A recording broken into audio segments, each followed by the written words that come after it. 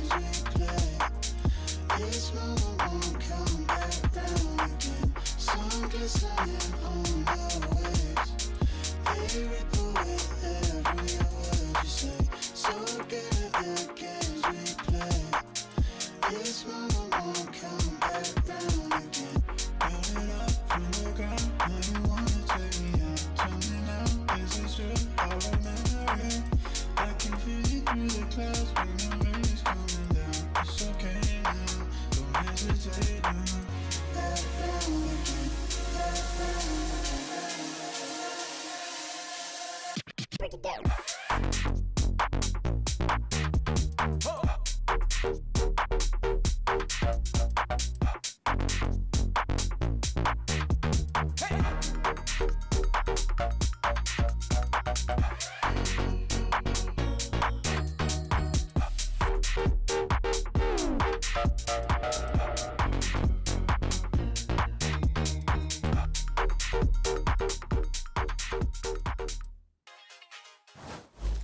This stream contains fast-flashing images that may affect viewers who are susceptible to photosensitive epilepsy or other photosensitivities. Viewer discretion is advised.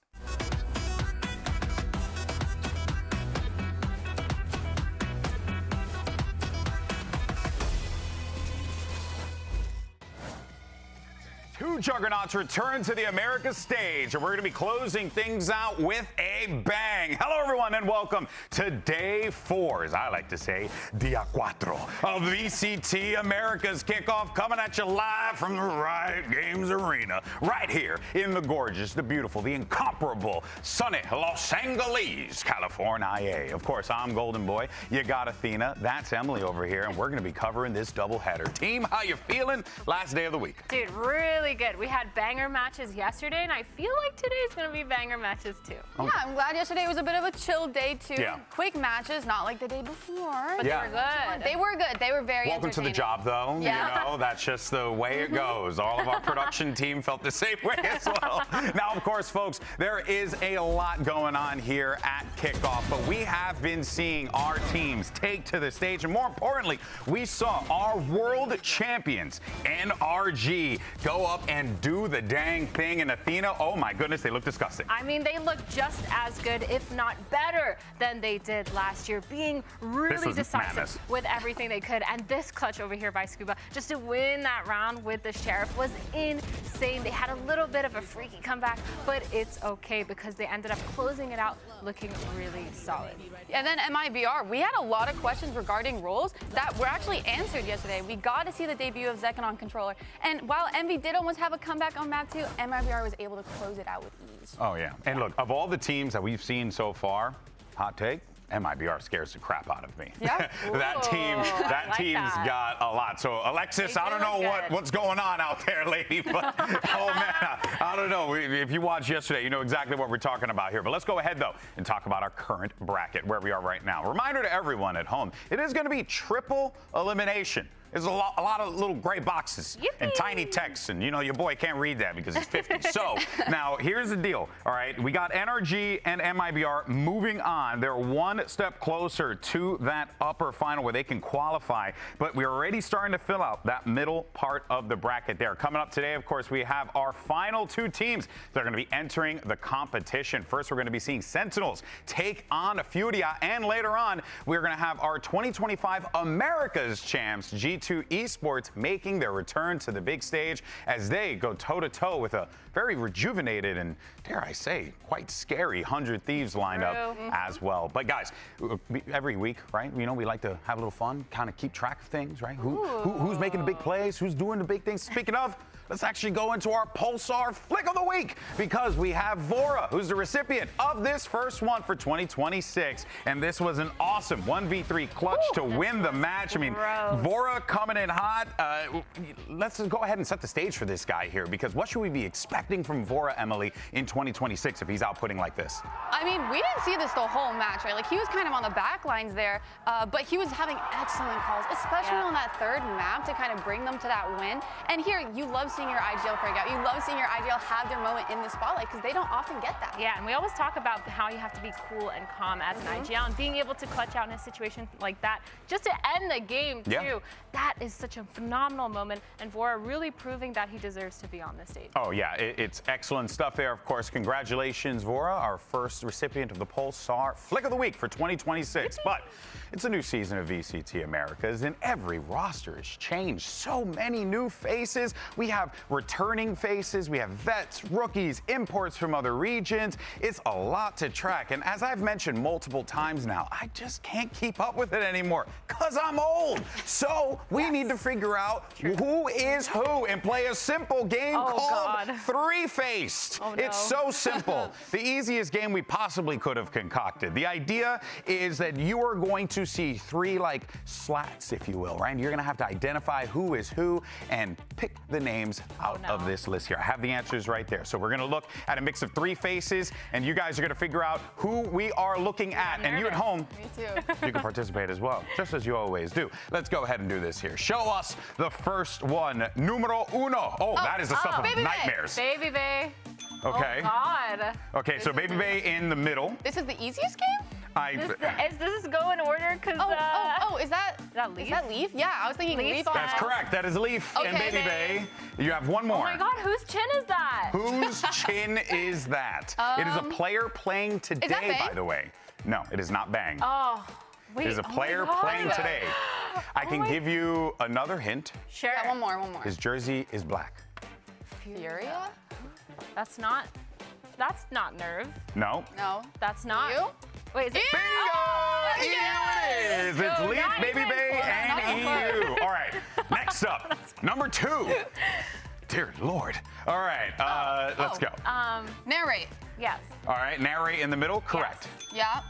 Oh my God, whose hair is that? It's God. Nice hair. It's This Nice is hair. so Nice hair. hard. Nicely photoshopped as well, as you can see right there. That's really actually nice. just how his hair is. Naturally, that's how it is. Mine gets feathered as well. Whose head is that? I'm just trying to think who has hair down in their neck. Is that no? Okay. No. You want a Artson? hint? You want a hint? Let's see here. Nice curly hair. I feel like as a curly haired girl, I should know. He's an op player.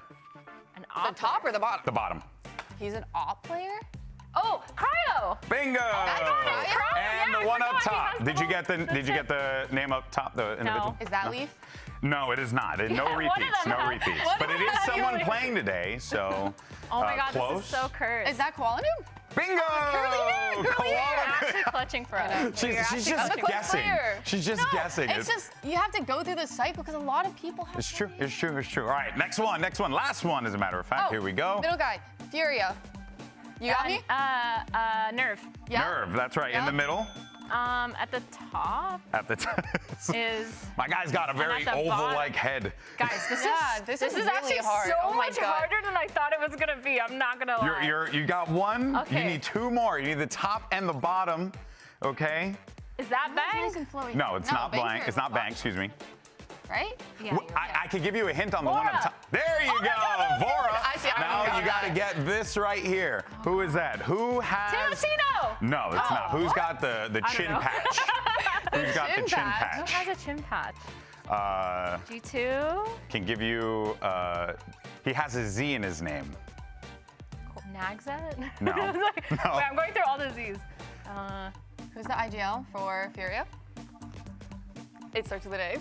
Am I blanking? Artson. There it is, Artson. Oh my God. I gotta say, this was an incredible game. Very, very challenging. Dude, I like it. It's way harder than When you I put the swear. pressure on. How many did you guys get at home? Let us know. Make sure you post on whatever social media platform you you like get to it way use. faster Or did you get it way faster than us? Actually quite curious. But of course, folks, well, a new season of VCT Americas also means that we need to close the book on 2025 and recognize the best of the best. So here is our season award winners. Enjoy. I don't know what's in there. You gotta be kidding me. I'm gonna make a collection. I have 2 of the big one, and I have 1 more of the small one. The 2025 season was a season of learnings. I had a team that I was the most experienced player. I learned a lot with it. Honestly, at the beginning of the year, didn't seem like it was possible at all. Now it feels amazing, honestly. Ooh. No way. Controller of the Year. 2025. I have this one in 2024. This award, being Controller of the Year, I feel like is more of like an individualistic award, but your teammates set you up for success. So first off, I want to thank my teammates and the coaches for sure, because I think awards are reflections of the whole team. I have one of these already, actually. You know, it'll go well with my collection. Yeah, it's really cool. Not gonna lie. I like having the trophies, you know. Ooh, what is it? Oh, IGL of the year? I think it means a lot getting a IGL of the year after not doing it for that long. So that's a really cool accomplishment for myself personally. VCT Americas 2025 Coach of the Year, Energy Bunker. Appreciate it because it was players and coaches and casters and analysts and stuff voting for it, so it means a lot. That's the most improved player? Oh my god, that's beautiful. The 2025 season was a tough season for sure. I mean, individually, I started really cold in the league, but then when the time goes through and the things get hard, I really think that I made a really good job at the end of the year.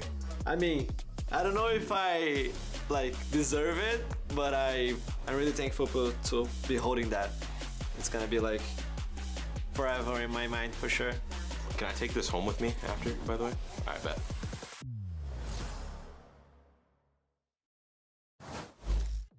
Just another one to add to the trophy case for all of our players. Congratulations to all of our winners for 2025. But now let's go ahead and dive into our first match of the day. We got to take our first look at the brand new Sentinels roster. Oh boy, this one, of course, when you talk about Sentinels, is always going to be a drama-filled conversation. Yeah, so let's dive into this one here, because what a massive change. 3 veterans are out. They are gone.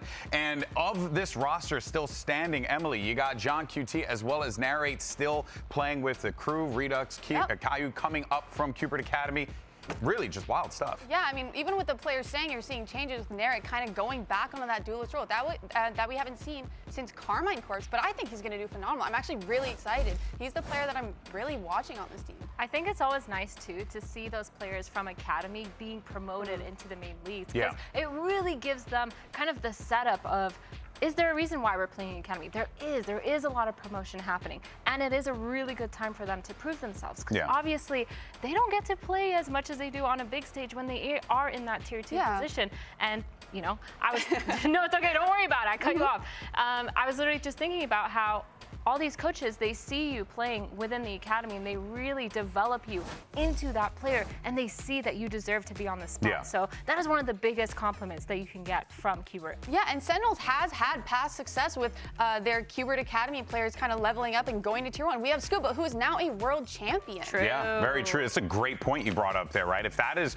the quality of player that we're getting outputted from that Qbert Academy team, it can only mean that Redux and Caillou are coming into this one not just with a lot of hype, but also with a lot of pressure because, Sentinels, you join the Sentinels, they expect greatness. Yeah, for sure. I mean, you have a crazy big fan base, you have a lot of eyes looking at you, and you have super high expectations, as you said. But what better than to have these two players that have consistently performed within that Tier 2 scene and now coming up into this Redux with that 220 ACS, constantly being really solid for his team as that Neon, as that kind of duelist player as well. And we're looking to see them slot into the double duelist meta as well with this Sentinels roster. Yeah, and Caillou specifically stood out to me because of his util usage. He is such a team player. When I was watching him play in Tier 2, he was so good, specifically on the Sova, at getting that info and setting up the rest of the round for them. Yeah, and what's nice is that they happen to have the 2025 most improved player on their squad as well, Cortesia, which I will be completely honest. When I saw this, I don't know where I was. I was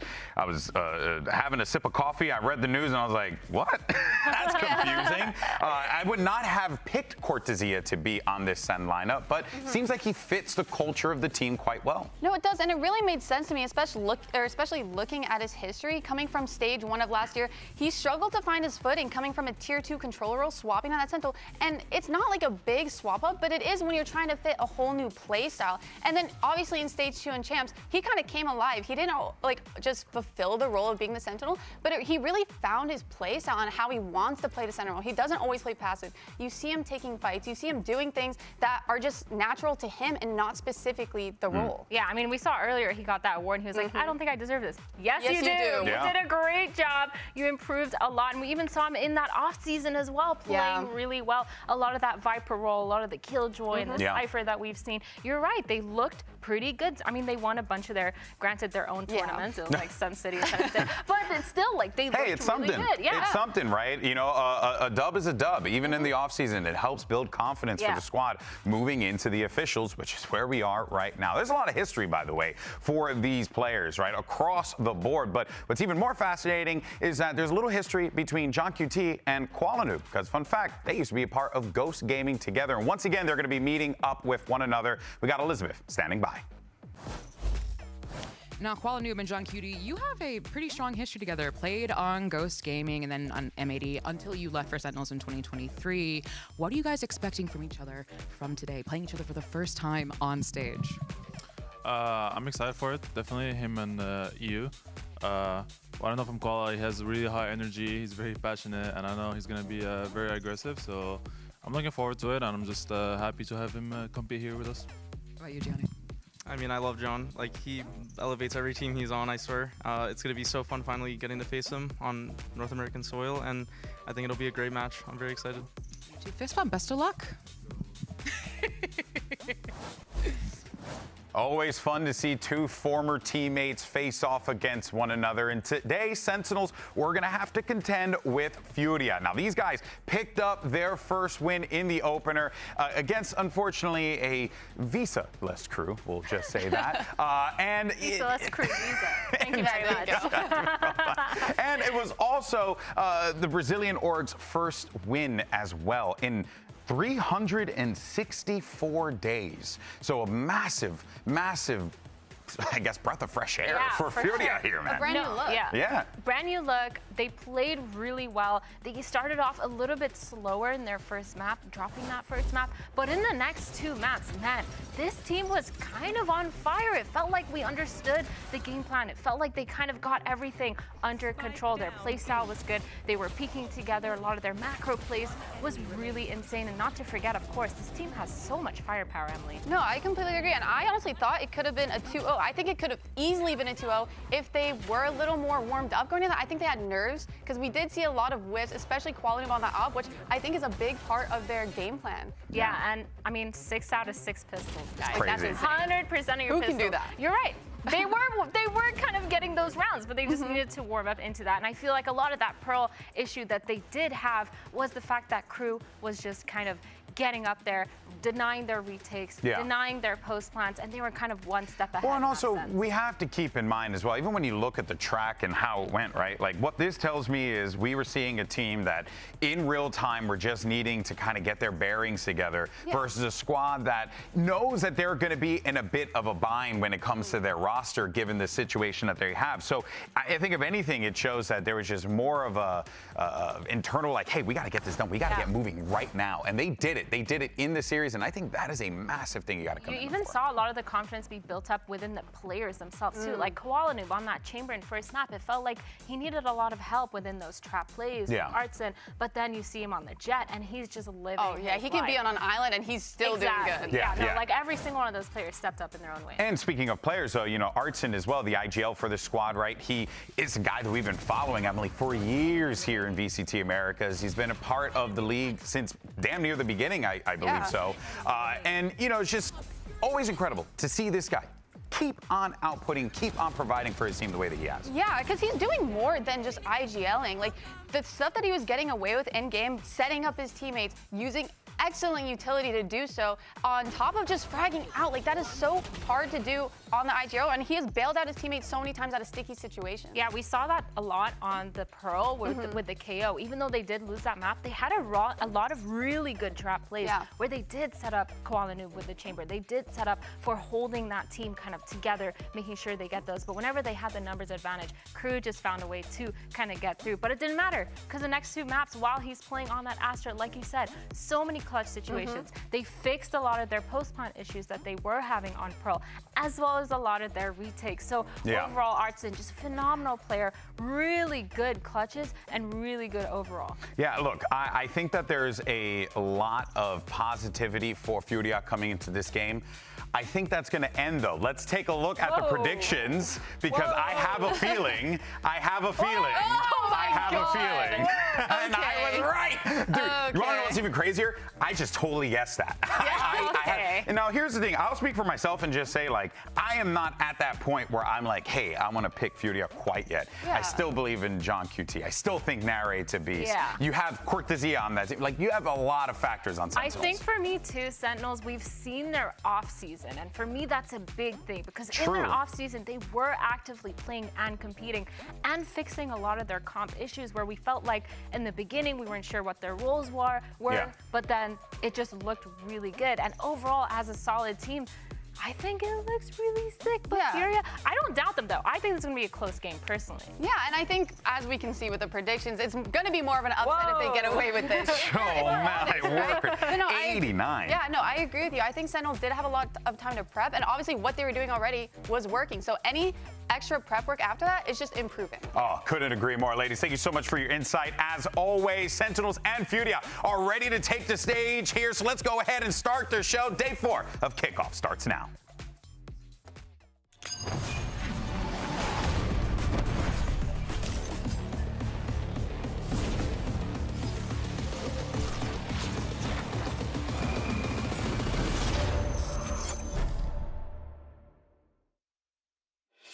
The new Furia roster, went from full Brazilian, now it's to a more international team. I think they have a lot of talent on the team. Alem is a super big highlight for this team. I think if he is able to play at the level that I believe he's able to, he's going to be a very deadly duelist. Alem just wants to cut them down. Now he has to find the clutch. Here we go!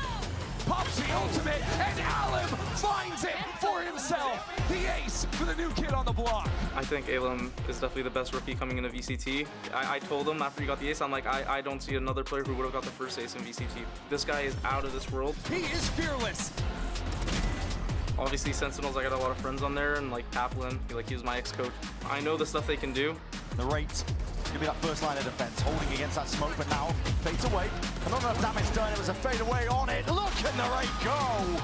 We just gotta make sure not to overthink it, and I really think we can beat them.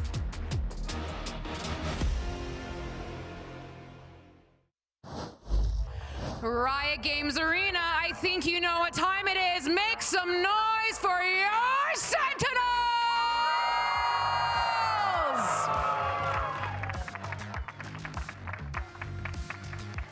Sentinels, they have such a long ways to go because last year they couldn't make the run that they wanted to in Champs, but it doesn't matter because they're back with a revamped roster. This roster looking really good. These players from Qbert coming up, trying to prove themselves within this stage. This team just looking absolutely flawless and having a lot of good practice within their offseason. They're looking to really kill it and make sure that they can step it up for their fans under a lot of that new IGLing as well, making sure John QT gets his chance to kind of just frag out on the stage and just play the way that he likes to play. And we kind of have the eyes on these duelists as well, Narrate and Redux, looking to see how they work together in that server, seeing what comps they've cooked up and how they're going to end up playing together. E agora os seus adversários, faz barulho que hoje é dia de fúria!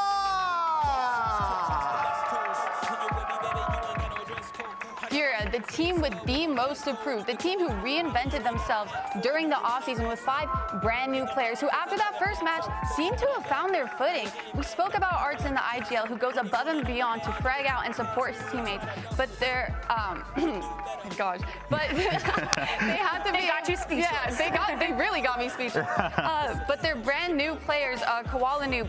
Getting these initial peaks will kind of be their bread and butter, and having to get reset up to go for even more. Yeah, you know the talent's there. You know that the talent is there. You know that what they have provided to them based on what we saw in that first game is more than capable of being able to go toe-to-toe and stand up against the Sentinels. But I guess the question is, how much of that prep work from the Sentinels bleeds into all this? Because it does feel like they have to be feeling themselves after all they've done this season. 100%. They have a lot of prep work, and they have the VODs on Furia too now, because obviously Furia has played first. But these maps split coming in from Sentinels. I believe it's the first split. Might be, yeah. Second split. Second split. First my bad. You got me. I think this makes a lot of sense, though, for Sent to kind of pick this map. They have played split in the off-season. They do have their roster. It was a bread and butter map for them for a little while, too. Yeah, it was. They did have a little bit of a loss, I believe, against Shopify Rebellion, but it doesn't matter because that just means that they fixed their mistakes and they're kind of really confident in this pick. And the Furia Breeze pick, I mean, that makes sense to me.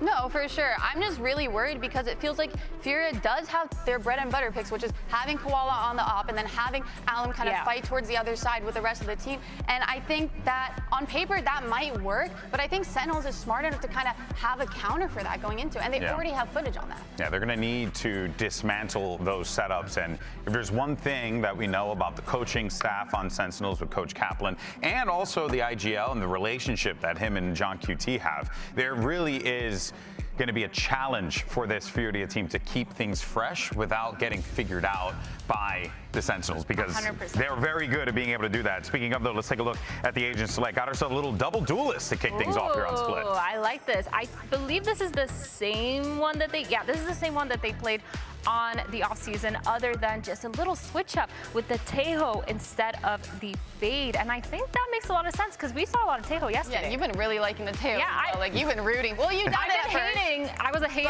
and now I'm a lover. Yeah, because the util, that the way that Tejo has been what an arc is super. I know, right? The util, the way that the Tejo util has been used has been so good, so phenomenal in those post-fight situations. Alternative, though, you got the Fade on the other side. Ooh, yeah. So what will be the fundamental differences between the Fade and the Tejo as far as fans should be looking out for? I really feel like the delay on the post plant there will be a huge one, and also the fact that Tejo, well, with Fade you can get info. Tejo can actually move people out of those spots, right? With Fade you still have to follow it up with something. All right, folks, you heard it from our analysts. Let's see whose idea is best on this split. Let's send it over to your casters for the first pistol. Here is Mimi and Ender. Well, we're going to have plenty of pistols to come after this. Sentinels and Furia take to the stage for Sentinels' opening game. They played a ton of matches in the offseason, but now get to test their mettle up against this Furia squad. And it is a very different team than the fan favorites that have really defined the partnership era. All the players that you would see as being synonymous with Sentinels, I think TenZ, Zek in the forefront, both of them are gone now, and this is really the next step for this Sen team. Only keeping a coach and one player player alongside narrate kind of from that original core that won a trophy in Madrid. Yeah, it's a little bit shocking to see, but Sentinels are one of the organizations that heavily invests in that academy scene. Promoting 2 players now, and Caillou to lead this squad into the opener on Split, of all things, which was the Sentinels back when you cast back 2 years when they were Madrid champions. They were the ones that mastered this map, now with new brains behind the operation and a new comp to boot. And against a team that has also had to massively change who they are. An international roster for the first time. Got to win over a sub-roster. Now they have to do it against one of the fan favorites. Well, Caillou keeping things a little bit more measured at the start of this pistol round. Already down a couple of flashes as 3 members work through this orb in mid. Whole lot of clutter on the smokes, but Furia aren't really holding the space at all. Threatening a bit of an A-split already, so Alim in a bit of a hot seat here, tucked into the corner, but with tools to get out. Sen still taking their time, and with a spike in mid, they could go back into B, but really just trying to make some noise now, put the pressure onto Nerve over in heaven, while the A-lurk activates, as does Alim. Still John in the corner. Another opportunity for Sentinels. And still a great crossfire. Artson has a paranoia to pop off of Alim's contact. This map state is weird. Now the spike is heading A, truly, but both duelists on Sentinels have crept all the way through B heaven. There is a gap, and Sentinels have found it. They want to go all the way back through spawn. It's a game of timings against Nerve. It's a very different kind of A-split now, as a headshot into John QT. Nerve lines him up, beautiful, out of Furia. Nadesco was talking about it. They were perfect on the pistols in their opener. This makes them 7 out of 7 on the year. Absolutely huge for Furia. Nerve, that timing was make or break in this round. If those 2 players get by him, the round is absolutely cooked. But he turns, lines him up with the frenzy. Some great utility from Artson and Alim and Main to finish off the job. I'll make it even crazier for you. Furia have played 4 round 1s on their maps. Okay. Every single round 1 except for 1 has been flawless. That's ridiculous. And the only round that wasn't flawless, they lost 1 member. Huh. Crazy starts from this team. Yeah, that's new from Furia. With no spike plant, Sen won't buy anything into this round. Just take their time. I think a lot of this first match is going to be finding out 2 things at the tier 1 level for Sentinels. How does Caillou as a caller differ from what John QT was bringing last year? And how well can Redux step up into Zekin's shoes? They really sold him as the next step for the franchise, building an academy team practically just to give him a chance. Now he's finally here. A lot of pressure when you put on that Sentinels jersey for the main team as well. Round like this a little bit tougher. Caillou calls all these players up into heaven. Again, Nerve will collect on a couple kills. This time abusing the judge a bit as Sentinels continue forcing it in. Really trying to prod up into Mail a couple rounds in a row. Well, that's a judge. It might be a little over-eager from EU. 30 seconds left. It's now a 2-on-2, and you look at the weaponry from Furia, it's awkward. An Outlaw for Koala, a Ghost for Alim. This is a power position for Koala, tucked into main. Eventually, there's no choice but to finish back into B, and that Outlaw tucked in main can do damage. 15 seconds remain for Sentinels. Time their biggest concern now. Koala might only need to kill the planter if he seizes that opportunity. Choosing to take things slowly for the time being. Furia can't let one of these ecos slip away. Alim has a dash and or a frag, can get information for his teammate. Primes it. Cortez is on 7 HP. Player above him. Alim will shut him out. And now John. No pressure in the IGL role anymore for him. And a 1-on-2, but as that hindrance allows for the half stick, he needs to rush. He needs to get in here. It's going to be a little bit too slow. He'll get 3 on the round. Has a chance to make it 4. Won't happen. Regardless, Furia take the second. The eco rounds were one of the big pieces in their game against Crew that made it so close. They lost a lot of those, including a few round 2s in very similar scenes to this one. Sen, I think, make great decisions in that freeze in the mid-round, pushing towards spawn and picking off Furia as they looked for information. Still, despite not being able to close out that round, it's a bit of a Pyrrhic victory for Furia. Only 1 rifle going into their bonus. Yeah, so Koala will be the hero, and I think this gives us a chance to keep checking out how Caillou calls these rounds. A lot of mid-round freezes, a lot of work into mid, but now with the rifle advantage, grouping all 5 players on this A site and just blitzing up to heaven. The drone goes in towards site, clears that space out. Sen will look to hold on to this space in the post plant. Fury's job is to take heaven back. Well, 2-stage approach as Art is caught by John, not leaving any gaps on the Sentinel's back. And with him dying now, the entire crux of this round falls to the flank. Cortesia on 5 health holding it. Back-to-back rounds on low HP, back-to-back rounds left on an island. This time, though, waiting for it. That is a second gun to be picked up. Fury were going to have a chance, although John's position in this corner is exposed. And now Sentinel's trying to regroup. Narrate joins his teammates into elbow. Fury, you don't have an infinite time. It's time to make something happen, but as another hindrance grows out, the clock is starting to tick away. It's 3 for Koala. But so little time left. Redux needs that kill. He desperately needed it. The full stick from Koala, and he will secure it 3 in a row for Furia. Just an outrageous round. Koala screaming at the camera. Gotta hear what he had to say. And he was lively back in Furia's opener too. Yeah, brought so much energy to this team. Finally getting to play on the Americas stage. He was the only gun coming into this round. The only hope. And does everything. Shuts down both of the players watching the flank. And wins it out in the end as well. That whiff in the last fight is going to be a brutal one to remember for Sentinels. If Koala dies there is 0 chance Sen win the round. Some separated fights that Koala is able to take advantage of. Takes away any opportunity for Sentinels to build momentum. And this is not the start Sen fans were expecting, not the one they were hoping for either. Now fully reset onto a light buy. Wasn't necessarily a problem for them on round 2. They made it real close. Came down to a 1-on-1 at the end. And I think it was hard to gauge this team coming out the offseason. They played in 2 of their own tournaments, won them both. Pretty good. Yeah, 100% win rate in Sentinels run by themselves. Lost at Red Bull home ground. I think showed some good things, at least in their own tourneys. It is interesting seeing this version of Sentinels. I don't remember John calling quite so many attacks into the enemy spawn. No.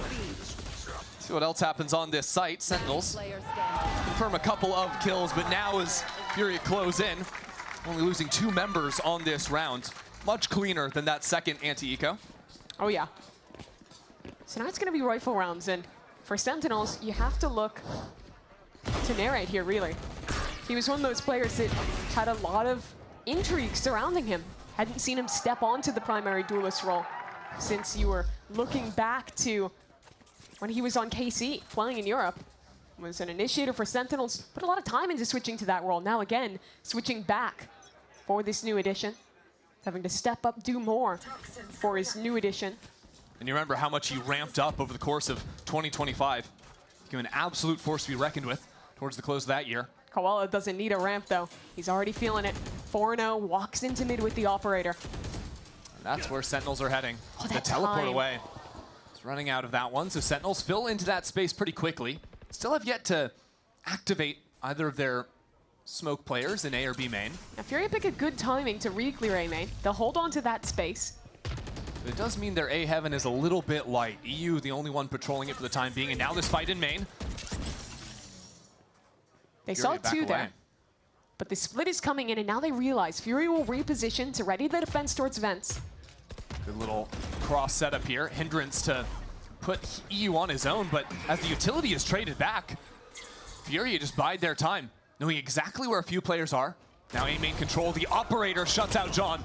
A quick escape from Koala as he falls back into sight. Fury hold on to heaven for the time being. EU waiting, cannot find his mark. So this puts Koala all on his own on site. It's a pivot from Sentinels trying to call it back through mid, but it's also Furia reacting. Artson cancels the teleport on his ult. 2 players here from Furia. What can you do, Nerve? Pulling some attention with so little time. Now Art looking to strike. Back in, main takes him straight out from the sky. And now with so little time left, Sentinels are sent packing. 5 for Furia. Artson so stalwart as an anchor there. The side anchors were doing work in Fury's opening game against Crew. Whether it was Koala or Artsin, both of them were absolutely shining.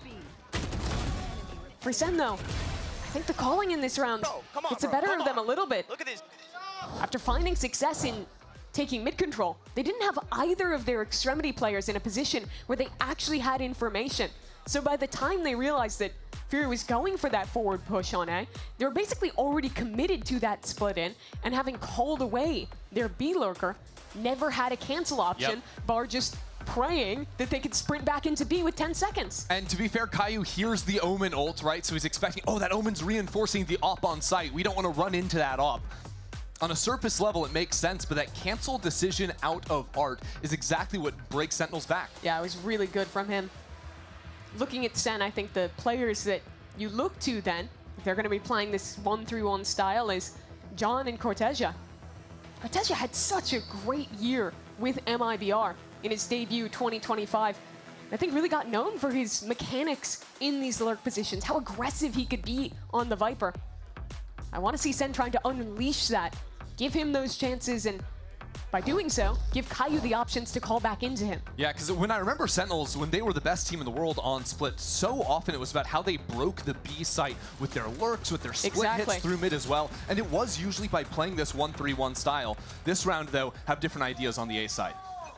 Here you have a good setup for this. It's going to be a hard hit from Sen. And look where Alum is. Counter ultimate ready from the Waylay. That will tear up A main and ramp if Furia call for it.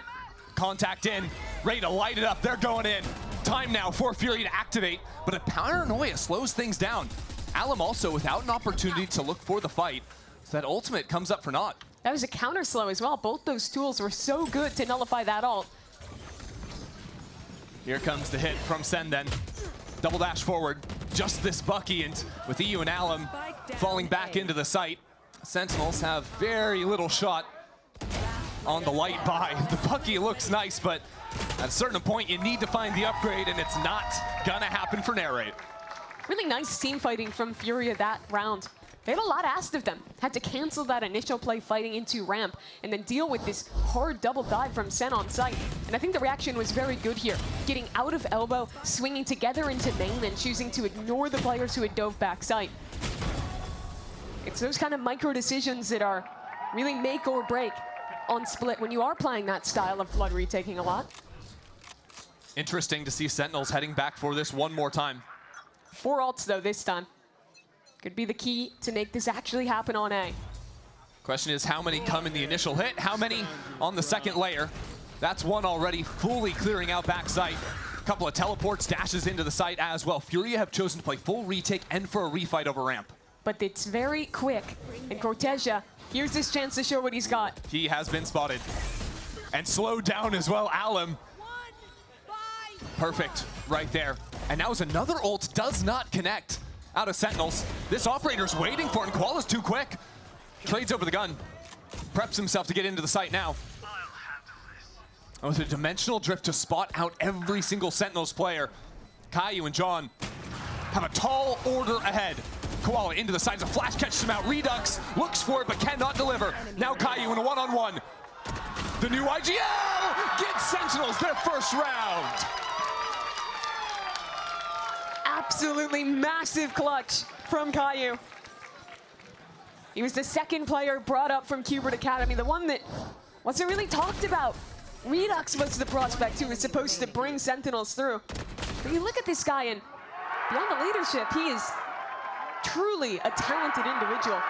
I remember when the first game Sen played this offseason, Red Bull Homeground, got a 6K ace to start that. He's great in these clutch situations. Very well-rounded player. Oh, nice That's shot. how he gets the opener. Goodbye, Caillou. Bit of a strange round state, though, because Sentinels weren't playing heavy into B. Still 3 players. Geared up in A lobby.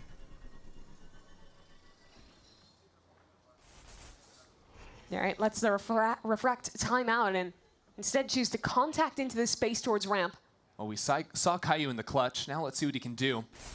And he doesn't have to focus on himself at all. He can just work his team around the map like puppets. An issue again, no cancel. They have to make it work on A. Redux into the site. One spotted out, but Fury are waiting. A couple of players ready to jump on in, and they're already here. Art has caught the back, and the stall on the choke points has always been there from Furia. The utility, always perfect. The players always in the right position. And it turns out another A hit thwarted.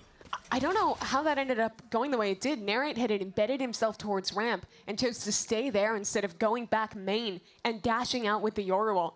I think if he had done that, they would have at least had a player past that who could have contained and stopped Artson from jumping out the way he did. Instead, there was no one to follow up. Don also had 2 TPs and didn't TP out of that choke. I think maybe some missed opportunities in following up from that Yoruwall. Maybe expecting a refight on ramp, as Furia had shown before. Could have been holding for it. Could also just be Furia have been, didn't catch that round, but in previous rounds been very diligent unloading utility on the choke point, whether that's a snake bite or a seize. Didn't actually use either of those this round, but still were able to get the job done as, okay, Narrate's gonna get a few kills, hold on to the gun, but Furia really starting to run away with it.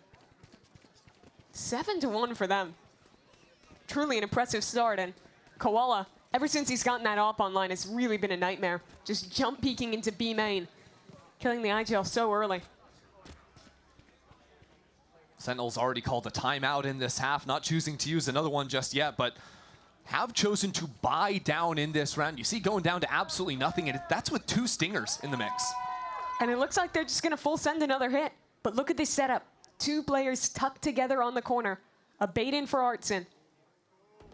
Koala, take first contact, and again, lethal. Very patient. And Sentinels, they heard the teleport away, but will they fully expect all these other positions? Now without Narrate, that's one of your best tools at clearing the close corners! The teleport straight into Koala is punished. And now, Art fully tracking these Sentinels players. Gorgeous. Furia is eviscerating Sentinels. They keep calling into committed executes, and Furia is reading it so well. An absolutely perfect bait setup. Some amazing opping from Koala. And again, with no cancel option, with no second layer, Sen are sent to the meat grinder. It's a really tough position, I think, for Caillou to be in now, trying to call correct rounds, because earlier on when they were playing the map, playing it slower, those rounds they lost in critical moments, and now you have to deal against an operator, so you don't want to lurk. Luckily this time, the shot does not connect. Redux will punish it, and now the quick zoom into the site. Alim around the corner. Instantly seizes back some control, and the spike is stuck in main. That's Jung QT with a stinger as well, so Narrate's running forward. He loses the shotgun duel. And now Alim, never one to slow down, has given an opportunity back into Sentinels. Good utility. Jung QT doesn't know what to look at. He's burning to death, and now he's been shot in the head as well. Any hope Sentinels might have had disappearing as the ping comes in. Redux haunted and out. This is a nightmare for Sen. Every round Koala has been in the right place. Here they finally kill him, finally deal with him. But the next layer again is missing. No one is watching ramp. Fury has shown refights before, but look at this. Yeah. No one in a position to cover. The poor Teo stuck in a drone. Alan feasts, and despite maybe overheating a little bit. I thought it was a fake clone. I thought he was going to fake clone there, I can't lie. Physically incapable of lying. It's true. Wow, another timeout. I mean, yeah, you're down 9-1. If they don't win these last 2, you start to just look ahead to Breeze. Because now Sentinels, they're looking at 4 ults on the other side, and still the operator is something they have to solve. They want to play slow rounds, you'd have to imagine. I wonder if mid is maybe something they can return their focus to. I think they would want to do that, but I think what they have to do different if they're playing for mid control is actually getting a lurker onto one of these extremities. And if that means they have to invest a missile or a drone to do it, I honestly think it's worth the cost. Sure. Because they just need to activate Cortesia, get him in a position where he can actually have impact. I don't think they necessarily have to go immediately, right? And if you wait a 30 seconds at the start of the round, you're going to have to use that first teleport. They can let the bulk of the team try and scout him out, figure that out through mid if they wanted to. Although that's not going to be the case, at least at the start of this round. Playing for B main early, possibly to set up an embed. if they wanted to.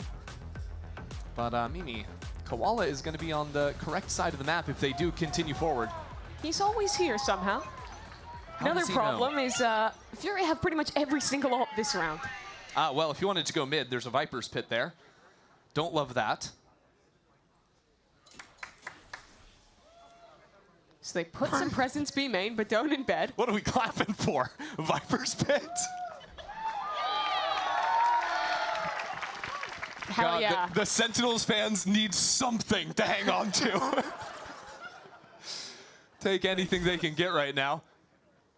Hey guys, can we get a round of applause for this A-wall?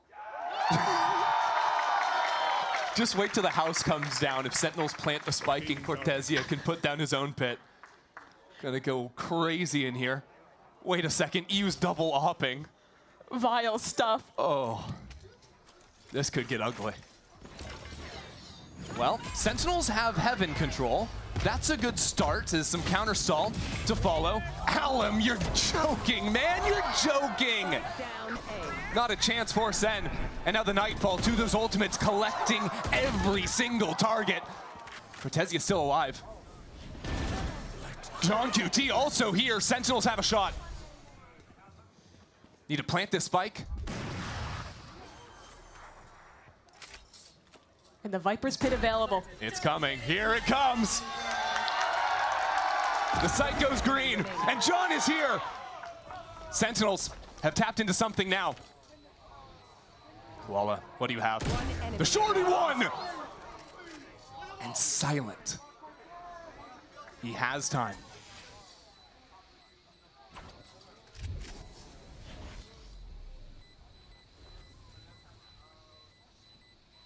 Need stacked quickly. Guessing the wrong way. The pit to fall. Cortezia playing this perfectly. Back onto the spike. Needs this immediately. It won't come through. Cortezia will take it for Sentinels. Finally breaking the streak. All thanks, I think, to your motivation around the Viper's Pit. It was the Viper's Pit. Unfortunately, that ult costs a lot, so. Good replay. Gonna have to wait for the next half, yeah. And I don't think there was anything massively different for Sen there. They still started presence B main, didn't leave an embed, went back to flip a hit on A. This time, though, the individuals step up. They win out in the trade battle and actually get a round. So they'll try it again. 5 players outside B. Well, Sentinels ate up so many of Furia's ultimates that it's actually Sen with the advantage heading into this round in numbers, but it's Fury with 3 players already here. As the Armageddon cuts off the Heaven line, Narrate already into the site. Fury have been divided, but they're not out yet. Art still survives in backside. Narrate's been traded. And with Nerve dropping down into the site, it's still a 2-on-2 through everything. Koala has ultimate. The round will slow as he makes a play with the off. Koala, no chance. And Cortez for 3 again. He had a really rough start to this game. 2-10. He turns that around to 7-10 at the end of the half. Has 2 rounds of huge impact. And at least delivers Sentinels a 9-3 half. So you're telling me there's a chance? The crowd is now telling me there's not a chance. We'll find out if there's a chance after this.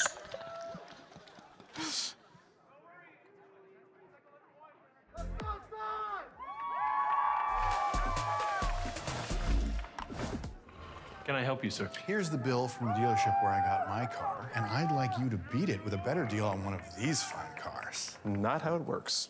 Guess you're not as cool as Verizon. Bring in your AT&T or T-Mobile bill for a better deal today.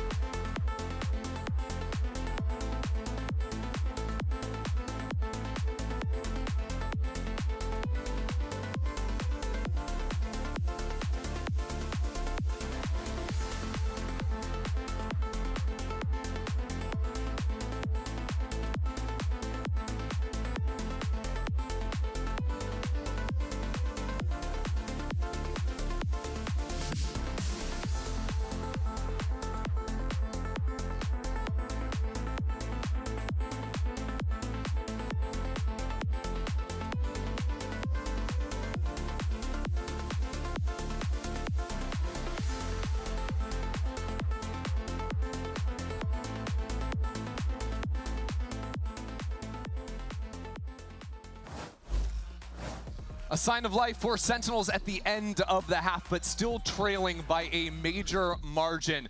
Mimi, we're about to head into a Furia pistol round, and can they lose is my question for you. A low sample size, but they have won every pistol thus far. I think they've only lost one person in a pistol round across this tournament thus far. In a round one pistol. In Correct. second half pistols, they've been a little bit less perfect, It's but true. they've still won them all. It's still looking very, very nice for them. And if they win this pistol, that's going to catapult them straight ahead in this opener. If you're looking at Zen, though, not only do they have to flip that narrative and win a pistol, but I also think we need to see Narrate and Redux coming online. Those two had a tough start. But they'll have opportunities here, anchoring together towards A. Furia really spreading out the map to kick it off. 2-2-1 for the time being. Sentinels haven't really bitten on anything. Now a smoke to try and cross up the two mid anchors from Sen. With the double smokes in the tail, one of your big keys is dissuading these trap plays that are easy to set up. I love seeing there was a teleport set up on the spike from Koala to go back and grab it if you wanted to, but instead just hangs out in B main. At the same time, Sentinels had walked up into A. Sen's reading this. They leave someone embedded forward A, rotate heavy back towards B. It's exactly where the hit is coming. What utility do Sentinels have? Saturate, a Paranoia, a couple of missiles. Whole lot to stall out this choke, especially because Furia have not activated, waiting for this smoke to eventually go down, but now the Paranoia, you can see with the dash forward, Alum does not care. One of the craziest duelists I think we have in 2026. Instantly into the site, but as the swing comes in, Caillou on the bandit gets a few. Still not clear, 20 seconds remaining.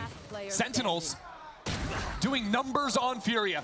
I got the spike. Koala needs two more, and with so little time left.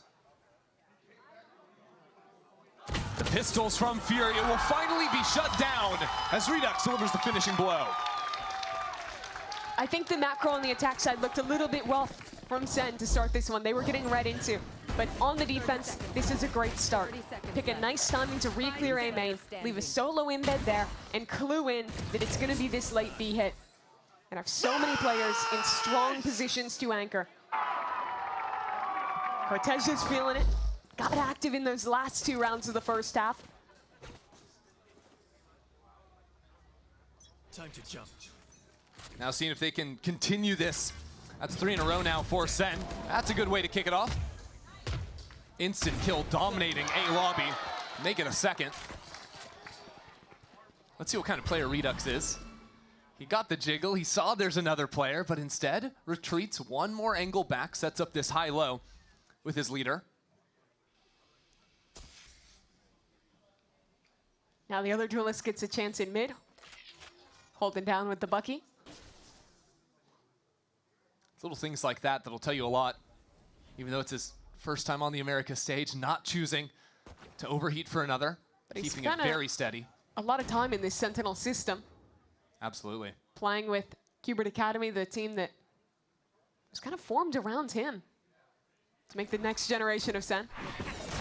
Well, there's a Bucky here to shut down current and future generations. 3 kills with 2 shots. So, solutions that I was looking at. Win a pistol, check. Get some eco frags for your 2 duelists, check. Things are flowing nicely for Sen. Now, after getting a super clean anti-eco, can they cook something up on the bonus? Deliver on what Furia did in the first half. I'll take those ecos too. Yay. Man is thrilled out there. Yay. Love to see some fire and some passion in those Sen players. But A lobby is where there's Redux getting the 2 kills last round, once again posted, but this time just about full heavy armor for Furia. It's different though, dashing in with the Bucky there, it's crazy.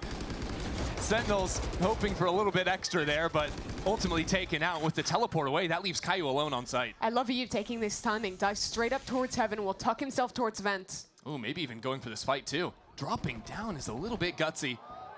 Spotted the gun, there he is.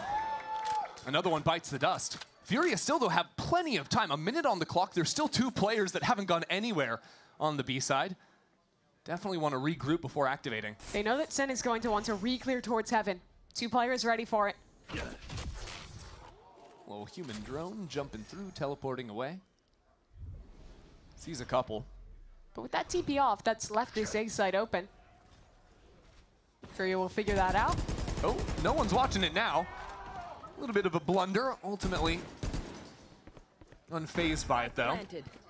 And now with Furia with players in vents, player in main, really good control. EU, that's 3 on the round. This position now for Sen is so pinched in. Players on 3 angles, all putting pressure on them. Wow. EU ultimately for 4. And that comes after, I mean, you highlighted it, right? Him taking that space instantly into A heaven when he saw the 3 players, heard the teleport away. It's like, okay, I can seize that, has that sense and that presence of mind to make that split-second decision. Akiev's a really smart player. He does well to find those gaps where he can be aggressive. But I think it's very rare that you ever see him really overcommitting into those positions and taking an undue risk. We saw some of the mechanics, some of the game IQ in the clutch on display in their first series against Crew. He won a lot of rounds for Furia. Wow, Furia getting in front of the utility, not wasting any time, jumping forward, Caillou down low, and the follow-through is there. The 1-2 punch out from Furia leaves Sentinels without their in-game leader and leads to a very quick plant. And this is an operator on the retake now for Sen. It's going to be tough to get back in. Furia even ready to refight as soon as contact is made towards spawn. Yeah, Furia could also put 3 players back in main off a teleport. Have a great spot to be in. And the longer that Sen take, the more these players in main become a checkmate. Especially with Sentinels dividing 2 players in main, 2 back in screens. It's getting tougher and tougher for them, especially because one of them is Redux, and that's with an operator. And he's throwing the op into this retake. Has a shorty, couple of flashes to support, but EU again will shut him out of it. John QT and Cortez out in the open and shut out of this round. I want to contrast the approach to those A retakes in rounds that looked very similar on the A site. Furia in that position instantly held on to heaven, re-fought ramp, and flushed those players. For Sen, after losing Caillou, they just had to wait, regroup for a moment, not having players rotated in time. And they never had a clear approach to deal with the main players, which meant by the time they executed back into the site, they were just walking into an L-shaped crossfire.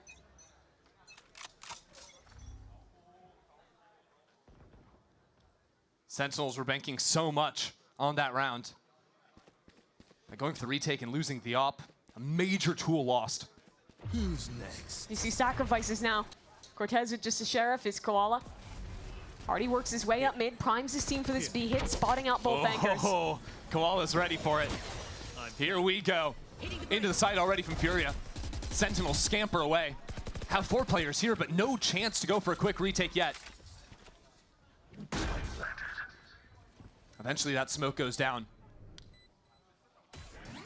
But the position Furia have found themselves in with control on Rafter is so hard to cut through. I mean, Sentinels, how do they actually come back with a Nightfall too?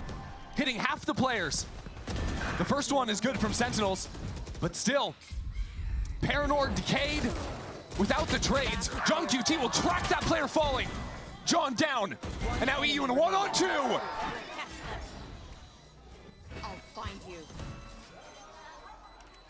Takes his time. He is playing with his food. Oh, EU! Oh, man! It's just gross. A Red Bull clutch from EU. Played to absolute perfection. Sentinels again. The time gets the better of them in a retake. And one man just gets to play them like a fiddle. Look at how he takes these fights. The slight jiggle into a crouch peek before tucking away. The movement is impeccable. Let's go, Dan! Let's go! And there might be no better hype man behind you after winning a round like that. Just a deflating way to do it as well. And Sentinels, they want to run an aggro play. Narrate, lights up B main. Arts in, can't teleport away fast enough. He makes it out somehow. Caillou there for the trade, but instantly Furia respond in kind. And now they freeze. know that that was an aggro play into B main, want to figure out how many players are left behind it. And Sen start to second guess. Leave 2 heavier towards the A side of the map. And are playing with practically no information in the entirety of mid. The longer Furia waits, the more that becomes a threat for Sentinels. But Furia's awareness in the mid rounds after receiving early aggression has been very good. Their patience to regroup play numbers. The only concern is going to be the judge, flush with the wall in front of them. But there's still a Prowler to clear it out. Koala's got a clone. Like, the utility should be more than enough, especially after spotting out that jump peak. And Artson still has an Omen ult as well. They have so many tools. But time has been ticking, and now, with 30 seconds, they're walking back mid. This could be a little concerning. Now, A is open.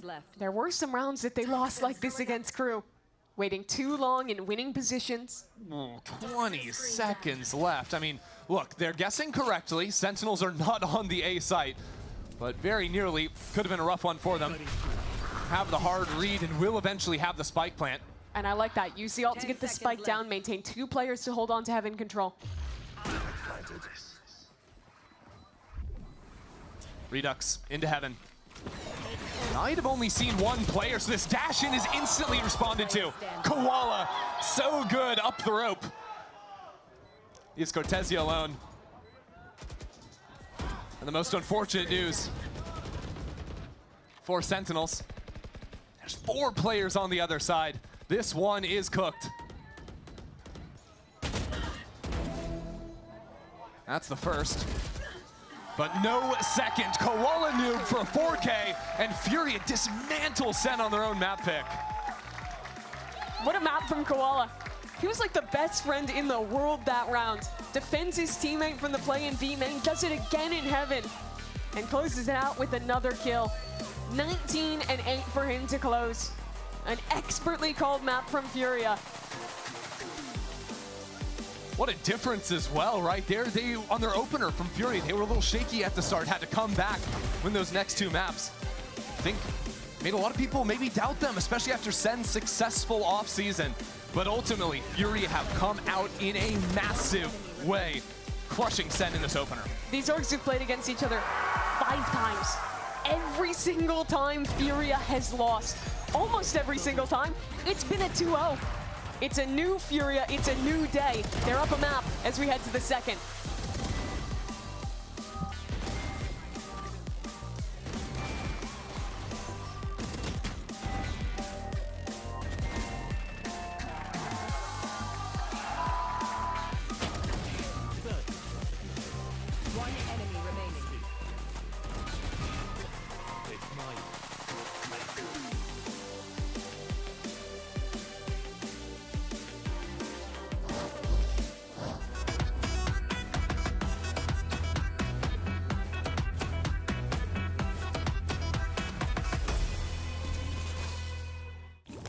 Holy smokes! You don't look so good, boss. Tell me about it. It's a real inferno down here, and I'm burnt out. Here, try a Red Bull. It's devilishly good. Red Bull? Oh, that tastes heavenly. Wait a minute. What's this? Oh, yeah. I forgot about that. Wings? Wings? I can't have wings. Not in my position. Red Bull gives you wings.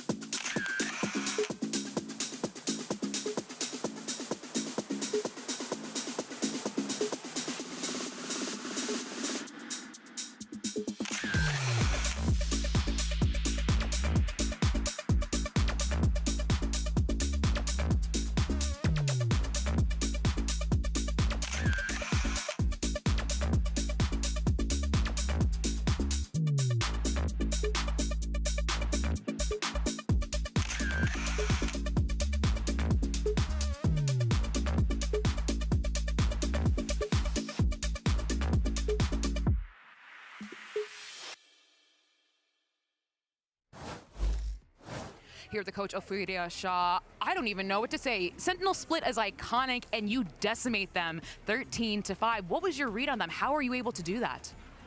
I think we have a good read about this preference on the map, and this make our game more easy.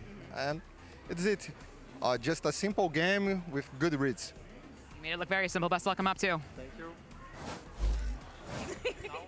A simple game with good reads. That's how you get a 13-5 scoreline at the end of what was considered to be a Sentinels home ground of Split. Now, Furia certainly making the case that they have the reads on Split for sure. Dude, reads they did, because the way that they played that map was kind of insane. But we have to give a big shout to Artson, the IGL. A lot of those calls were amazing, but as a player, I mean, he was phenomenal, constantly getting those multi-frags and always being in that perfect position. Artson, always in the right place at the right time. Yeah, he was in the middle of like every single team fight we saw, getting him those multi-kills. And on top of that, we had Koala with the op still finding that success on the Yoru. And I feel like there were a lot of these good calls too when it came to pushing and being aggressive, whether they're playing passive, whether they're slowing down. And Artson, he was just constantly within that threshold, always making sure that he was calling the right things, but then also fragging out, obviously, as you can see here. And, oh my goodness, Koala Noob topping that scoreboard with 4 first kills, Yeah, and I really thought it was more, just because of every single kill he got was so impactful, and Sen did not have an answer for it. Yeah, I feel like him and Lim were really pushing and getting those aggro. They controlled the tone and pace of the game wholeheartedly from beginning to end, even when there were moments that we were seeing Sentinels try and wrestle their way back to the game, like the beginning when we swapped sides and we're 9-3 down, and you start to see Sentinels get 2 rounds of their own, try and get back into this one. But really, the fact that this was Sentinels map pick, the fact that this was Split, which was like a Sentinels home ground. We know that Kaplan and Jock Cutie love conjuring up strats on this map. And it was a complete dismantling. Very impressed by Furia. It was like, when the coach says good reads, it literally applied to almost every single round of defense and attack. On that defensive side, they were constantly pushing up, getting that B main aggression, getting that A main aggression, being able to fall back and rotate accordingly, always playing numbers in such a smart way. Yeah, Sen just didn't have a chance to breathe. They couldn't get anything going, whether they tried poking at the B, getting put down by the op, whether they tried going A and having a Lim just dashing on them, and even mid, having the Viper shut that down. Yeah, it just felt like they had so much more confidence. This is honestly, I'm gonna say it, this is a different Furia than we saw yesterday. This felt like a beast. Like they came in running. I don't know if they were studying the VODs. I don't know if they just fixed a lot of what they saw, but it was quite insane. And a lot of their issues that they had before was when they would win the pistol and lose the second round, and they completely fixed that. I just feel like the thing that sticks out to me with this Furia team is that, I like to use this term, play with house money, right? It's a term that's used often in gambling and poker and whatever, right? And you do quite well for yourself. You're like, great, hey, I'm gonna take what I got, put it in my pocket, and then play with the rest of it. I kind of feel like that's what Furia is doing right now. Yeah. They realize like all these guys are on this team that are really scrambling to make this thing work on an organization that's scrambling to make it work, and it's working. It is working, and they're looking really freaking good in the process. Yeah. And now as we get ready for Breeze, I can't help but feel, Emily, a little worried about Sentinels here, given the confidence we're seeing from Furia. Yeah, and we saw their Breeze already for Furia. We saw that Koala Noob plays that Jet, and it's really just a Jet playground. Like, he doesn't need any support from his team because he has that dash. He's able to go for those first picks and able to dash back and even go for more. And we saw especially Artson on that Asher roll too, doing the exact same things we saw on the Split defense half. Yeah, he was not only setting up the rest of his team for success, but he was constantly there, clutching, holding down the sights, being really annoying and kind of just solidifying himself as that Astra. We saw him frag out, and I think going into this Breeze game, we're gonna see kind of the same thing. A lot of that A main aggression, a lot of that B main aggression from Furia on that defensive side. And Sentinels, they need to figure out how to adapt. Yeah, I mean, what can you do? It really depends on their comp here for me. Like, I want to see them bring out that Sova specifically, Ooh, yeah. just to be able to push back those ops. And I would even like to see them play more post-planty too. Something just a little more util heavy so they have that. Yeah, we got to figure out what's going on with Sentinels. Thankfully, we have just a woman for the job, excuse me. Elizabeth, standing by with Coach Kaplan as we get ready for map 2. Here, the coach of Sentinels, Kaplan. It is not every day you see Sentinels lose split 13-5. When I spoke to Furia's coach, he said it was a very simple read. I'm going to ask you, what is your read on Furia's Breeze? Because we have seen it before this season. What do you think of their Breeze? I think everyone's Breeze right now is pretty basic. Haven't had a lot of time with the map. I feel good about our plan going in, but what we're most focused on right now is just playing our game. We slipped up at that, we made a lot of mistakes, and we're just going to tighten up on our own stuff. All right, well, best of luck. Thank you. Now, it is important to know, and you don't want to get too far ahead of yourself here, and I know that sounds like we are, because let's be honest, Furia played Crew. Crew got their first map win, and everyone was like, the sky is falling, right? And now here we are. Furia picks up a map win against Sentinels, and it does feel a little bit like it's the same thing. The sky is falling. But I don't necessarily want to subscribe to that, because I do think that Coach Kaplan, Athena, is very much right? They do just got to focus and play their own game. They got to get in there, just keep things as buttoned up as possible like they did in practice. I mean, a lot of the small issues that we did see from Sentinels was things like their spacing, their trading. When they were executing, they weren't following up with the right util, and it felt like they just kind of put themselves in a It's like their timings were off, if you Yeah, everything felt a little bit off, whereas on the other side, we saw Furia. Their timings were really good. Their trades were there. They didn't have and Furia was very aggressive, too. Exactly. But, you know, even on their attack, when they would go in, they were trading. So for Sentinels, I think that small thing of just fixing those little issues, I think that should be enough to kind of put them on the edge here for Breeze. But again, it's Furious. Yeah, hey, ain't that the truth? All right, well, you heard from our analysts, but let's go ahead and take a quick pause for the cause. Mimi and Ender will catch you on the other side. We'll see you guys in just a little bit.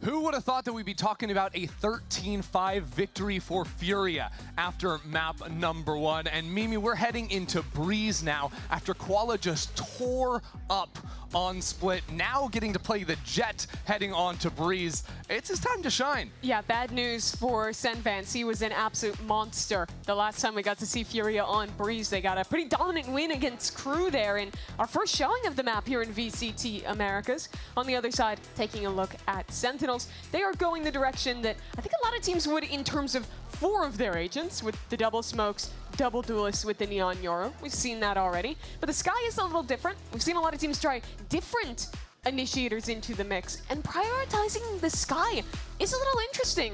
I thought that they would likely want to play a scan initiator versus adding flashes when they already have that Yoru. Yeah, almost everyone is still playing something like the Sova on a map where there's going to be 3 or 4 smoke agents every single game. Being able to just get spam kills in those wide open territories is really powerful, but maybe Sentinel's thinking that with these extra flashes, they have more opportunities to fight forward on the attacking side or fight back through enemy smokes on their retakes. Sure, and maybe that clues us in that on defense, they're going to leave Redux alone. Maybe it's going to be offing a lot, and they want someone to help activate Narrate on the other side when they're not together. I think Sky is valid on this map. I think you can play most initiators here, and it's fine. But I do think the Sova is the best choice as we see Furia going for here. Furia already have the advantage and already have the experience on the stage on this map. Sentinels need a map win here to stay alive in their opening game, and we'll see if they can do it. Caillou choosing to play the Sky. Still one that I'm trying to wrap my head around a little bit, but we're not going to have too much time as we load up this pistol round. Big one here for Sen. You walk into this team, even if it is a new roster, expectations are always high. This is not a squad that is happy with mediocrity.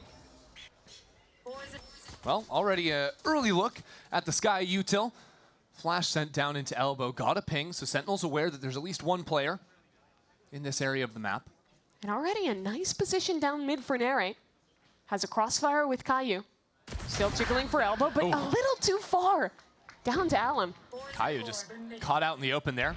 Taken out, although with Koala dropping in bottom mid as well. Fury are gonna take their time. Still have yet to commit with a teleport over to A though. They've got 3 players and the spike, ready to move forward.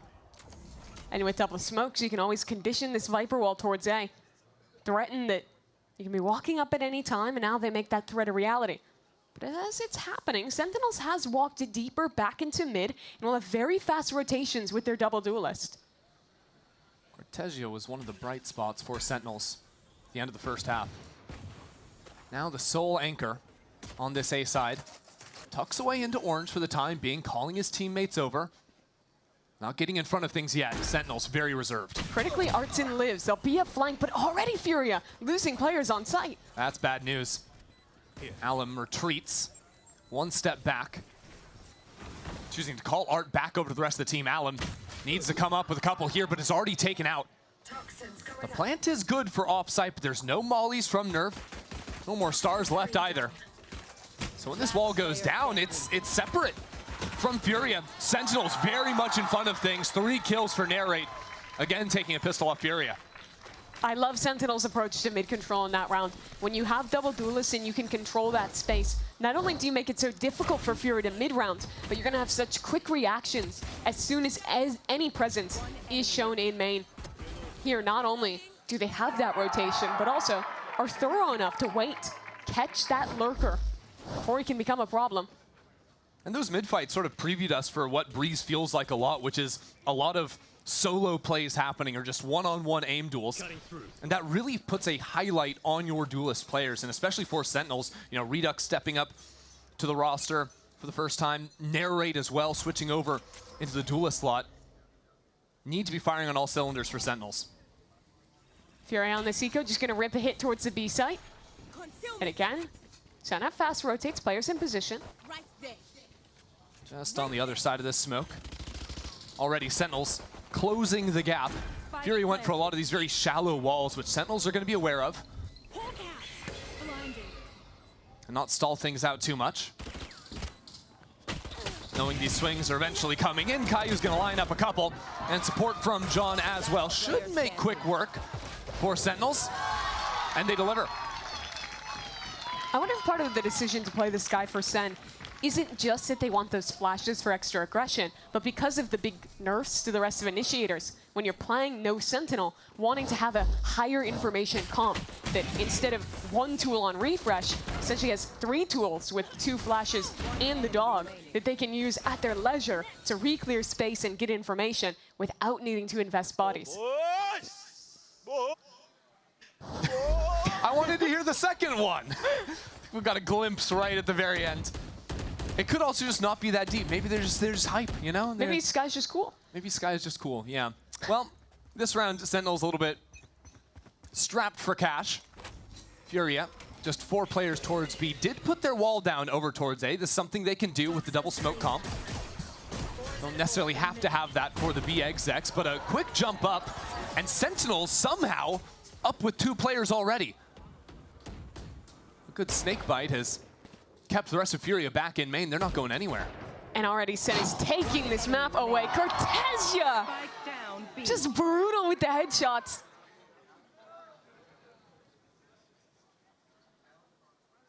Sentinels have barely taken any damage.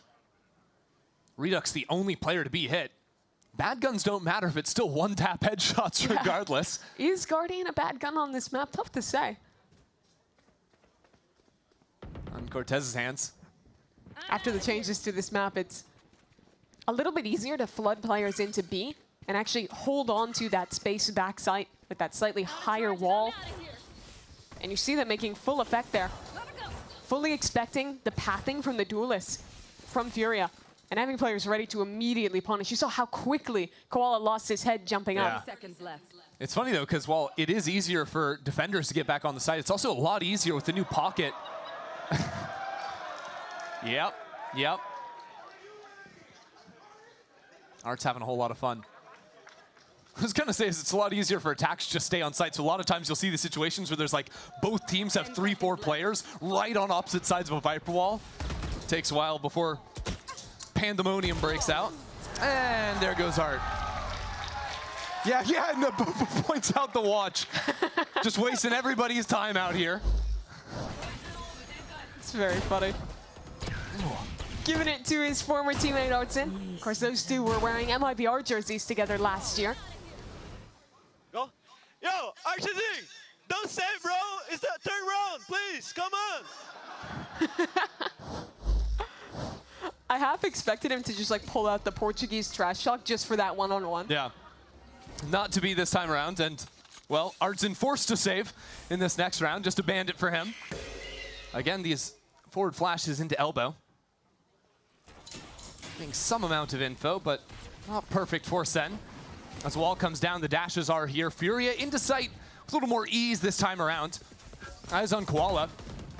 Thinking of taking a timing through a wall as he will get a kill on the other side. Koala gets 2 Koala's behind enemy lines right now, for the record. Still alive and still good for 3. That's what the ghost of all things retrieves the gun, but it's a little bit too late. Narrate already into the site, runs out of bullets. Not another EU clutch. It's 1-on-1. A lot of support for EU in the crowd. He has plenty of time. Sees John QT on the other side. His former teammate with M80. Needs to take him out this time, not to be. The Guardian strikes again. That was so close though. And I just have to see what the hell was happening with Koala and that ghost. How did he get 3 kills? Catches a great timing on 2 flash players. And then that one is just aim dipping. Cortesia, not something you can say happens too often. Fortunately, not enough for Furia. Sen making a repeat of map 1, just the other way this time. And interestingly, Furia will buy an attack-sided op for Koala. They put a priority in getting him the scope, but that will force him to slow down the game plan a little bit. One of the benefits that you have with the double duelist is it doesn't slow you down entirely. You still have the Yoru if you want to get into a site. Still going to take your time and seek out those early kills, but you have more of a acceleration option if your op were to fall. Talk of opping, we didn't get to see Redux do it in map 1. One of the things people were very excited about this player was how good he is with the scope. Time to jump.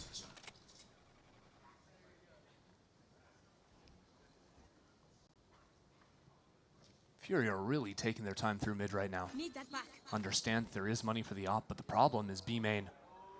Art. Your corner, oh, his head is gone. Talk about precision. And with losing your lurker in B main, it becomes a lot harder to activate that direction. They'll feign it with a Yoru clone going in, try and let Koala walk up. Oh, this could get ugly from Fury with 30 seconds left. 2 players on A, 2 going B with the spike. 30 seconds Still left. the op, and no smokes to play around on this B side right now. Redux will hide away, set up a clone. He's got a good position. Redux. Timed on the flash, and that's tough. Now he's been revealed. Vulnerable as well, as the spike is planted. Spike planted. Alum's got a great position. Waiting for it. Sees the ping. Tries to escape and succeeds. Alum carving his way out from a tough position against the wall and has the support of Nerve. This round, from 0 to 100 for Furia. Gambling everything at the last moment to finish on to B. Unless Cortesia has something to say about it. Checks his corner. John has his back. And Nerve is so low. Not a ton of time. John needs half. John gets it, but he doesn't have the time. 3 kills comes in a little bit too late, and Fury are on the board. And that round comes completely off the back. A furious new duo from Tier 2. Those guys who were repping QOR last year really rise to the occasion. The mech from Alum on display there. Taking down 2 players. And the Nerve doing well to play this time perfectly and get a much-needed round on the board. The issue is despite winning that round, they're broke. Yeah, and at the same time, John QT, deathless through 5 rounds, was able to retrieve the operator, give that back to Redux. The Sentinels aren't going to miss a beat here. Still, Furia have the ults, and are already into the B site. Cortez hanging out back here. Now revealed up as a Hunter's Fury sends him scattering. Redux, shoulder to shoulder, and up from above, an execution. Gorgeous from Koala, just barely surviving. A difficult retake now for Sentinels. They need a pick, need some way back in, but with Koala now posted on the operator. Exactly who you want to have it. Narrate now vulnerable. Spam just high. Sliding in, caught in transition. And this hold has been lights out. John QT again running away. Don't die. Got to keep that KDA perfect. He's going to be all right. Scurrying away. 7-0. Means a bit less when you start to lose rounds. But I do like how Furia have varied up their approach to taking this B site. In their initial game on Breeze, Koala would pretty much always do that pathing, updraft dashing on top of that close pillar. You saw Sen was immediately ready for that. They were shutting down these players in those expected positions. Now, varying up the pathing a bit on the dive. Oh, that util combo too with the flash and the Hunter's Fury to support beautiful. it. That's something I was really impressed with in their first game as well. How good the initiator support for these double duelists has been. Credit to EU on that front. Well, well, well, Furia making some choices. There's an attack op once more for Koala. Again, taking it towards mid. This time, though, Sentinels have the forward post. They've shown these walkdowns before. Furia should be wary. One of the best positions that Yoru can play on this map with the teleport escape tool. So Furia wait out the first timing, force Redux to set up another.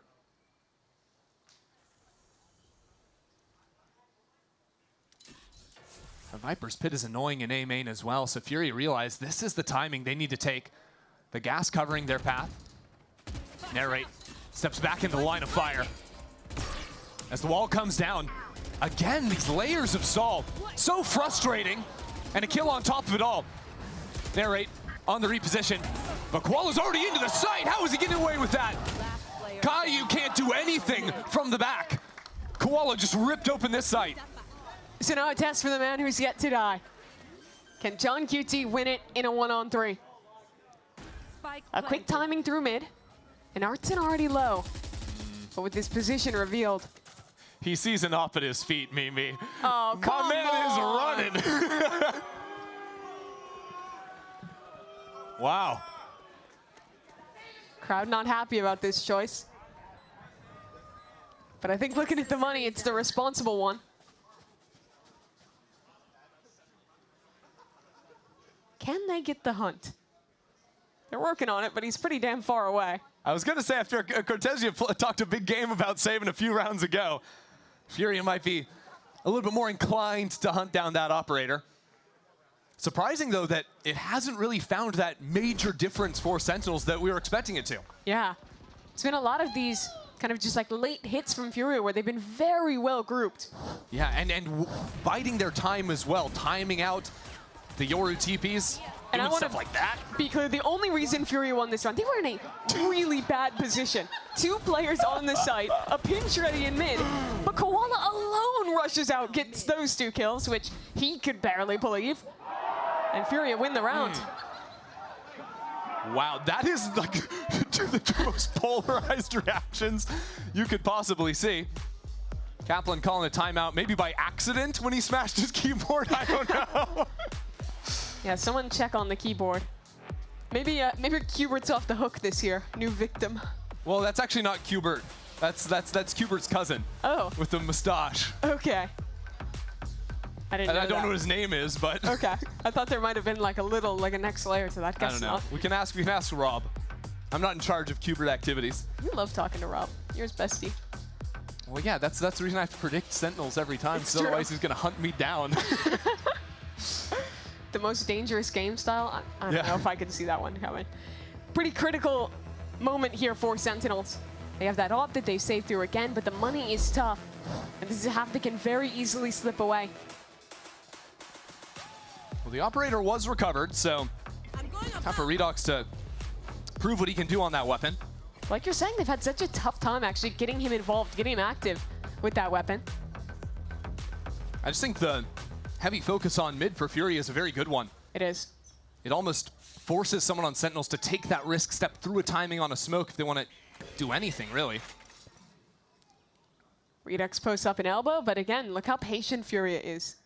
They want to see this play happen. They want to see where that op is walking. A difference this time for Sen is narrates Bucky in A main. On the close corner. But with the drone still up for you think surely this one gets cleared. Depends how loud Furia want to be. If they want to use the drone immediately. A pullback on the star, and that's the problem. They wanted to go a little bit slower, and that's where Bucky is going to ruin you. Narrate still looking for an opportunity. Not pinged. Oh, there's a feeling another shot right into EU's face. And so an orb will be picked up, and Sentinels have 4 players stacked on the right side of the map. And Furia don't have any other information. They feel forced to commit into this. This is ugly. This is real ugly. Yeah, they've got to leave. Are they going to try it? 40 seconds, but there could be players anyway. Thankfully for them, no one's walked up. Importantly, though, the operator is walking up as we speak. A very forward line, something they haven't seen so far this game. But they don't have the util to clear it. Here's the op, and it delivers. Redux finally with an impact, and the rest of Sentinels already being called into that B site. A full-on eco for Sen. A Bucky and an op. The Furia fighting their way out. Art, again the hero. A spike plant secured. Even numbers to play with. Only 1 rifle for Sen, but it doesn't matter. It's still even. Maybe John should save. Unbelievable. They got a chance, though. I mean, 2 they on can't. 2, but time is ticking. Yeah, you can't take all day. Finally, the wall comes in. Narrate's got the gun. 1 enemy remaining. And John is down. Nice, for the first time this game, leaves Narrate alone. That wall almost causing some problems for him. Nice shot. As the pull comes in, Narrate gets 2, but there's not time again. Sentinels lose once more. An eco with an operator going into that round and a hair away from winning it. Only 1 man saved Furia there. They did not have a cancel option. They didn't have utility to clear the op off the line. All they had was Artzin. And damn, did he deliver. 3 big kills as Sentinels flooded in. And the momentum continues. Keyboard survives another round. It was a close one, but ultimately the way this started, the snowball, was Sentinels losing that 1 clutch on time, not being able to defuse. Happens again. Exactly what continues it, so. Sentinels, finally with guns back, with ults revving up. But with Furia still playing slow, holding this operator, waiting for any aggression. Ooh, leg shot. Takes Art down to 32. Oh, but Koala was waiting for it. And it's that kind of patience, right? Koala was not taking an active angle. Was waiting for someone to show themselves. But they know that Redux felt like he needed to make the play, be the man to open a round. They punished that. And importantly, he had a dimensional drift too. That could have been big mid-round information. So now, Narrate again in the hot seat. Go, go, go. No drone this time, but Narrate's also making some amount of noise. Oh, is he going for the fight? Slides in, that is mental! John's back sight. Sentinels thinking they need to be way bigger heroes than's actually being asked of them. Some support being called in. John QT holds his own, but as a flash follows down, Caillou is out. Cortezia left in a 1-on-4. Spike planted. Furia have such a strong position here. And it might just have to be another save. You were critiquing them for saving Cortez, yeah? Times change, Mimi. People can update their opinions. We need to support that. He's trying to be fiscally responsible. By one less latte. And get the operator. Great. How many rounds have they had this off? Next round, it's going to make a difference, guys. I promise, I promise. Just one more shot. Give me one more shot. Oh, I don't think they get to keep it. Oh, dear. No, you're not supposed to make a noise when you're saving. Is Nerve going to stand up? No? Is Art going to stand up? Is anyone going to say something? No, Fury are staying classy up there, you know? Keep They don't need to classy, make a guys. big show. That's 5 in a row for them. The way that they dealt with this forward op angle was so good. Koala quick on that shot, and we talk about that play from Arid. I think that on his jump peek, he saw the Viper, so he thought that was just an extremity player walking in and that he could get a timing. Nope, it's the whole site hit there. And now Sentinels, after starting this game 4-0, have let slip 5 rounds in a row. And punched in their second time out of the half. Their last one was 2 rounds ago, Mimi. Yeah. Cap is not happy with what he's seeing. I think where a lot of the problem is coming in is really just in these site executes for Furia. The double dive from Alum and Koala has been doing so much work on the entry. And I think part of it is just how long Furia is waiting. Sentinels keeps, trying to do something in the mid round, get players embedded in mid, get an op walked up. Cap is fighting for his life while Fury is just laughing. Oh. Keep talking to me. What's Cap saying to the boys? What's he saying? I'm stressed, guys. Please win a round. Can we not save next round? Yeah, they don't have guns. Would they bought an op, though? That's minus 5,300 on narrate. They're still giving Redux an opportunity, even when no one else has a buy. That's not a save from the last round. They died with that op. This is crazy work. What have they cooked up around this operator? I mean, narrate's still going to have money to buy in the next round. So I suppose it makes some sense. That's a strange pullback start, a little more forward than you're used to seeing.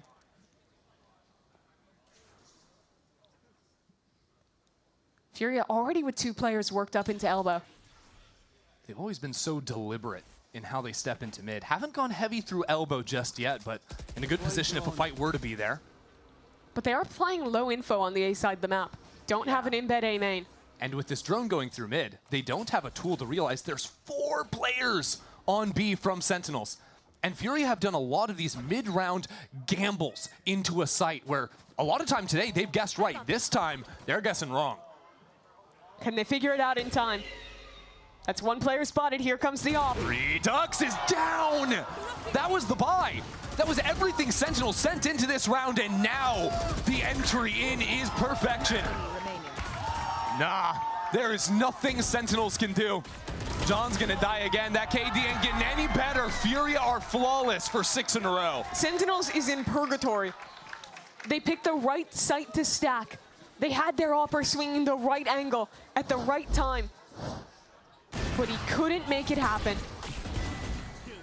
And Furia eviscerate them on the execute regardless. Good jiggles, Toro. Good jiggles, bro. And Furia's just vibing their way through it. Why not? Guess wrong, not a problem. Now Sentinels heading into the next round do have an operator. It's Glass because they went for the full buy. It's a risk they're willing to take. Narrate pushed away with the util, and that's a shot, but through the wall leaves Art alive on 5. But that is something. Pushes the Furia players away. Narrate again, challenging up A main. Wow, he's so aggro into A main round after round. To be fair, it's to be expected.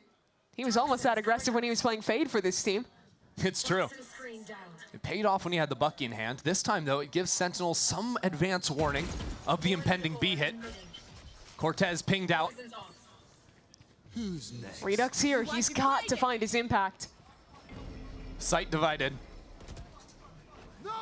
Alum reveals it all. Fury are putting everything into this fight, but already down a duelist. Here comes Alum, diving around, that's 2. And with the ping through the wall, EU will take down another. It's got to be Narrate now. Electric back into the site, that's another. The aggression starting to pay off. EU forced back into main without much time, and John QT will stop this streak from Furia. It was looking like a disaster, but Sentinels have arrested the momentum. And in a big way, that is just thanks to Narrate. That round was going poorly as well. A great Sova ult from EU, followed up by 2 beautiful kills out of a limb. But despite that all, Narrate gets aggressive, takes his risk, and it pays off massively for Sen.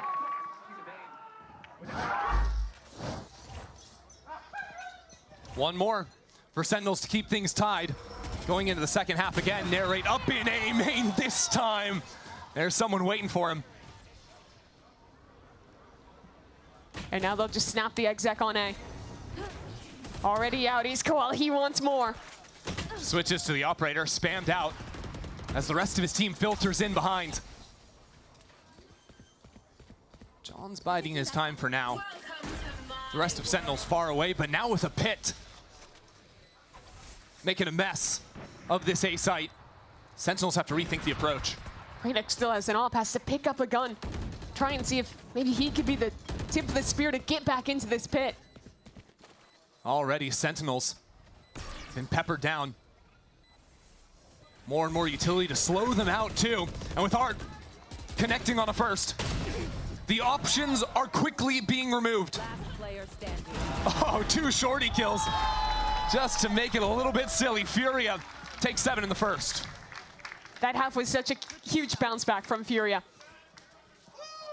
Sen was well prepared. We're shutting down Furia on the execs early in this half, but they slowed things down. Completely neuter the operator from Redux. Some big risks pay off to come out the better of this half. Just great calling through it all. And there's going to be more on the other side of this break.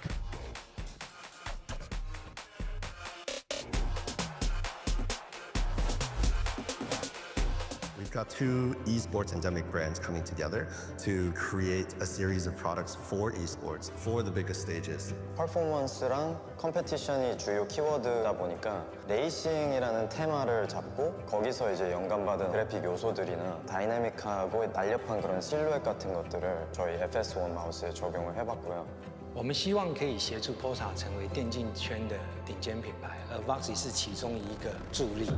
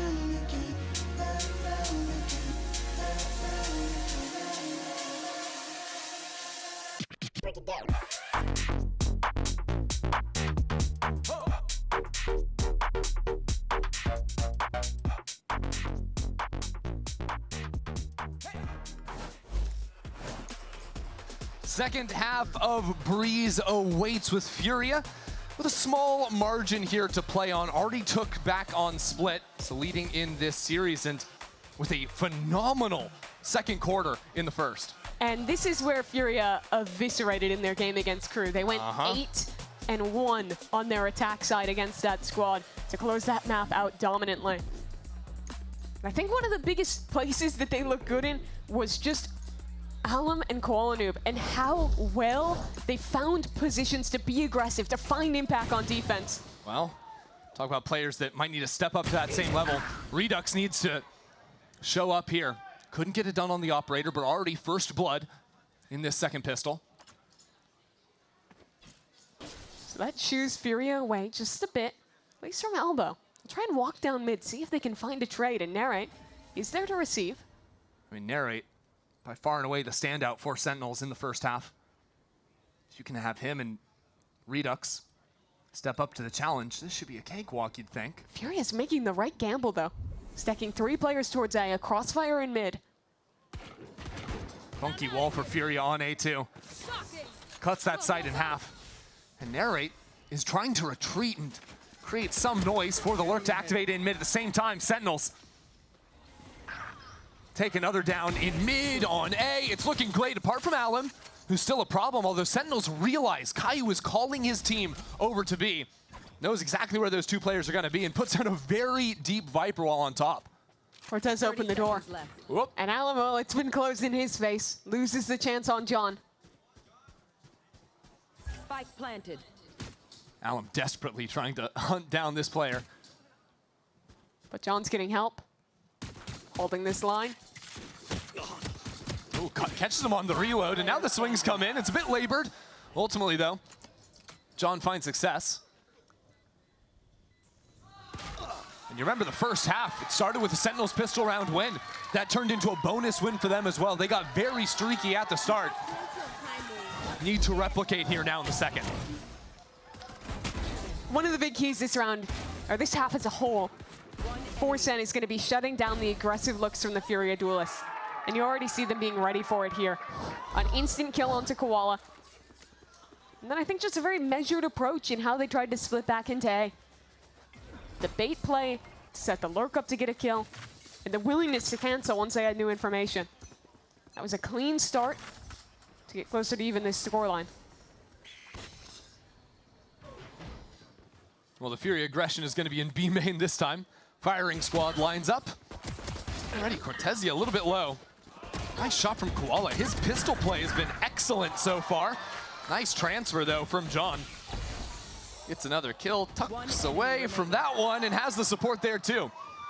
So there you have it. First answer to the Fury aggression is a resounding success from Sen. Thumbs up. I got the spike. They did well for it, and that's going to tie this game. Put them in a good position. After watching map 1, I think that the calling did show some issues for Sentinels. They oftentimes didn't leave an embed on the other side of the map and were put in these positions where they were having to gamble into sites late when Furia had picked well-timed re-clears and were in position stacked. It's part of what was really killing them on split. So here, I want to see Caillou prove what he can do with that macro level, that he can out-call Furia here. And on a new map entering the pool as well. Some chances to find opportunities to reinvent how to play this very new Breeze. Our first real look at it here for them. And well, Furia wasting our time again. Nerve just gonna die to the spike. It was very blasé. And he's gone. Do you not think that was valuable time for our teams to discuss their strategy and for our fans to think about the joy they're experiencing in this moment? A lot of joy. I want to know if Cortezia stood up again and told him not to save. I don't know. Because last time, I think immediately the response was Fury just winning 8 rounds in a row or something insane. They couldn't have won 8. They only have 7, but... Yep. I wasn't going to call you out. I need to call myself. Sometimes you need to be self-aware. It also wasn't 7 in a row. Here we go, though. This is a big rifle round in play. Sentinels, the 4-1, getting fast control towards elbow. Once you have elbow control, the threat of a B split is so much larger, especially because it's cutting those mid-rotates. And with these double smokes here, you can clear out what's behind you and even threaten to pop through. This is a lot quicker than you'll see from other teams. Narrate already up on pillar, but Alum is untouched! That's ridiculous. Just mowed down in tunnel. Sentinels B main players absolutely nowhere to be found. And already they're losing space. A walk down into mid from Nerve. Toxins going up. Toxin screen down. Love seeing Fury get creative on those high angles. Peek right over the box, this Sentinels completely unaware. And now Cortezia gone. What do we think John does here? Oh, well. Gets one. Does he go for the spike plant? I think he might. He already has the ult online. No. Thinks they may have beaten him on an A rotate. Okay, question. Everyone in the building. Is John going to play the round out? A lot of no's. Wow. Is he going to save? Is he going to die? Do you want him to live? Mixed reaction there, guys. Come on. He's planting the spike. That's a good start. He's playing it out. Giving the fans a show. Give yourself a gold star if you got that right. Does he commit the ultimate? Okay, yeah, good Come on, choice, good choice. Christy. No, that's very wise. That's very wise. He's not going to do that. Does he get a kill? Okay, really mixed. Let's see what he can do. Still alive, that's one. Sees the next, oh, but he's shot in the back. Gave it an honest attempt. I think we can give him some credit for that. No, okay. Guess not. That was What a great happened? round from Should have saved. You guys are ridiculous. This is how it started off. Yeah, really great anchoring there from Alan. I think he's looked great, not just in the aggressive positions, but in locking it down, his movement. You see this set shot? Oh my god. I did like the set strat on the split, to be fair, but Lem just shut them down completely. Unfortunately, the fast lane just gave an exact crosshair for Alum to aim down. Get a couple of kills. This time, Furious slipped down into mid. Yeah, they showed these looks in their last game. They love this double aggression. They should bypass the dog, at least with one. I don't think Jet was spotted. He was not. And now Alum is, it doesn't even matter if Jet was spotted. E was popping out of the smoke, instantly shutting it down. Furia, expect a similar round to be called and have the immediate response. I have thought the calling from Furia all day long has been immaculate. It's been on point. I think especially so on these defensive sides. The rotations have been on point. When they're choosing to go aggressive has been great. And the players following it up has been even better. So here we are again, guys. Stop it! They're playing smoke agents. They're not even in the game for the first 20 seconds. Their teammates are always dead. Someone wants them to go for one. There's two alive. Surely they can go for two, okay? Let's set our standards a little higher, guys. Chrissy, I don't think they're going for one. No. 30 seconds left. The crazy thing is Riot changed this map and took out a lot of the areas that you could just hide forever in. Sure. And Sentinels are still finding the pockets. Sentinel's hide-and-seek map when? Oh, no. Why on earth would Nerve still be here is my question. When the spike is up in elbow, Sentinels are about to be asking the very same question. He's a mastermind reading into the save before it even happens. How does he expect it? Wow. Well, they got their one. Hey! Ask, and they will deliver. Sometimes. I think Sen fans might have been asking for more than one kill. You heard him. I gave them the opportunity. We have so much time to watch these saves, but I do want to remember the 5 seconds of gameplay this round. Having trouble remembering with that playing. It's just silly. But I love the variance on these mid-aggression looks that we've seen from Furia. There with the double walk down. Now this round, Koala just out of double doors alongside Artsin. Caillou is on a journey trying to make it look like that same previous round with the dog up into elbow. But this time there's a dart that comes out from EU that spots no one. So Sentinels should have an exact idea, and that's why already you have the rotation. 2 players snap onto A.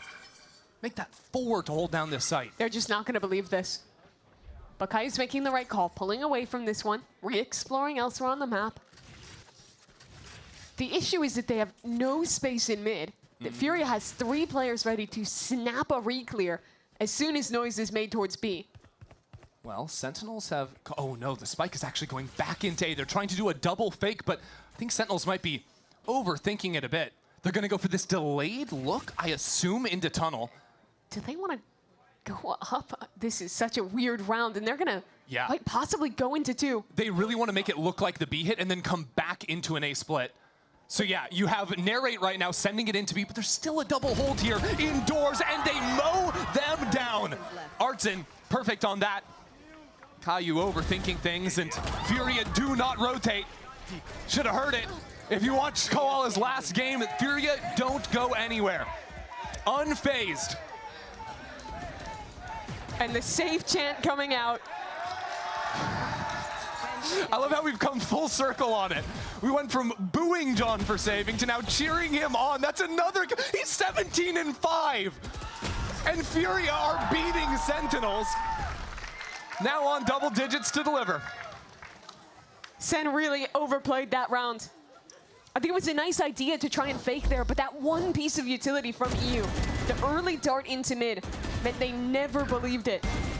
And even once Sen sent forces back that direction, they were happy to keep those players in mid, knowing there was always a risk of a double back into A. And Artson, thanks to his team's good positioning, is rewarded. Sentinels buying up here with whatever they can. Maybe just looking to rip a B hit, but already Koala and the operator patrolling elbow. That means Nerve is all on his lonesome. Stuck inside the fast lane again. Catches Sentinels before they have an opportunity to play the round. And now the support staff has arrived. Redux doesn't care, doesn't seem. Nerve waiting right on the other side of the divide. It's gonna come down. Cycled with that Viper Wall. Buys a little bit more time and in front of the Dimensional Drift. That kill is critical. Sentinels can bunker down, but the operator creeps ever on forward, and Cortezia has no clue. Had no idea. Pops up, missed shot, and the punish is there. Caillou on for 3. And John to finish off the round. Game's not over yet. A simpler round, and it brings success for Sentinels. And I think the critical piece there is the kill onto a limb. He was in the middle of popping his ultimate as he flooded into this site, got shot in the head at just the right second. And without that ultimate, the retake becomes so much more difficult for Furia. They have multiple players swinging into Caillou. He's able to deliver in that position.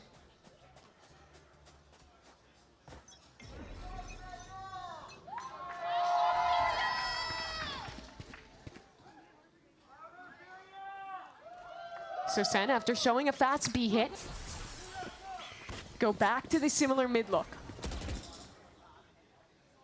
This time, though, they haven't spent the dog early on. One fewer player.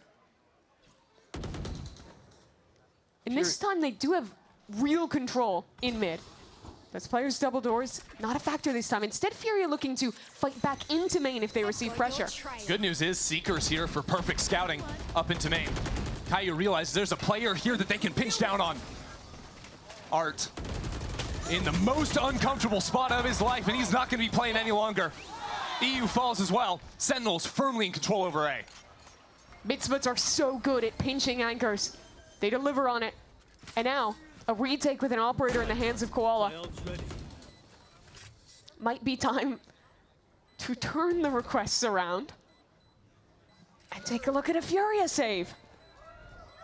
Yeah, a little surprisingly, Furia way down on cash. 0 creds in the bank for Koala after losing the last round.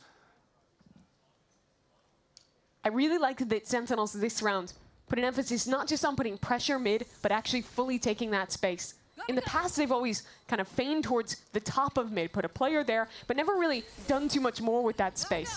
Here, they actually ensure that no duelist had walked in and are in a position where they well and truly can threaten either split. And from the execute, you saw just how potent those ace splits are. That's one thing that did not change when this map got reworked. Oh, yeah. No halls to go through to give you that one fewer option in terms of that, but a lot easier to fight over mid for sure. My question is, how long can they get away with that mid control? Because the one time we did see Furia really fight forward for that space, they demolished Sen. And I would think that is where Furia is going to go as they call this timeout. Send Koala, send Alim back to deal with that problem. They've been so good in those positions. And the thing is, if you commit a lot of resources into holding mid, even if Sen just snap and execute, it sets you up in such a great position to play and win a retake, especially when you have a Cosmic Divide in your back pocket. Yeah, and Fury are coming up on a few monster ultimates. They're one off of both the Hunter's Fury and a Pit. Absolute Furia. We gotta just let John hold on to the Absolute Cinema. Yeah. We don't have to give it to everyone. Too many derivatives. Come on. He's not even the director anymore. He got pulled off. Now he's just in the production, you know? Caillou's now in charge. He's got a credit still. He's still, yeah, executive producer. His involvement varies round to round, I'm sure. Director of saving. Director of finances, yeah. Yeah, uncalled for. Funds the project. Well, it has paid off for Sentinels in the last couple of rounds. See, though, what the response to the mid control is going to be, and my eyes are on Koala Noob's operator. There's been a lot of control up into elbow. This time he can try and get in front of things. Sen, out of the timeout, do send a flash mid, but don't send any forces. Instead, they are just committing this A. Keeping it simple. Got the ultimate to scout things out.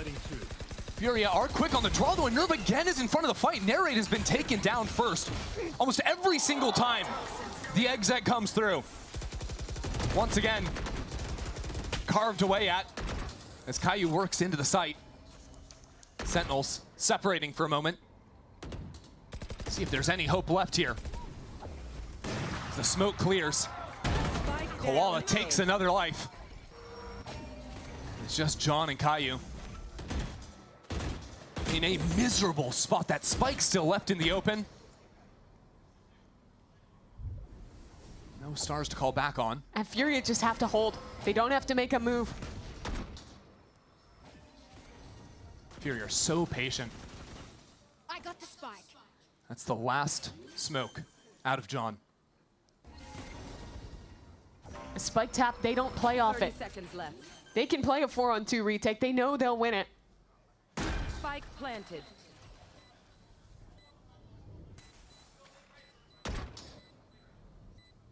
Caillou stepped into some pretty massive shoes. Now being left alone as the divide cuts him away from John. Tries to stay alive as long as he can. How does he get that? Giving John a chance. John finds it! That's insane! Take a bow! The crowd has turned around for John. We have waited so many rounds to see something from John QT. So many rounds of him just sitting, biding his time, not taking the chance in the clutch, but here, he delivers. And by all accounts, Furia were playing that right. And I think, in a lot of ways, only ends up losing to right-click jet knives. If one more had connected, that was a free kill and then a 3-on-1. Hold on, Mimi, there's a fight over elbow. Right now, Koala Noob on a Sheriff just got a kill. That's insane. That's on a Sheriff. That's on an eco round. Sentinels just stole away round 20 to tie things up. And now, against 5 pistols, marshals, Buckies, they're down 2 players immediately. Sen is retaken mid-control. But what they need now is a hero.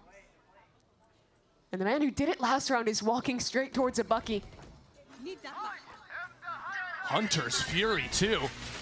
Catching out the mid player. That's insane. Caillou's still alive, though. And there's a Viper's Pit of all things. Nerve ratting around the corner. Sees the Bucky. Caillou will take him down. Still an opportunity for Sentinels. Only one rifle for Furia. The same 2 players in the same spot to deliver another clutch. This time, pressure on the flank. Coming in quickly. Koala started this round with a bang. And now, 30 seconds the left. Sentinels taking their time is here at the perfect moment to strike. Spike down A. John QT. No way he does it again. And there's no chance to save either. You can only fight. You can't win if you don't fight. John doesn't even have the time to do it. Stepping into Koala, takes him down, 10 seconds. John needs this. John has to go for the plant. No time. Needs both kills now. I don't know if he has time. That was right at the last second, and he realizes it's too late. John is alive, but at what cost? A thrifty win for Furia. No worries. Even without the kill. How did Koala do that? How did Koala pull that off? We have to see it again. Bam! Oh my God! And then back into mid as well! That is disgusting. And then EU with a perfect Hunter's Fury. One enemy remains. Koala has impressed me so much. He spent a season with Na'Vi, but here in Americas, he has looked like a different man. EU thought about the timing instead, just some spam. Keeping it calm for Furia and ceding control over mid. You are divided. Sentinels have loved this. Putting down, no! Again for 2! Koala fully unleashed. Sentinels not out of it just yet. Still EU, still Alum on the site. Caillou takes him down. Sentinels a little bit scattered without their duelists. A flank coming through fast, but a Viper's Pit will buy some protection for Sentinels. This is a must-win round. The Seekers get perfect information, but they reveal Caillou's position. Art! Picture perfect.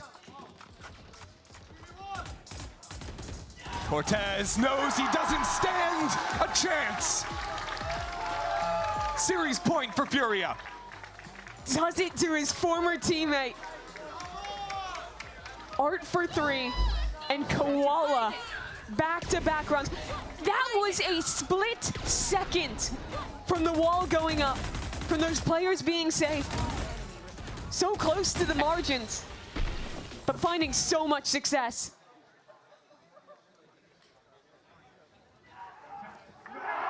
And those 2 rounds may have just crippled Sen.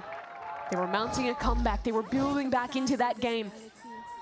But a 2K with the Sheriff, a 2K with the AWP, both delivered by Koala. Now put them an inch from the edge. On series point, Caillou has to find the right calls in back-to-back rounds for OT. And to work around Koala. The AWP was not revealed. Allen broke it. This time Redux connects first. Some stall already with Redux into the site. He's cut down. The rest of his team stalled away. Only Narrate on site has crept into the center, but now struck. Sentinel scattered. As the walls come down, no more gas remains. Cortez needs to move. Sentinels need to move. Take flight. He reveals himself. Gets the ping though, and Nerve in the corner, being baited for expertly. There's the dart. Here comes the swing. Caillou! What is that? Player standing. Spike planted. He might have just saved this game. Koala in the midst of 3. Knows there was a player back in mid. He's spending so much time to try and hunt him down. Little does Koala know. Cortezia left a long time ago. As Koala realizes that it might be time to turn tail and run.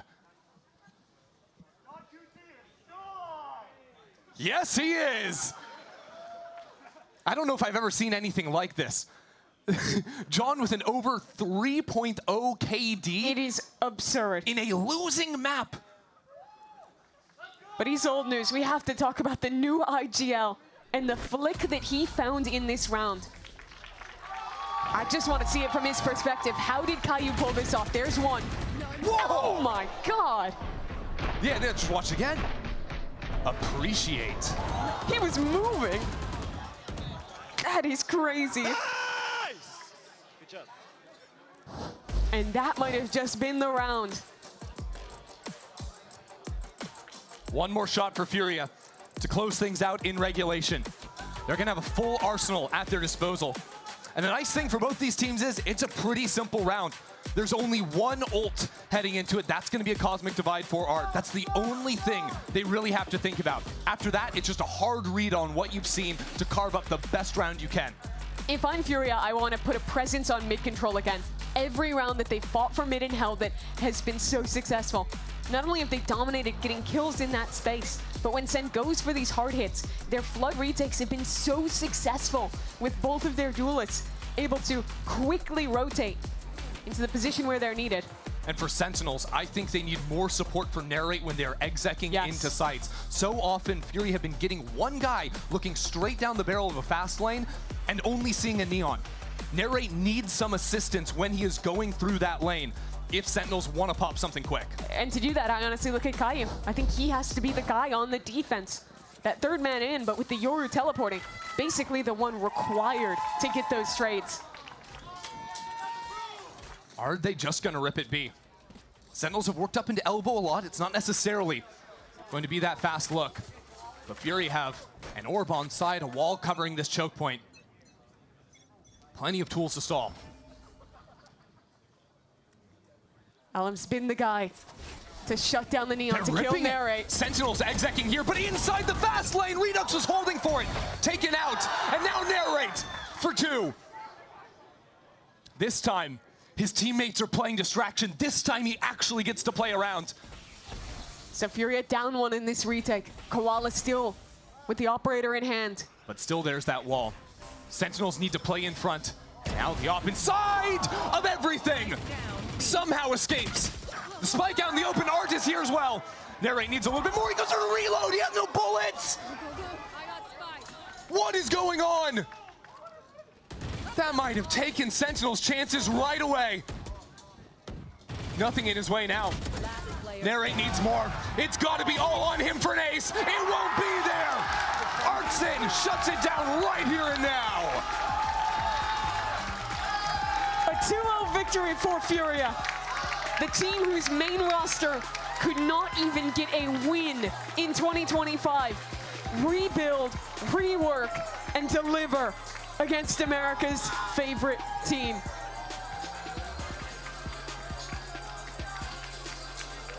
Just a wild game. Sentinels still look a little bit shell-shocked after that. In a winning position in that final round until Artson told them no. Artson playing to the crowd at the end as well. He's feeling it. The late rounds from Artson, the impact from Koala, and just the calling across this game was so on point from Furia. I think their decisions on the defense side in particular were so good. Always on the right side on split. Always dominating the space they needed on Breeze. Artson is quickly becoming one of my favorite players to watch, from the calling in these rounds to just delivering in clutch moments in both of the series he's played. It's been so fun to watch him deliver time after time. And the rest of the team as well stepping up when needed. For these rookie players as well, stepping into the team. What a performance from them. Mimi, in 2 matches, Furia have already doubled their wins from 2025. Ridiculous. Absolutely insane. We're going to be sending it down to Elizabeth on the stage for the Verizon post-match interview. She's got EU standing by. I think I just need to hear it one more time for Furia, everyone. I'm here with EU. EU, do you see the chills in my arm? Do you see the chills in my arm? We saw you walking out. You were almost just like, wow, I can't believe we just did that. That was so close. But let's be very, very clear. You just took down Sentinels not only on split, but a beautiful Breeze. I mean, what was after? Let's talk about the first map. Right after the first map, what was like the conversation with the team? Honestly, after the first map, it was like 13-5, so we sort of had like a little bit of time to just chill, and we were sort of already chill anyway. It wasn't too close of a game, so I think going into the second map, everyone was sort of just echoing that the boys need to chill, you know, relax, play our game, we're gonna win. Split was definitely not the map we expected, and so going into Breeze, we had more confidence, even though it was a closer game. So yeah, confidence going into map 2. I mean, talk about the confidence.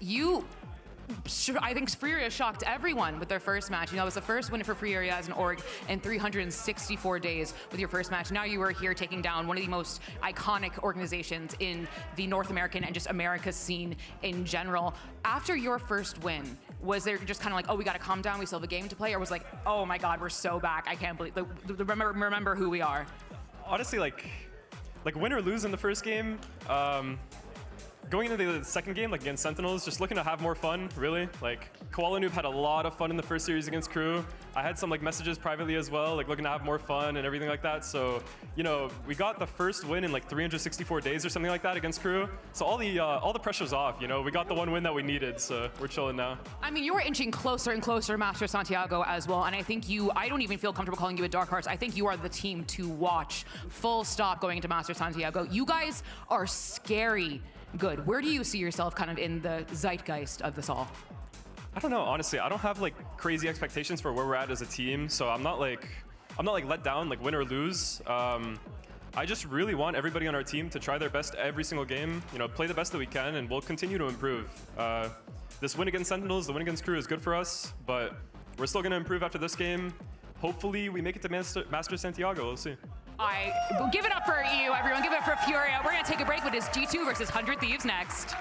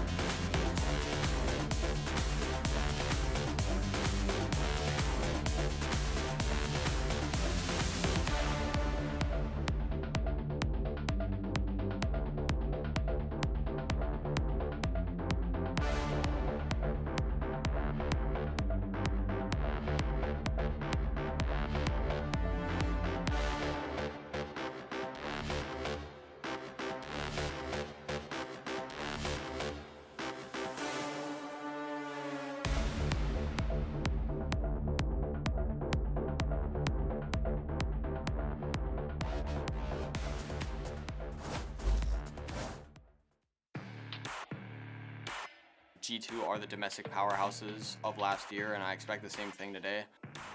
They are definitely known for being the most well-drilled team in our region. They don't give you ones, they don't give you dumb plays. Not enough to Feldner right, but he and Zelsas are low as it gets, and Lee capitalizes. Oh man, he's dirty!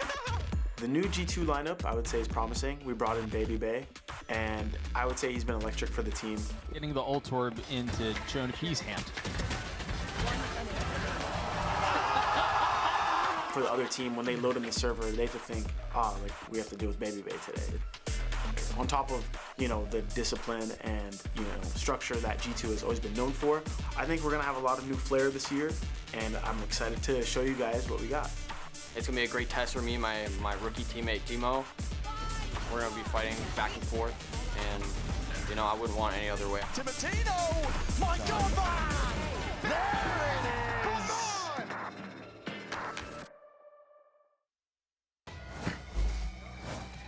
Welcome back, everyone, to VCT Americas Kickoff, and it's time for our final match of the week, and it is a good one. We have G2 Esports going toe-to-toe with 100 Thieves. I'm Golden Boy, you got Athena and Emily. We're going to talk some shop here, get to work, because we have a great matchup on our hands here. We're so excited. And by the way, we do want to talk about the last game, because I was the only one that predicted it right. Whoa. I said that Furia was going to win, and hey!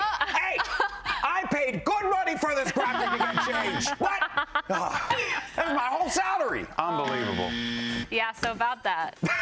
I'm feeling a little bit of shame right now. For the curse. Truly our bad. I think that was our curse. And look, good news for G2 fans. Good news. It wasn't a unanimous decision on the bottom side. So we're good.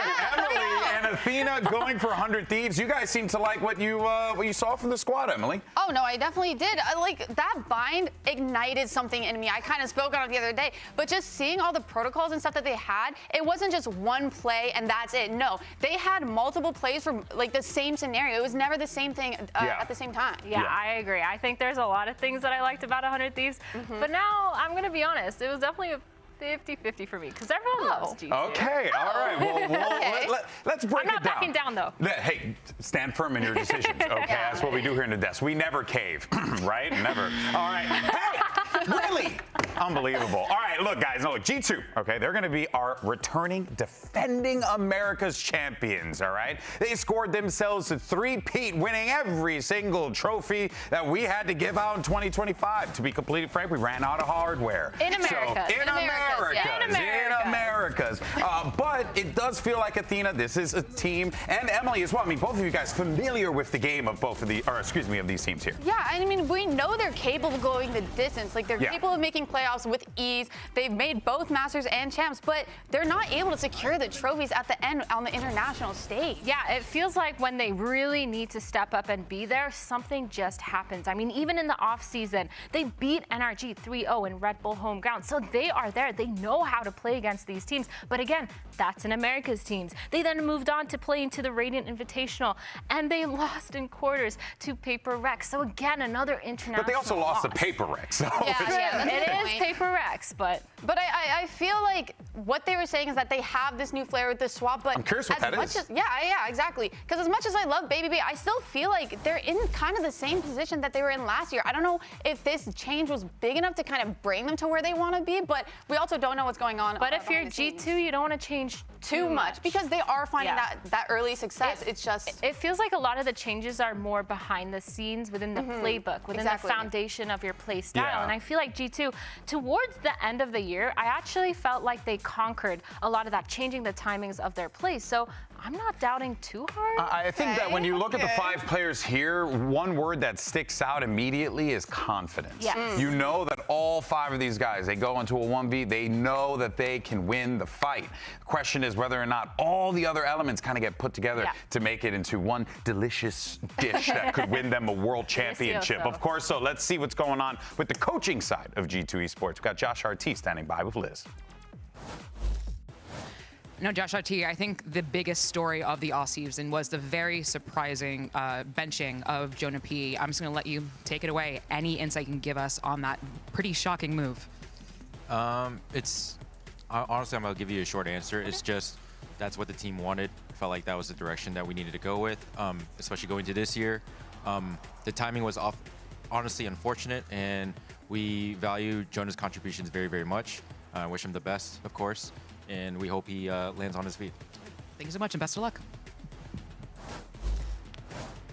Now look, Jonah P leaving, or rather being removed from G2, as we heard Josh RT there talk about just now, certainly caught a lot of people off guard. But it also caught us off guard that our old colleague Baby Bay is no longer a sub and is actually on the roster full time. And Athena, this was a genuinely shocking decision, not because Baby Bay doesn't deserve it or isn't good, because we know he is, but it's a matter of that core had been together for so long. Yeah, it was like a well-oiled machine, and you just see it working, and you just kind of break off a piece and just try to jam in a new one. But the thing is, Baby Bay, he has done a really good job filling in the gaps. It felt like he really settled on filling in that team gap, being able to be that chamber, being able to be that sentinel, really understanding timings of lurks, and he actually put up a really good fight. So I think it makes sense if you have someone who is your sixth, who's doing a pretty good job, why not just put him back in? Yeah, and even outside of the game, like just speaking on his character, his energy, that was a big point for G2, is that he brought the energy, and he's so dedicated to whatever he does. Like, I remember every time I got on VALORANT, he'd be on. Anytime I'm getting off VALORANT, he'd be on grinding ranked outside of already the long practice days that he has. Yeah, I feel like he brings a lot, you're right, with the energy, with everything. And it's always been a thing of his, right? Across any team that he's in and any game that he has competed in, he's always had that energy. And we've seen how much that can impact things, as we saw with Cloud9, making a big decision, taking Zelsis back in, right? Needing that voice to keep the spirits high. That's the thing that this G2 team is going to need, because this ain't going to be an easy matchup. We saw a whole new 100 Thieves this week, and they looked so damn good in their debut. Emily, you said that it awoken something in you watching this team play. No, because you can clearly tell they put a lot of work into having these set protocols and reactions like I was touching on before. But like seeing all that made the VOR and MBS pickup make a lot of sense. It gave them a whole new side of 100 Thieves. Even though they have that core that they had back in 2024 with Asuna, Cryo, and Bang, it's a brand new look. And having this roster and this variation of players allows players like Bang and Cryo to kind of do their own thing and ignite. Like, they don't have to be the stars anyway. They don't have to be the winning condition for them. I feel like the biggest thing for me is just how well they fit together, not only in-game, but out of game. We see Vora being vocal, being talented in that sense, as well as fragging out. Then you see Timotino. We saw a lot of his comms, his reactions. He was hyping the team up, making sure they knew, you know, you're doing such a good job. You guys are him, stuff like that. We are him. Yeah, you guys are all him. He was doing crazy work, and he was also fragging out in the game. So I think just overall, they did a really good job with their playbook. I already argued that their attack side is probably one of the best that we've seen so far in Kickoff. It's my opinion, for sure. Their ult orb usage, the way that they were cycling their ults to make sure their executes were insane. They were clearing every inch of sight. It just felt like they knew exactly what to do. Yeah, it was a team that was drilled. Pathing-wise, execute-wise, trading-wise, every single thing. But now, you know, you're going to have Vora and the company going up against Valen, who's also quite good at that stuff. You know, won a couple of wars. People kind of respect him for it, things like that. That's a tall task to ask for here, but do you think Vora is up for the challenge? I think he is. The thing is, when they played against Lev, they struggled when Lev slowed down, and I feel like they're expecting G2 to do the same.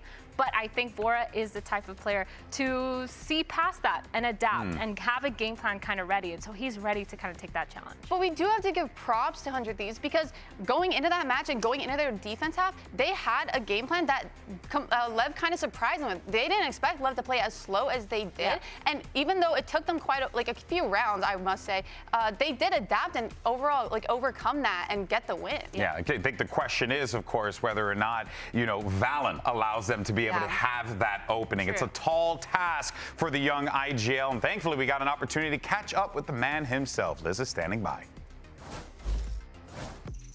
Now, Vora, you made such an incredible splash with your game against Leviathan. That clutch at the end was incredible, but now you're going up against three-time America's champions, G2. What is your read on G2 going into the game as the IGL? My read into G2 into this game is to send him with a Bucky on top of Baby Bay probably, and to remember to play our game, stay composed. I mean, we are the underdogs going into this. No expectations. We're having a good game. We're having some fun. So yeah. Here's to having fun. They're looking to feel comfortable, and the good news for them is they have some 100 Thieves veterans on their squad to help them do just that. One of those individuals is Cryo. On the chamber, we got to see him do his work again. But the thing is about this guy, about Cryo, is once he gets activated, who the hell can stop this guy? Actually, no one. Like, genuinely no one. No, on Bind, he was insane. His attack operator, his attack... I was watching Exit Cryo. He was... Oh, whoa, throwback. Yeah. He was doing work. He was constantly being aggressive, getting a lot of those first picks. He wasn't scared on defense to stay on site and hold it down. Even if he gets pushed off an angle, he kind of just stayed and knew that he had that firepower to win it. He was constantly being set up for success, and he really ran away with being able to get those first picks and get out if he needed to. Yeah, and I think that comes with how well he performed. I think that's tied to how free he is now on this roster. Like, he can do really whatever he wants. He can take things at his own pace, and he's doing really good at finding those timings. I mean, on Bind, he had like a crazy ACS of like 300, which I don't know if that's the highest we've seen, but definitely in kickoff is probably super high. the highest. It was crazy. Yeah, he just was unstoppable. The start that he needed. Cryo's always been the guy that when he's good to go, when he's hitting those shots, it's the scariest guy out there. Yeah. And if 100 Thieves have found a way to keep this guy just as consistent as possible to get those, to click on those heads, it could be problematic for everyone else here. But on the other side, we talk about the veterans of 100 Thieves. Who better than the veteran of 100 Thieves? Asuna, who has been part of this team since the beginning. I say it all the time like a broken record. Cassidy's first match when he played years ago. I remember this kid coming in, and he was the rookie. Now he's the veteran, but more importantly, he's on the hot seat here, Emily, because he's the last man standing on this team and has been for a while. Yeah, and I think he kind of proved why in that first match against Lev. We saw him on a bunch of different roles. We saw him on the stage. We saw him on the grip. And overall, just his time on 100 Thieves, he's had so many different identities and different faces, and he's slotted in so well. I think there was a time where he had a little bit of a hard time adjusting to these new roles, but now he's thriving, especially in the offseason. Like, I thought he was doing so well at kind of just filling in wherever 100 Thieves needs for this roster to work. I think by far this is the best iteration of 100 Thieves, as well as every single role. It really makes sense. Every single player has done so incredibly good at their role, at their job in the game, as well as following that game plan. You can tell they really dug deep into the strat book to make up literally the most insane foundation that I've seen. I agree they take a little to adapt sometimes, but I mean, it was phenomenal as soon as his flashes, his util. He's really brought himself into that flex player standard. Yeah, he definitely has. And that, again, we've seen so many great duelist players make that shift over, being a bit more versatile, having their agent pool expand a little bit, because it not only gives them longevity professionally, because, you know, your boy's trying to keep a job, but at the same time, it's also important because it allows your teammates to be able to put trust in you to do whatever you need to do when you have to do it. Yeah, and I feel like the more experience you have playing different roles, the more you know how to support your team, because you've already played that role. You already know what they're going to ask for. You already know what you need to do. You've been in that position before. I have been in that position. I've played literally every single role, and by doing that, it's helped me kind of just read into what my team wants. And you know what? I'm really glad you're mentioning that, because on the other side of the stage, the person who I feel embodies that the most out of anyone has been Leaf. The guy is unbelievable. He's literally played everything. He literally plays everything, and a whole lot of RuneScape. But also, like, I mean, he's also got vibes. He keeps the team focused. But more importantly, the man is a filthy aimer and can constantly hit those shots. I think when you have a Sentinel that is just a beast, like we're talking about Cryo, we're now talking about Leaf, it is so satisfying because majority of the time it's either the controller or the Sentinel that is left in those 1vx That's positions. Right. Usually the LMS. Constantly clutches it out. Sorry, his ACS is constantly insane. 231 ACS over all of VCT 2025. That is an insane stat, just to show how consistent he is and how consistently he puts up those numbers. Yeah, and he really thrives when he is on an island alone, and that's what you want out of a Sentinel player. Like, no wonder why he won that award. Because anytime he's alone, you see him getting those multi-kills. Every single time. He's really self-reliant, and not only that though, but you could see it in the map, just the amount of info that he is gathering for his team, because he's clearing so much on the map. He clears so much on attack. He's not scared to take sites or mains alone. He's not scared to set up those lurk timings for his team. A lot of that information that Valen kind of gets from the rest of his team is gathered by Leaf because he's able to take so much space so many times by himself. He sets himself up for success. He allows the mid-rounding to kind of go really well. And we all know G2. They like to play slow sometimes. They've started speeding it up recently. But when they are playing slow, a lot of that ping ping-ponging on either side of the map, and that really is because of Leaf. Yeah, it's going to be so interesting to see these two teams clash. So much so our community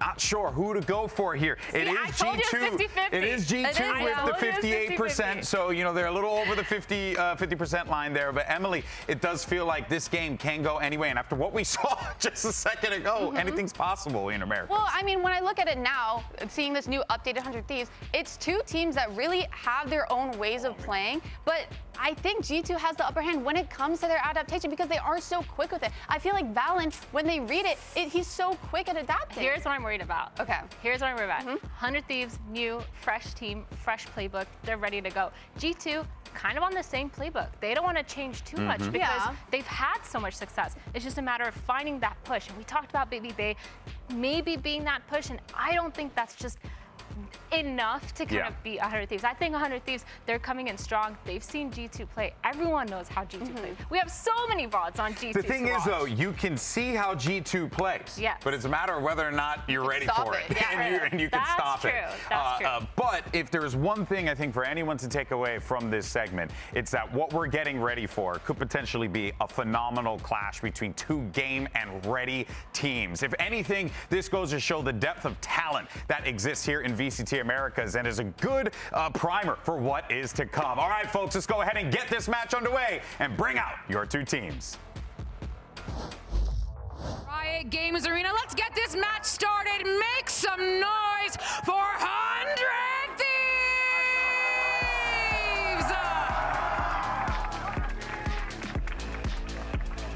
Coming against Lev. While they have made some changes, it feels very familiar because they brought back that core that won in Stage 1 back in 2024 with Asuna, Cryo, and Beg. On top of that, they also came in with a revamped playstyle, which we have to give credit to the new IGL Bora and the new coach MVS4. They are looking absolutely flawless. It feels like they found their identity. Finally, 100 Thieves, after so many years of not even being able to make playoffs, not being able to make global, it feels like this really is their identity. Yeah, this is it. The best version of 100 Thieves that we have seen, but is it ready for the juggernaut of the Americas region? That is the question on our mind.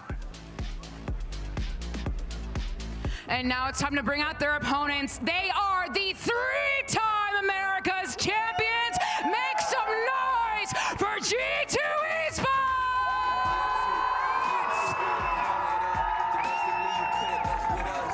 G2 Esports have one hell of a resume. 3 trophies to their name. They have experience out the wazoo. They got the talent like nobody's business. They have so much going for them. And Athena, this, if anything, this is G2's year. It has to be with the way that this team has been built. I mean, last year was G2's year too. It's true.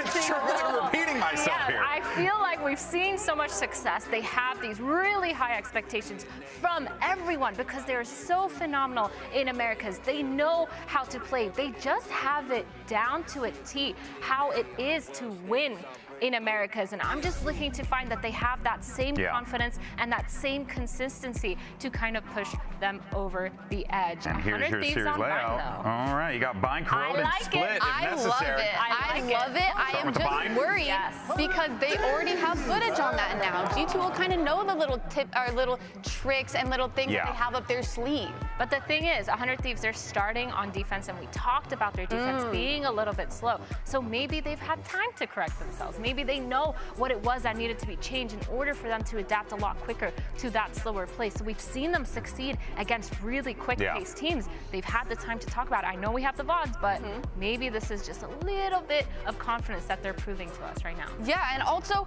there's no really limit on what you can do with the Waylay stun. You can make those plays kind of anywhere on the map in any kind of lane, too. So I as much as they know a little bit of what can come with that, I don't think they know everything. Also, come on. Cryo, on Okay, Chamber yeah, for Cryo. 300 ACS. Like, I don't be think for you real. can really like He's going to make be ready. plans against that. He's going to be ready for whatever G2 throws at him, and you know that G2 are going to be anticipating the iron wall that they're going to be running into with Cryo. So it's going to be problematic, really just both teams needing to get that chess battle, win that chess battle, if you will, because it's going to be a game of the minds at a certain point in the server where someone's going to need to outsmart someone. I mean, the second you have Valen and Vora in a server, you're going to know that there's going to be a lot of mid-rounding, especially on a map like Bind with lots of TPs, lots of stuff where you have to take control, and if you don't, you're TPing into the unknown. And we haven't even talked about, in my opinion, one of the biggest X factors of all of G2, and that's Jogamo. I mean, the dog he hasn't had a chance to bark yet, and I have a feeling he wants to get a little loud out there, Emily. How are you feeling about Jogamo this season? No, I feel great. I've never doubted Jogamo. Like, I think he's a phenomenal duelist. He's so good at taking those fights and taking space literally wherever he wants. I've never seen it where he's tried to take something and not found some sort of success, whether it's a multi-kill, whether it's just the space or whatnot. And I am worried that because Jogamo is starting on that attack and G2 is starting on that attack, that with how 100 Thieves was kind of playing before, that they might kind of get steamrolled in this early half. Ooh, okay. Well, here comes your agent select here. Got that chamber on Cryo back again. Timo back on that Waylay, which we were talking about. Very disruptive agent that we're seeing a lot of play from. I think this makes sense. If I was 100 Thieves, I wouldn't change a thing. Again, their playbook looked exactly. Why change what's working? Their playbook looked insane. It looked like they really had a solid grasp on their bind. 100 Thieves, their bind has been so good for so long. Yeah. It's actually kind of crazy that even with a whole new roster, it's gone this good. But we have a mirror matchup by G2. And I like Baby Bay on the chamber. I think that is a great comfort position for him to be in. But Jogamo on the Waylay, just like Timo on the Waylay, it's going to be lights out. No, I think that's going to be deadly. I think it just depends on how they follow up that Waylay.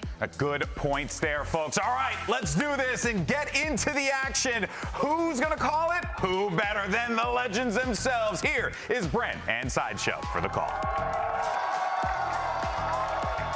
Thank you very much. Yeah, this is going to be an absolute banger of a match, I think, as well. You got G2 and 100 Thieves, two household names are going to be clashing. We've already seen one upset today as well. And the question is today going to be that day of upsets? Could be, couldn't it? Yeah. I think the level that we've seen from 100 Thieves already in their game against Leviathan is super impressive. There were moments, especially at the beginning of those halves, of perfection, genuinely, from 100 Thieves.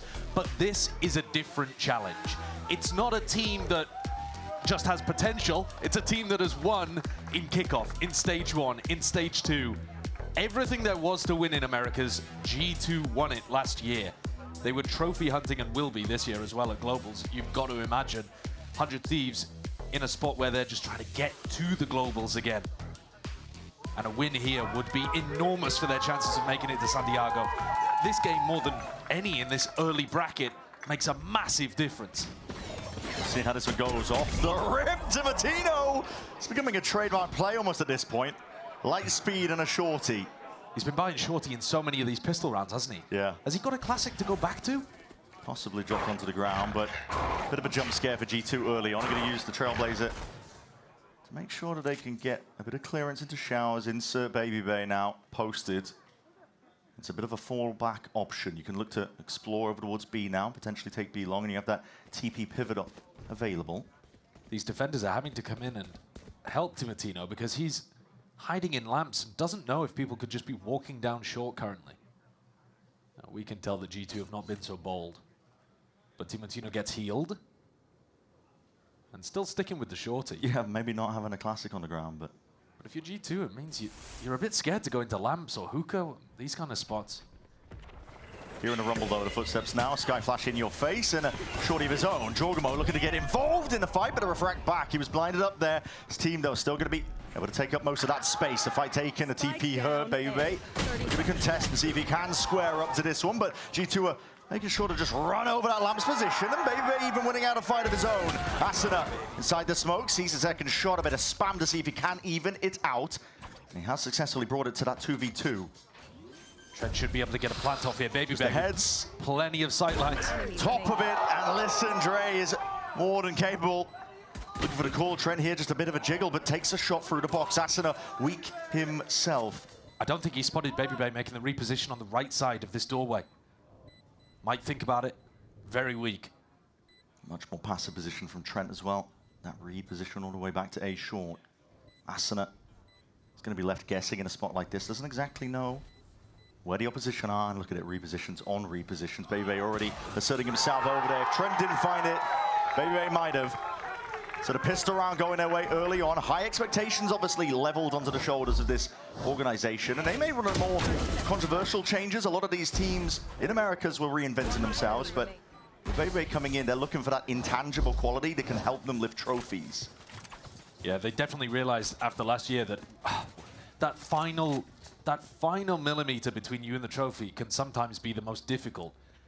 And they didn't rebuild, they didn't completely collapse their roster, but made a pretty sizable change.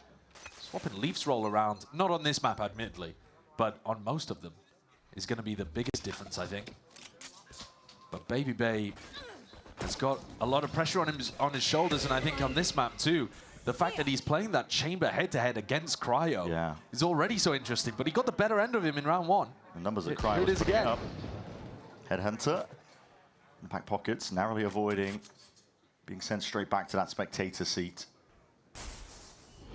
Close corner though. We'll see. Looks like Baby will just be holding on to a bit of this space the call has made to start looking towards B.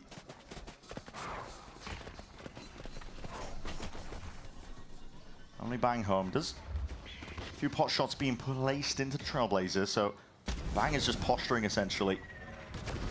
Puffing up the feathers to see if they, well, G2 are going to be committing into this one, but a bit of clearance, and there are players in position, but the right click's just not serving him well.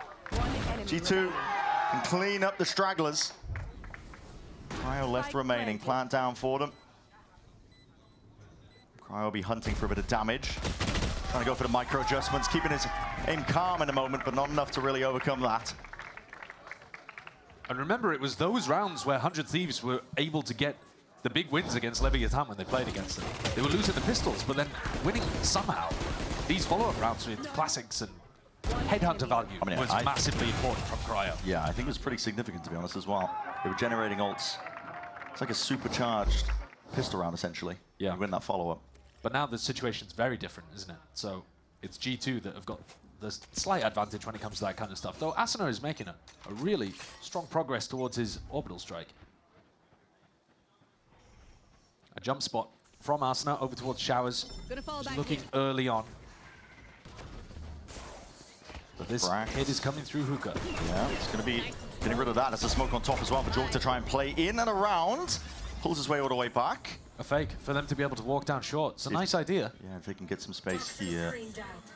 Vora left questioning. Asuna seeing that they could have potentially crossed back. He's going to use that stimmy to reposition. Try and play back with the rest of his team. Flash in your face.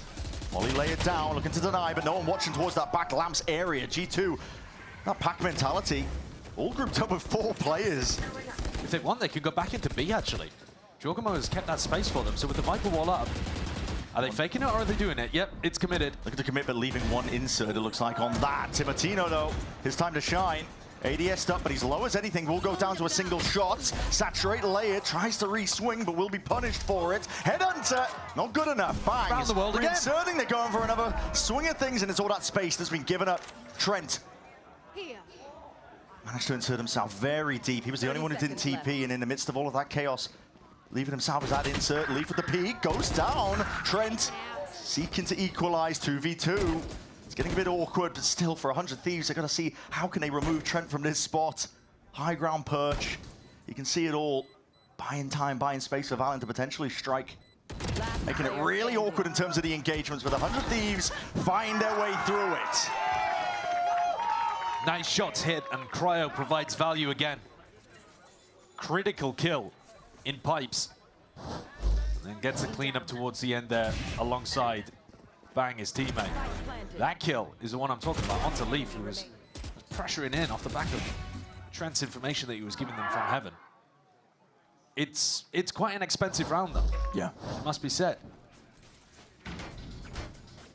Already seeing signs, I think, of the challenge that G2 is going to be giving 100 Thieves, because they're coming in as one of the most solid rosters in terms of existing pieces.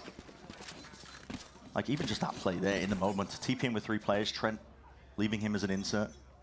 Yeah, lots of layers on what they're doing. Yeah. They're not just playing a fundamental game, they've got the ability to call those audibles in the middle of the round, and still a lot of base trust in each other to move quickly. Just going into this one with the Bucky. Smoke immediately inserting himself. Has that dash twos, flash forward, spots a player, tries to go for an Asuna. Nice aim with a stinger. Does he expect Trent to be pushed up into that spot? Not quite. Still, fights taken. Leaf contains. What a monster. The push from 100 Thieves immediately shut down, slapped down. Now the Seekers just to really assert themselves, make sure that there are no more loose pieces, extra elements that could go awry. G2 have got this one fully in their control. Leaf knows roughly where that last player is, Vora. Shouldn't matter too much. I think Leaf has already won them the round by getting that double kill towards B long. It's a nice idea from 100 Thieves. You lose Showers control, you try to take some space on the other side of the map, see if you can play an A retake with a fast flank coming through. Asuna did a good job as well. Stinger in his face, but I mean, that's just the power that Leaf gives you.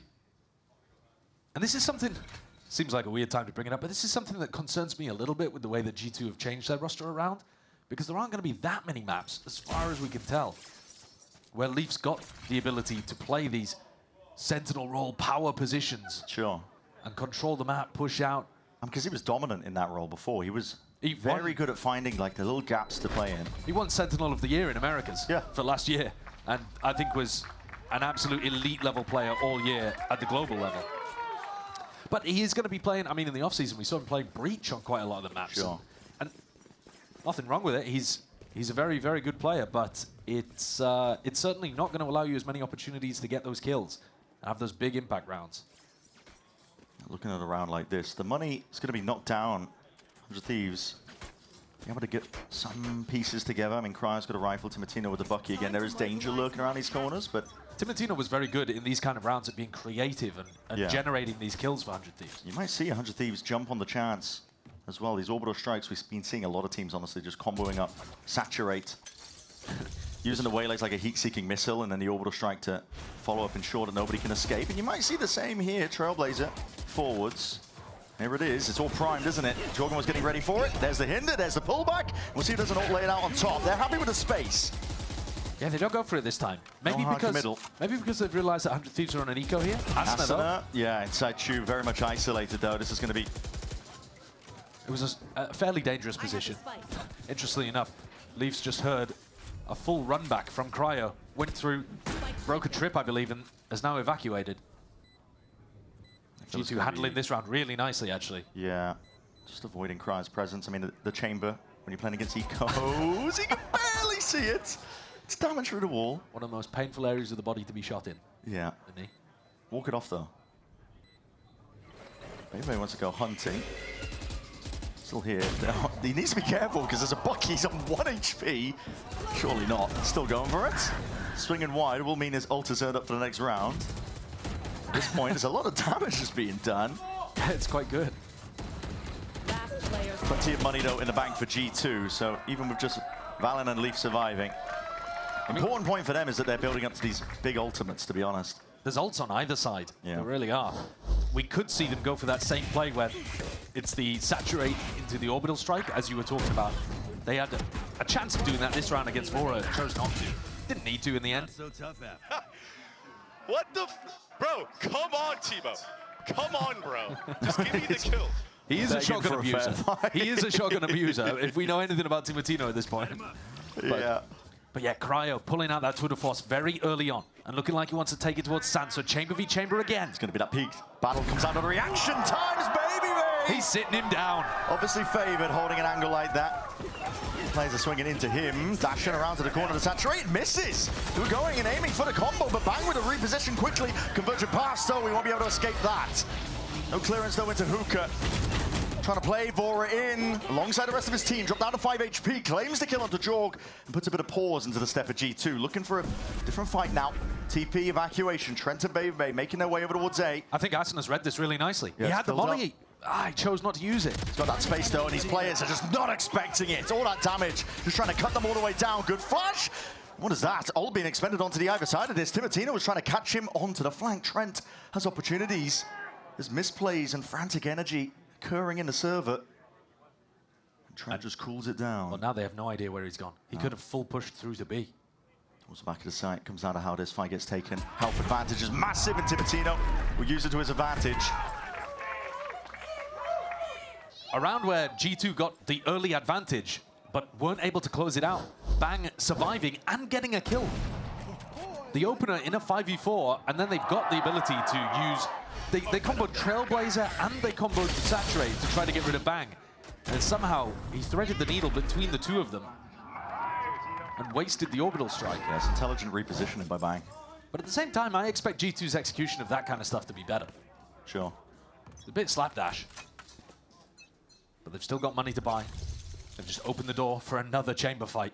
We're seeing it now with the operator. Cryo.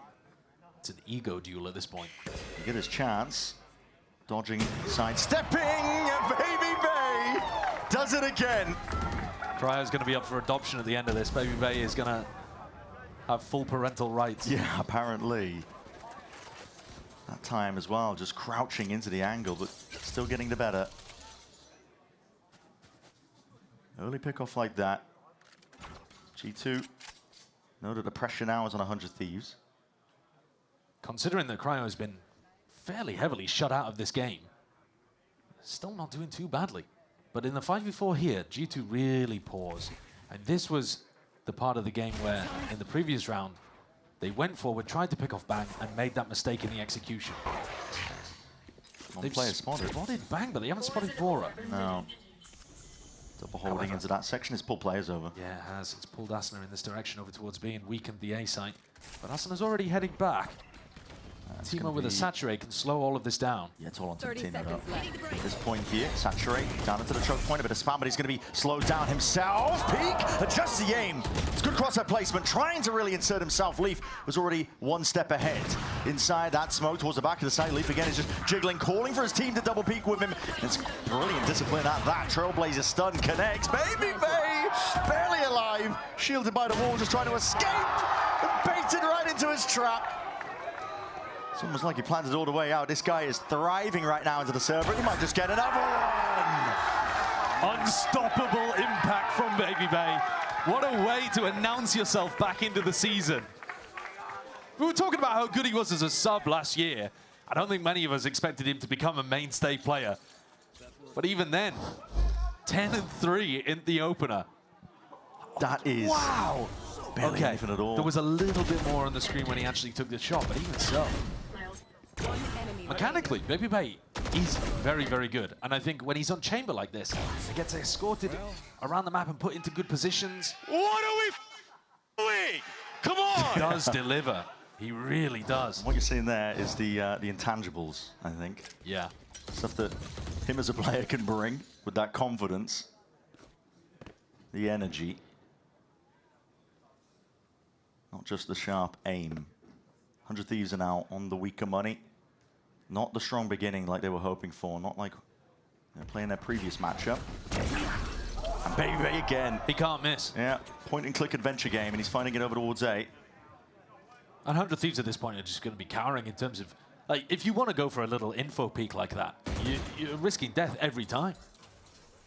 Makes it feel so oppressive to play the defense side when you feel like you can't, at any point, look and see whether they could be contacting down short. Sure. Bait. Body was sticking out, but they know that Timotino might be the only threat here. Takes the peek anyway. Good timing on that one. Rips Jorgo's head clean off. And still a thorn in their side. He's been hitting nice shots. It just hasn't mattered too much. To be back. Players are already rotating, but Bang is still here. Presence into Hook, swinging round. He's only got that sting close quarters. Again, the bullets couldn't quite control that pattern. Headhunter in Cryo's hand, can't get it done. It's the rifles that reign supreme.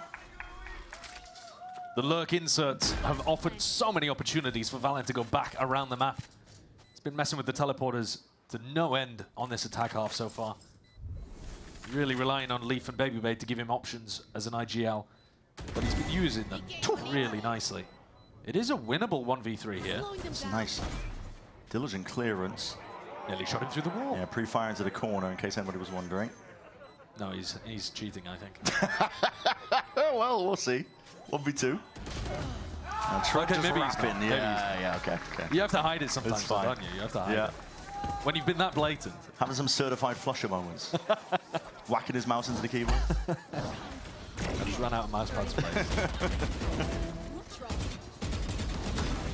And you can see, though, that this is a new challenge for 100 Thieves. There's a step up here from compared to their game against Leviathan. Yeah, well, Leviathan, I mean, Leviathan as well, they were working with their roles being a bit mixed up in the process. You can definitely tell that that team was struggling with some of the details in terms of their macro play, and has called for the timeout. 100 Thieves looking for adjustments to be made. It's not the fantastic beginnings that they previously had in all of their last match.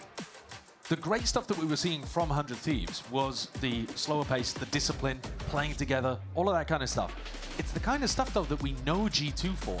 And while it's new to 100 Thieves, and they're doing a great job at it in the moments where they can put it together, for G2, it's second nature. It comes to them as easy as breathing at this point. They were born in it. So you do have a really challenging uphill battle in this game because the strengths for 100 Thieves already exist on G2. Even if you're just looking at something as simple as the chamber v chamber, right? I mean, Cryo is fantastic, and we've seen him dominate games. He did last time. But Baby Bay is his match today. And specifically, strangely, in all of the same spots. So it's not like the chambers are getting value against other people. Different players. Yeah, they're taking chamber v chamber battles very often. The ops are invested into. Bang's going to ult here down short. Yeah. That offers Baby Bay much less of an avenue. He's been terrorizing these players on A. A lot of noise made. Similar setup that G2 have ran in the past with that deep smoke. Asuna this time, though, trying to get one step ahead. You can see him. He's playing inside that smoke, hoping that Jorgmo would double dash into it. G2, they've sniffed out something that they didn't like the look of. Not committing in the same fashion. Deep flash for info. Cryo might get posted again, but that Trailblazer is up. The orb down, and Cryo adjusts the aim in time. Jorgmo catches Asuna as that smoke fades. 4v4. Flash dodged and avoided. That is quick with the reactions from Vora. Reflash again. I mean, Valen was just holding the angle there. Yeah, both Skies actually deciding to play off their own flashes rather than have a teammate try to swing off it. Individualistic. Smokes not the normal positions for them, but enough for Jorgmo to play in now, and it has attracted the attention. You can see rotations potentially happening again. Valen. Baby Bay's keyboard is disconnected, by the way. He spent the entire round just sat inside the pit. That's going wrong. Maybe just watching for the... No, I don't mean it literally. Right. I just mean he's just been sat there waiting for Bang for over a minute. Timotino is already straight onto the side. This is fast here. Bang is going to be a little bit late with the saturator, slow it all the way down. Jorgmo trying to take that fight. Cryo, what an adjustment. Quick with the reactions. Timotino now on the defuse, and it's being held over the top. Cryo has got this one watched down. Baby Bay 9 that can't really peek into it. With the wall up in his face. So 100 Thieves get themselves a round win. Critically at that, with 3 players surviving. Strange fights happening over towards B long. A 3v3 that they do well to close out their 100 Thieves. Nice, let's go! But yeah, I think G2 also just had the wrong read about what was happening. Like I said, Baby Bay spent the entire round just waiting for a push from Bang that never happened based off the B pressure. I think the idea from Valen was if we hard pressure B, the Viper will probably push outside of their pit. Stimmy Seekers drop down. Similar play again, this time with the smokes. Drop down, trying to insert himself. That saturated does connect. Jorgmo is locking onto them and a refract back to safety. Really nice play. Team play back in over towards A. All of that noise, all of that pressure. Asuna now with a lot asked of him. He has dominated that Shower's position, but the plant going down. Then denied, honestly. That snakebite was meant to just dissuade him from making that play. Goes 1 for 1. Bang sticking out. He's worried about that Shower's position again. Turning, the flash is called for. Repeat with the play, but slowed down by G2. And this halt in the pace is designed to allow Jorgmo into Showers. A lot of opportunities for ones. Bang is alone when he's going for this reclearance, and Trent's on an off angle. Spots him, baits out the shot.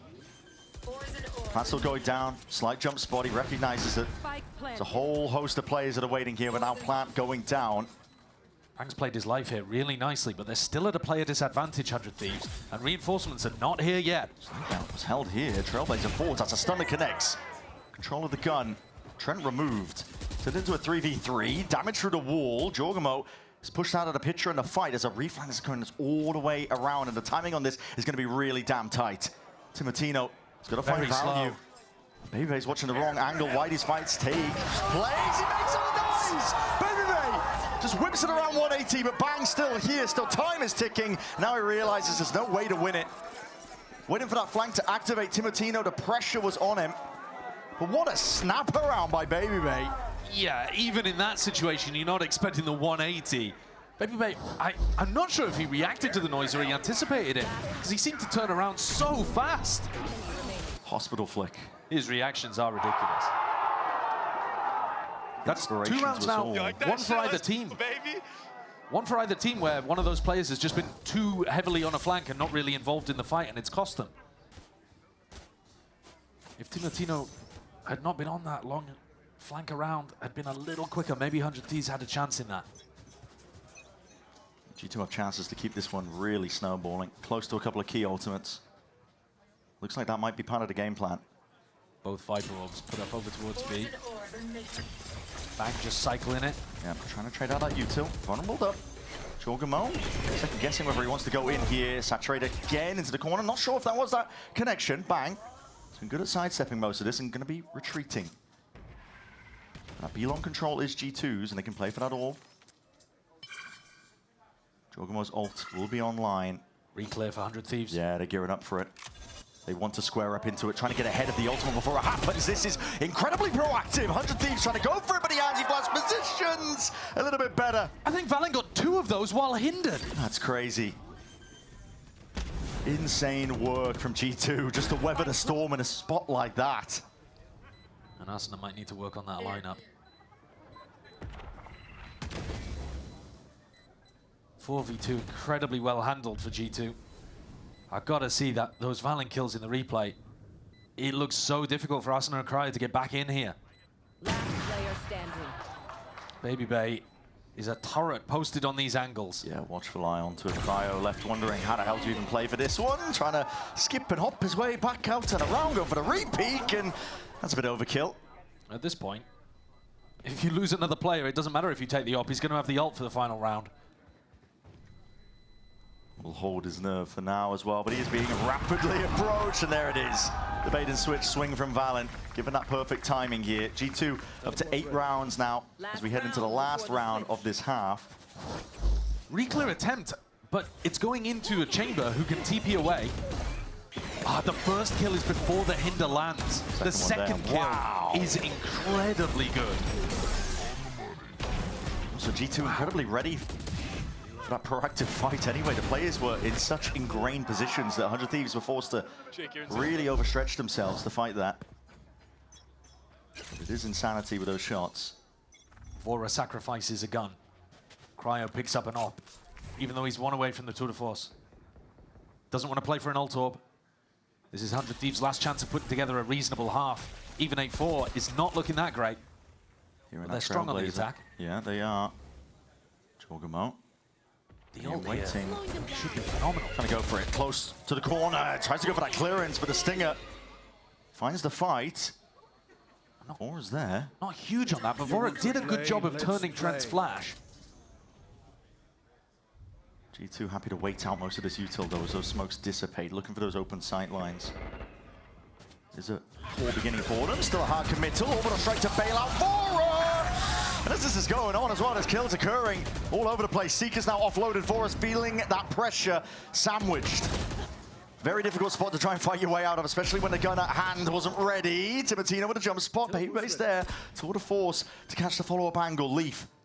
He's got the wrong read. Looking for the right time to strike onto this one, but the shots are going missing and wide, and Timotino and Cryo, they combine their minds. What is that by Cryo? Comes alive in the final moments. Beautiful quick shots with the operator there. To put together a half that isn't all too bad. It's definitely been uphill for 100 Thieves. But their attack side is pretty good. They will have chances if they're able to win a pistol or maybe even the follow-up afterwards. Let's go, man! And Timotino still believes. 8-4. If you win a pistol, definitely respectable. We'll see how this one shakes out, though, as we look to that second half.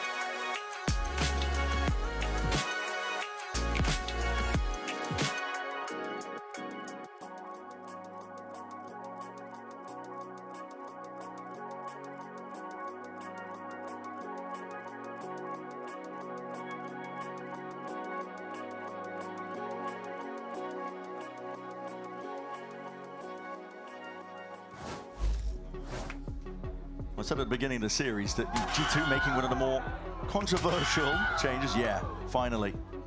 Cameraman's met his match. Yeah, that's what I'm saying. It's just...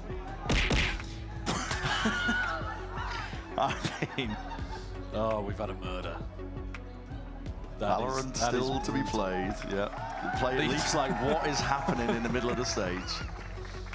Leaving Valen desperately trying to stay focused on their defensive trying pistol. to lock in on what's going on here for round 13.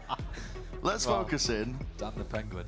But Baby Bay is a pickup and a prospect. I mean, a lot of people questioning the decisions, but here he stands at the top of the scoreboard. And it's not just that. I mean, he's matching Cryo pound for pound, both of them at the top of their scoreboards respectively for their teams, but definitely overshadowing him.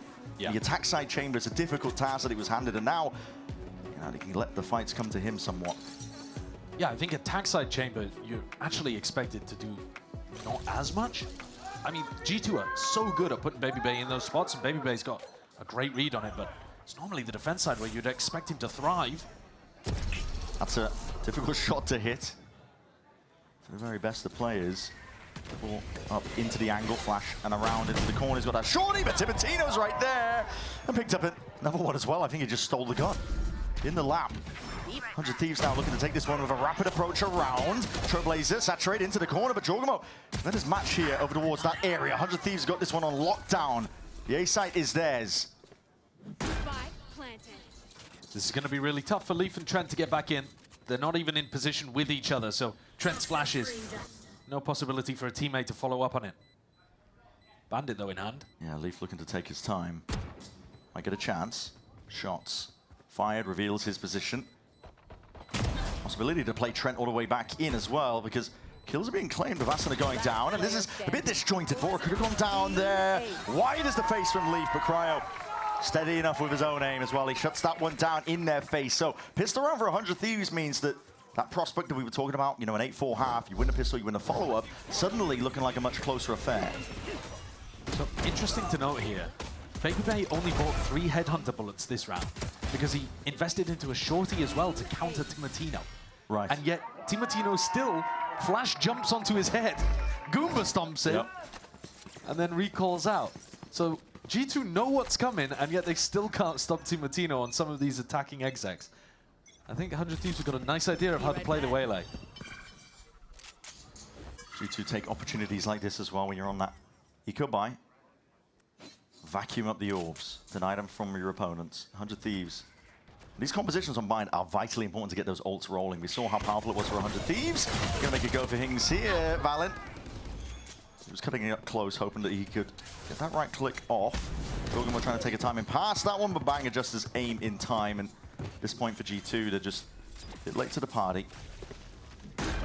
And they are really heavily trying to prioritize Asuna in terms of getting that ultimate up.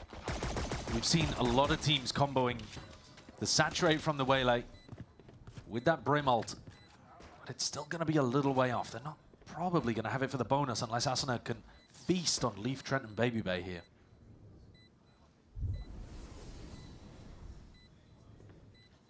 And G2's goal will just be not throwing their lives away to any players, ensuring that they don't get into any ultimates. Ray is still trying to take that peak, but they want to go down to the spike here ideally, because 100 Thieves, as I was saying, they know how important it is to get those ults online. Asuna leading it forwards. Cryo's the one who's going to be claiming most of the kills though, so... Yeah, we were talking about how good 100 Thieves were at that detail in their Leviathan game, at starting that ult snowball by prioritizing the kills onto the right people. I think there they spread it out in a way that doesn't actually optimize that at all. In an ideal world, you'd want to get all of those onto Arsenal, in my opinion. Yeah. But all right. They collect the ult orbs anyway. Don't allow G2 to die to Spike, so... Positives. Yeah. Because of that, no major ults coming online for the bonus round of 100 Thieves. Going to be going into this one with more ragtag weaponry, really. We'll see it. Shotgun in Timotino's hands. I think he's always the playmaker on these light buy rounds, for sure. You know, you could imagine a scenario here where they try to send the Trailblazer through hookah back around into Garden and he jumps on someone. You know, there's just so many opportunities for Timotino to be a threat when he's comfortable using shotguns. Here's the Trailblazer up the gut. Yep. Trailblazer for a Trailblazer. Little kiss in the middle. Spots it onto the corner. Timotino sees his target and he wants to strike onto him, but he's missed it up. Yeah, the dash has just not gone the way he wanted it to. We were guessing him, huh? We were. Gone a little bit wrong, though. And G2, I mean, Baby was just holding his nerve the whole time. Didn't take the TP, still got that one. Will now pull back with the flash in his face. All of this pressure, and they've still got people very deep over towards A. 100 Thieves can hit the teleporter and go back into an A split here. G2 are not moving their defensive rotations around too much. Still triple stacked on the site where they've heard the Sky Util. Some of the threat and bite taken out of this round, though. I think once the initial gambit didn't really work out. Jorgamo, he's trying to go for that one, bang. Just sidesteps it. Bullets raining down on Valen is stuck in a bit of a spot here. Yeah, tight to the corner. His position is predictable, especially with the molly layer down. Timotino gonna try and go for it. That's a hell of a lot of damage, but Baby, he survives it. 9 HP. Could give G2 a bit of an in. It just depends on how the rest of these fights go, because it's all over the place right now. Individuals just trying to take it and square up. Leaf is low as anything. Eventually falls. Asuna finds it. Trickling in with these kills. Baby, well, that prior damage done as well means that he's not set up for success in a fight. Still gets his one. Looking for a little bit more. Bang just ready to swing off the contact of Vora. Yeah. All right. Vora with a Spectre against a player with 9 HP, I think would be favored anyway. If he was looking in the right direction, perhaps. Baby may be able to escape with this Vandal, but 100 Thieves have taken a really important bonus round there. Massive, honestly. And I gotta give credit to Vora's calling, because I think that default, where they make tons of space over towards B, and then have Viper lurk down short and Chamber insert into showers, it flummoxed G2. They weren't ready for the A split. Jorg, you saw, got kind of caught out over towards short. Go straight, guys. Round by round, brick by brick. Good calling, Jordan. Yeah, I think the calling is really nice there. Yeah. It worked to perfection. This is all without the critical ultimates that we saw them getting supercharged in that Lev game, right? Yeah. And also, I said it during the Leviathan game as well, but I think it bears repeat. It's so cool to see 100 Thieves playing a completely different style on their attack sides of Bind. They've been great at Bind for years. If you think back to 2024 when you had Cryo, Asuna and Bang playing and they won in stage 1, yeah, they were one of the best teams in the world on Bind. Maybe you could have even made an argument that they were the best. It was by 5-person team fighting almost all the time. Like heavy reclears, really fast-paced, big brawls. Trying to go for those big execs off the rip. It's so different now. Vora's, not just Vora, but also the new coaches too, with NBS and Dubros coming in, have changed the way that this team plays, and it is slower and more methodical, and trying to get value out of people like Cryo and Bang on the lurks and put Teemo in the best possible positions to entry. It's very cool that they're looking good here on their attack side, and they've recovered what looked like a pretty rough start to the map. 4-8 down at the half. Bonus conversion.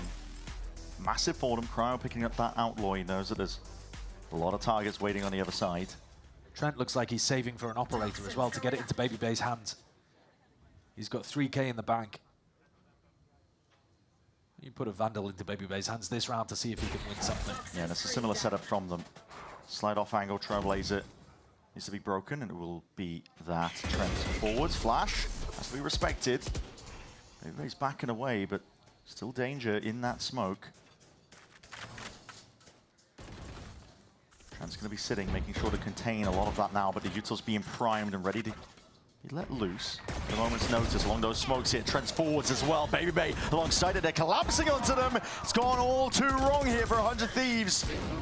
G2 For what they found they're in. And those smokes started favoring, and there's a lot of damage being done on either side here with the pullbacks. Asuna and Cryo, 2v4 that they found themselves in. And it's not so easy to hit the TP this round, because there's no space being controlled on the opposite side of the map. Yeah. You know, Cryo was with the team this time. The general idea is on some of these anti-ecos, stick together and you'll be able to win it out. You don't want to go and take ones around the map, but that means that you're playing all grouped up and having to hit into a stacked B site instead of having options. G2 over towards that B site, they were just playing off each other pretty perfectly on a round like that. Ping-ponging. Jorgamo, he was dropped down to 10 health from earlier. The time is running short, and the angle, it's a bit of a half clearance still. Cryo gets his aim on top of it. Now towards that showers, though, that molly. Oh, it's so good. Wow. All that damage done. Brian has no chance now. Checkmate. What a way to win a round.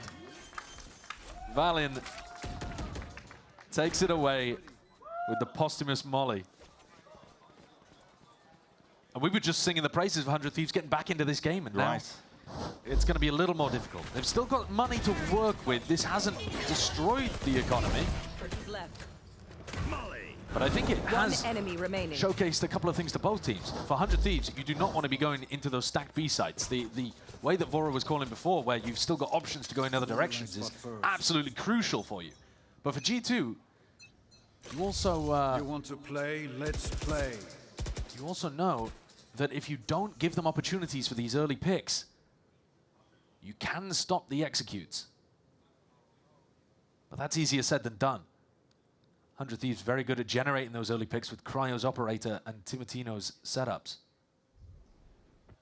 That's what they're going to be leaning on. Yeah, G2 should be playing very slow and passive on the defense here, I think. Both teams hoping that the other overextends into them. Smoke blossoms. Jorgamo is never making it comfortable, really, for 100 Thieves here. Doesn't want anybody lurking up behind a lot of Viper wall. The orb as it goes up. Trailblazer needs to be broken for Cryo. They don't want to spoil the surprise. It could be waiting. You see the sky, though. It's a bit of an indicator. Bye-bye. Jorgamo TP is just looking for a bit of information. Pulls it back. There is risk here that he gets jumped upon. Over the top towards a truck. And he will refract back. That was Trent covering the back of Jorgamo here. And he still looks like he wants to take a peek into it, but Cryo's already on top of it. Slowfield drop down so they can't absorb that space up into Lambs. Molly dropped. It's just trying to buy a bit of peace of mind. Space given up for them to try and get that plant out of Molly. Slight miss there with a snake bite. Doesn't deny the plant in time, but Trent is happy to be that one-man army. A wrecking ball tearing through the opposition. TP's around, orbital strike as well to force the issue. Out and around, bang! Where's he pulled that from? Orbital strike obfuscating all his sight. He's just going off the mini-map and he still connects it all. From the brink, 100 Thieves have just managed to bring it back. Asuna needed the plant to even get that ult online in the first place, but having lost a couple players to Trent, invest a laser beam from the sky, dump it into that position. Look at this, he couldn't see anybody, he's just going off the minimap. I mean, he does get a glimpse of them right before the ult's popped.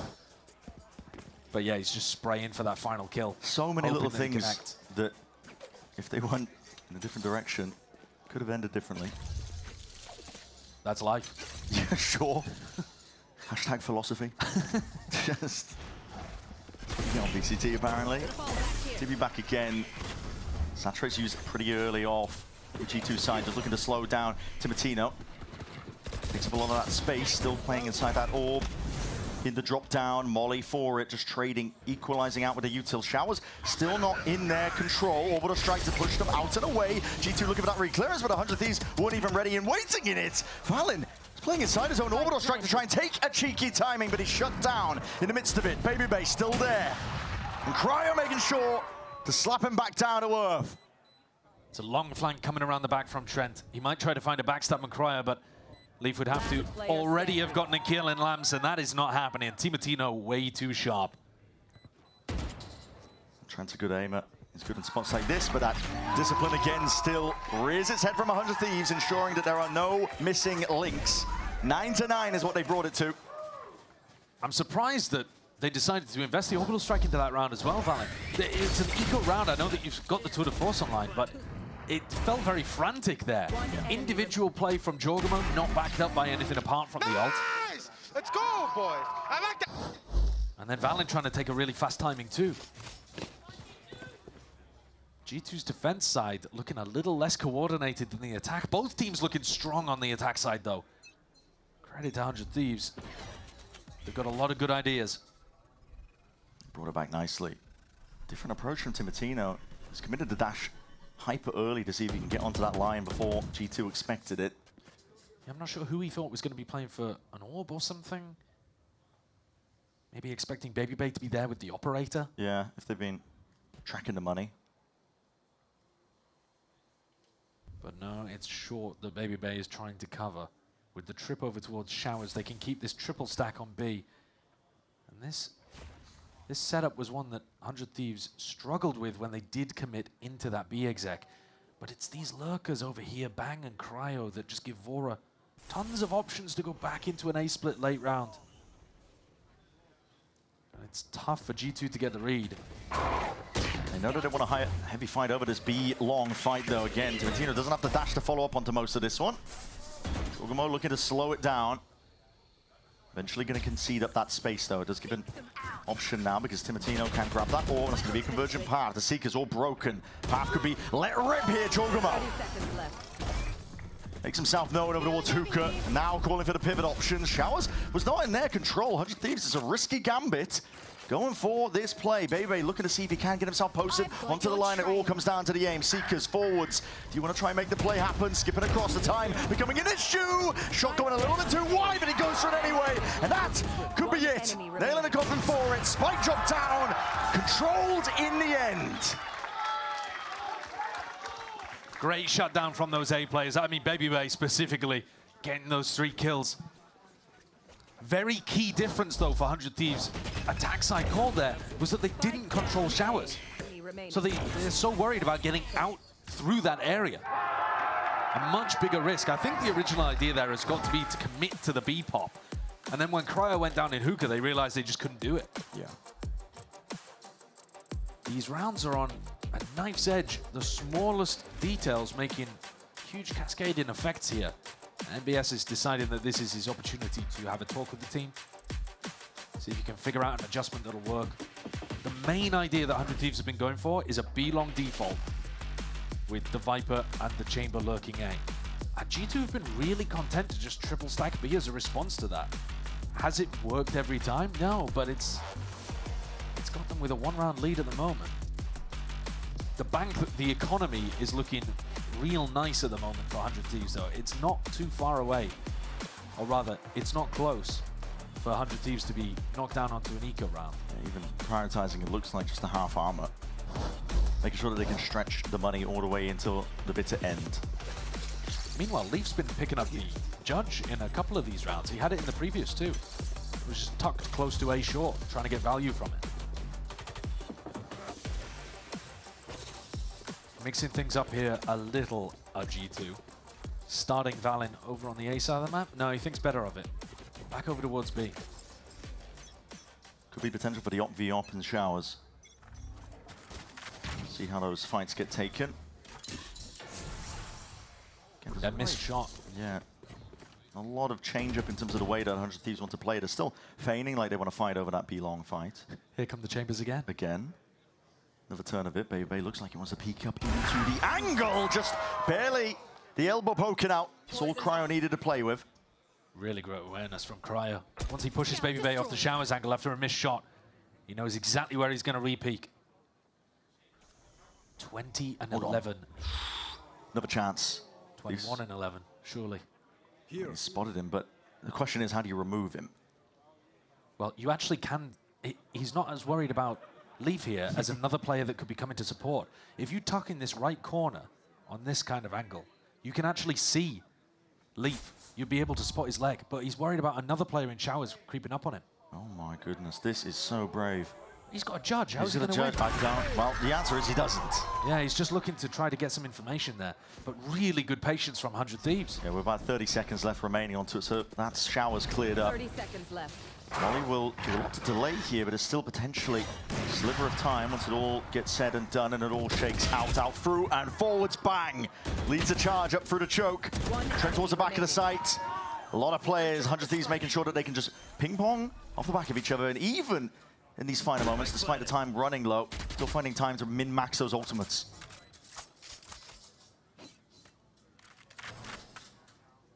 Both teams took a tack timeout here, or rather, both teams had an opportunity to speak in the tack timeout. 100 Thieves, though, ended up getting value out of very similar stuff that they've been doing all the way on this attack side. The Chambers have been having way more value on attack as well. Cryo was getting shut down heavy, going for peak after peak on defense. And now, he's actually caught up basically with what BabyBay's at in terms of KD. I mean, normally the other way around, you think the Chamber, okay, well, the game's going to be coming to you, but feels like Cryo can just get posted and players will walk towards him. Jorg. If he goes down here, it's not the end of the world. He would like to keep his gun, I think, just the way that their money shakes out, but he is one away from the ult, so. 10-10, things look even. And even in terms of the ultimates, they're not too far off. 100 Thieves maybe with a slight edge in terms of getting to some in critical rounds. But you look at the money, and the money is way more in favor of 100 Thieves. Yeah. If 100 Thieves end up winning, you know, another big round later on, there could be 2 ecos here for G2. And that might seal the map. This one that we're going into here, take a look at this on the split screen. Partition your brain to try and take it all in. Yeah. Well, the biggest difference there is not so much what they see, it's that BabyBay was moving. Oh, wait a second. Realizing that one. You can see it with the pit drop down as well, but it's plays to play for bang!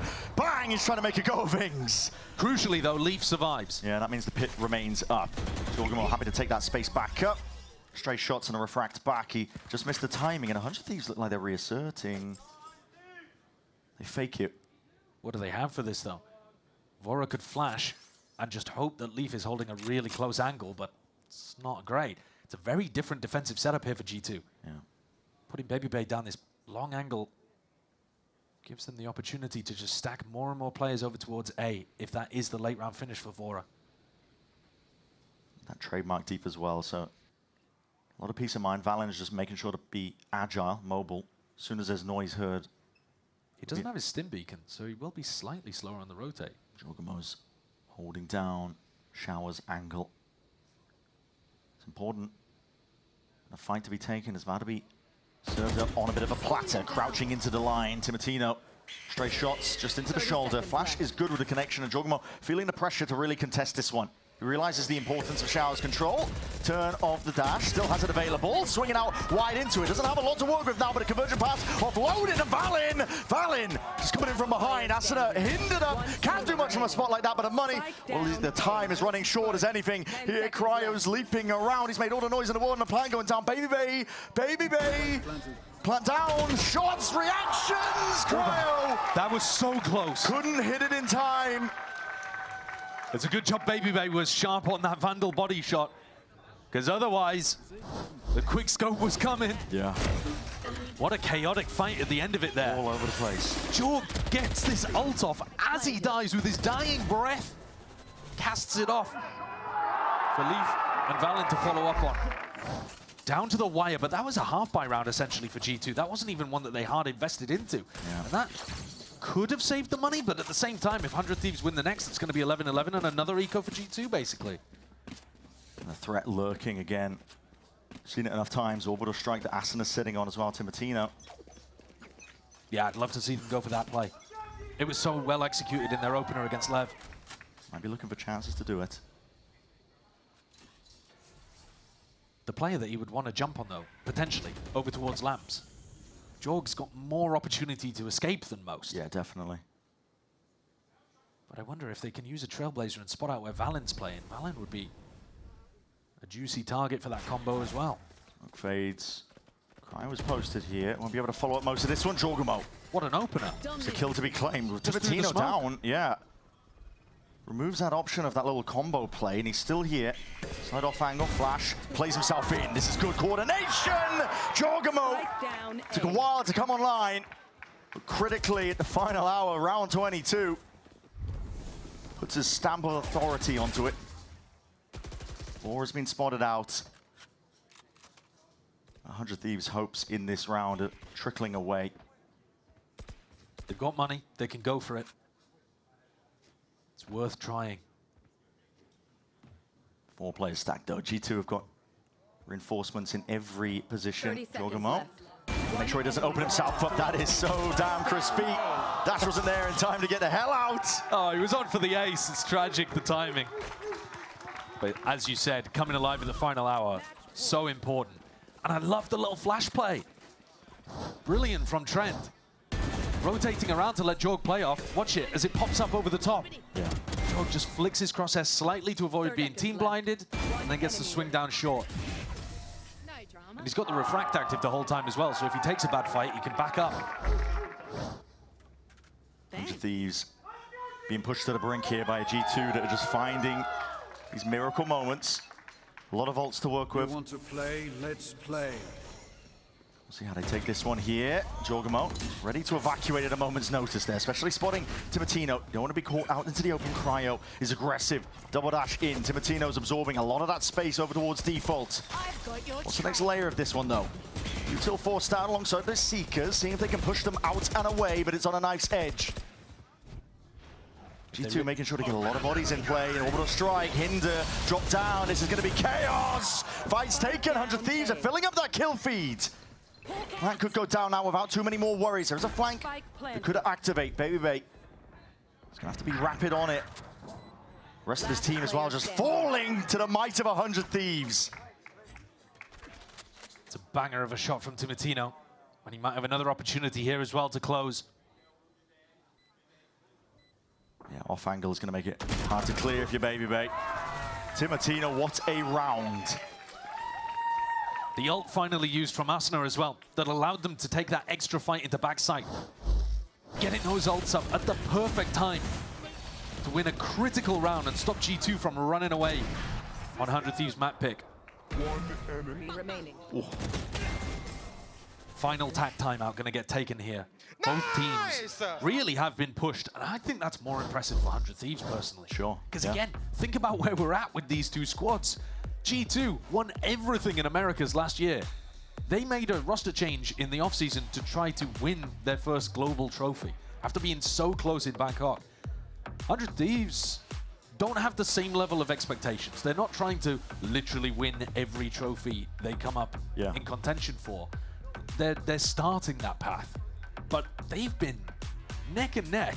First half they looked out of it, to be fair, but getting the pistol and having so many good ideas of how they want to put Cryo in good positions, utilize Vora's attack side calling, get Timotino on the entry. The attack side has looked really good, and they're one round away from pushing us into overtime. All comes down to this round 24. Jorgamo stepping up towards the tail end of this map. Was finding it quite difficult, I think, as well, to announce himself. Sitting near the bottom, and still is, to be fair, but he's had some critical kills. The impact frags have been numerous. But 100 Thieves are looking to see if they can take this one all the way to OT. For G2, they want to close it up. There's 3 critical players who are one away from getting their ult online, both Waylays and VALORANT. And if they can manage to get that early on with a pick somewhere, it could change the course of the game entirely. Nobody playing early for the ult orbs, though. Toxins going up. 100 Thieves have kind of been dominating control of Belong and Showers across their attack side. And they would have an opportunity here for Timotino to pick one up. But G2 have also been triple stacking over towards Garden. Sometimes it can be dangerous. Yeah. That flash, though, confirming no one's here. Makes it feel like it could be the case. Timotino is going to get open access to that orb. And Vora calling again this Belong default back into an A split. This time, though, with access to a Waylay ult. They could even maybe fake with the Waylay ult. Might be looking to see what they can get done, just the 2 of them now with the Trailblazer forwards. They have pulled players over. Double dash in, Timotino didn't like the look of things here. Spotted too many players, too many adversaries up through a short. The TP's called for, and VALORANT, he's forward as anything. I thought he didn't have another smoke there. Smoke, this is it, it's all to play for. Jumping into him, it's traded. Asuna is straight there at it. Baby Mado answers back. All popped off, leaping down. Asuna finding multiple kills. There's 25 seconds remaining in this plant. Has to go down. Not too many problems, but there's still these danger players lurking around. Leap trying to create noise and chaos for Baby to really thrive in. Dominating it all, G2. No stone unturned. slowly dismantling the hold, and it's too much for Cryo. 13-11 G2 lead early in this series. A great map to open there with the battle between G2 and 100 Thieves, seeing who can step further into this upper bracket. Very tightly contested between the two of them. Got to see Baby Bay early on, dominating the chamber battle. Cryo immediately responding in the second half. Highlights from both teams, still plenty of chances. Hair's breadth between them. Yeah, definitely, and we look towards Corrode as well. That'll be G2's pick for it. One hell of a fight being put up by 100 Thieves overall. We saw some incredible individual moments. Baby Bay, what a way to shut down all the haters as well, the naysayers. It's so many great highlight moments, honestly, in this game. We're going forward to Corrode. I don't know exactly what they're going to be running there. Are we still going to see the chamber mirror? Yeah, expectations are still up in the air, but we'll find out shortly enough. Do not go anywhere. You know you don't want to miss the rest of this. One enemy remaining.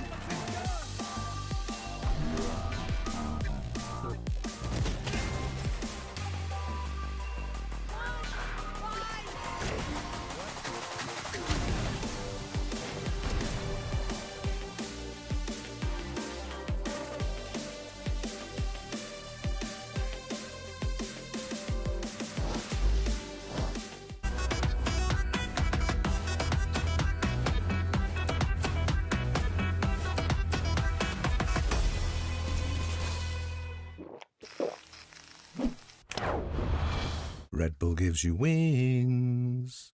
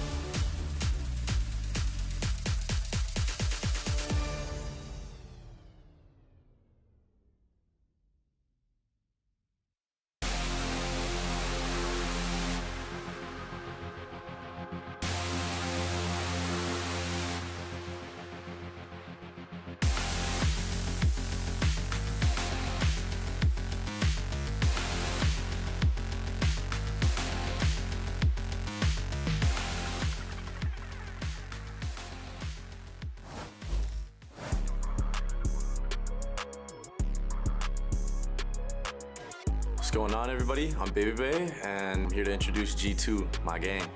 First off is Leaf. He's Mr. Do-It-All, of course. He's the wild card. Next, we got Trent. He's our initiator, and he's definitely your favorite player's favorite player.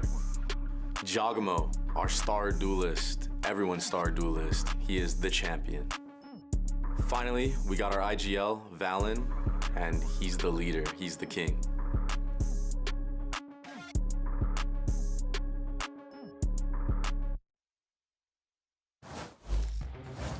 Here with Josh RT from G2 Esports. It was close, but you managed to take Bind. I would love to hear, what as a coach did you see that you loved from your team?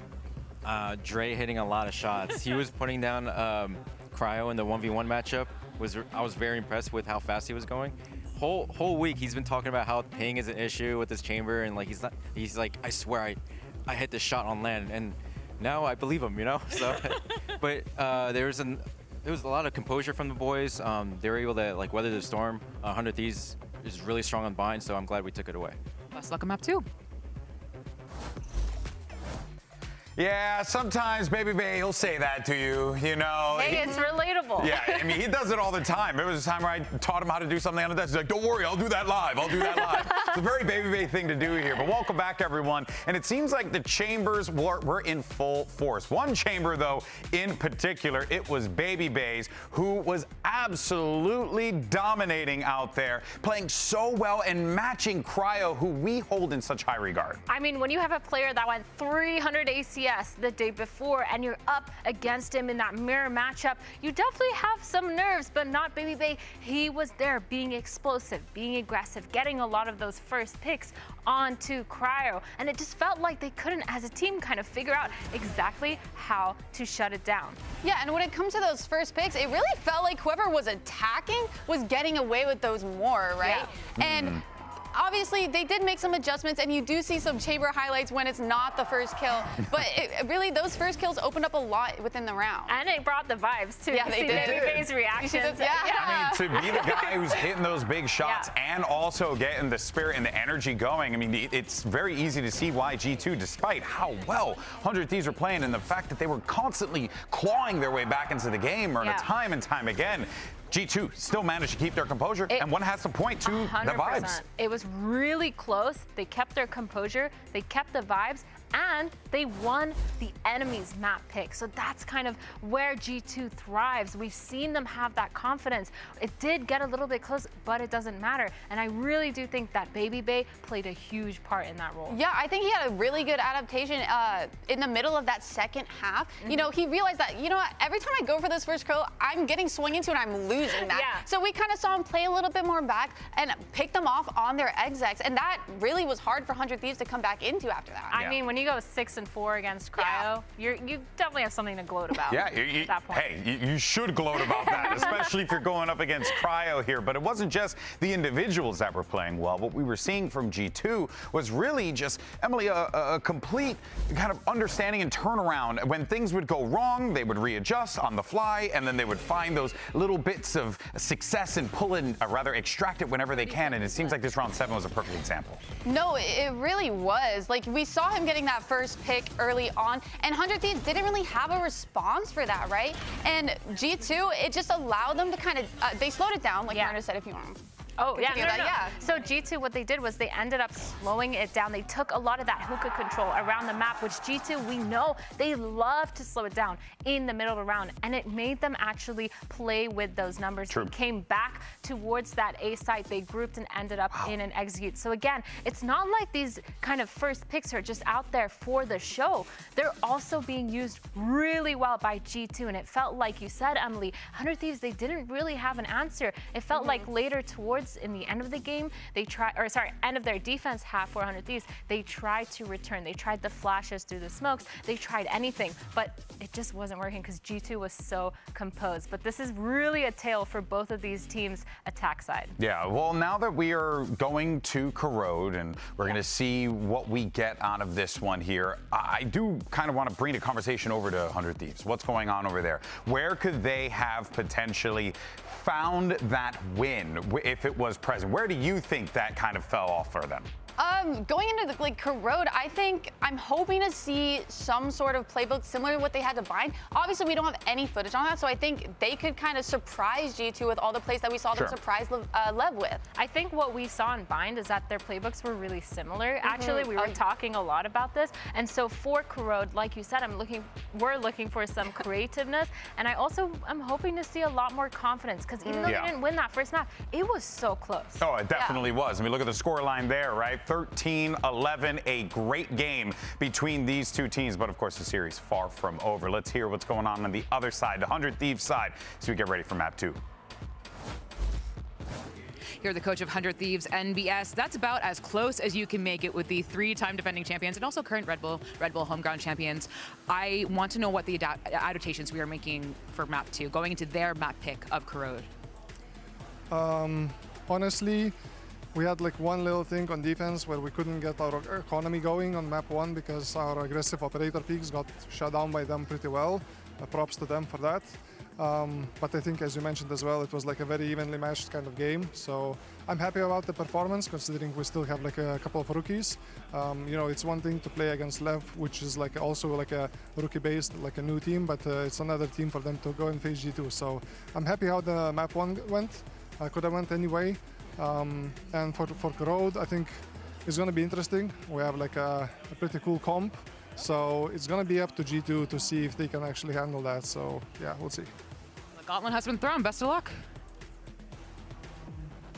Yeah, NBS talking a lot about how those early aggressions were getting shut down. And for 100 Thieves, I mean, we talked a little bit about confidence, Emily, but what we really want to see is the aggressive peaks that 100 Thieves were showing us in their first match. Yeah, because going into that second match here on Bind, they had the similar playstyle, but they weren't taking as much aggression and taking space early on in the round like we saw previously. Yeah, what like on Bind, it felt like Cryo was really just testing and pushing the limits, and it feels like he did take a little bit of a step back. And there was something that Coach MBS had noted there that I do want to shed light on, and I agree with him, right? Like, you know, when they faced off against Leviathan, we were like, well, this team looks great. But hey, Leviathan also going through a similar situation. And now you're seeing 100 Thieves with the same kind of output against G2. Yeah. So yes, if you are NBS and if you are a 100 Thieves fan, you have to be very pleased with the performance of the squad so far, but they are far from done because we have Map 2 coming up next. Brent and Josh are going to catch you on the other side. Enjoy.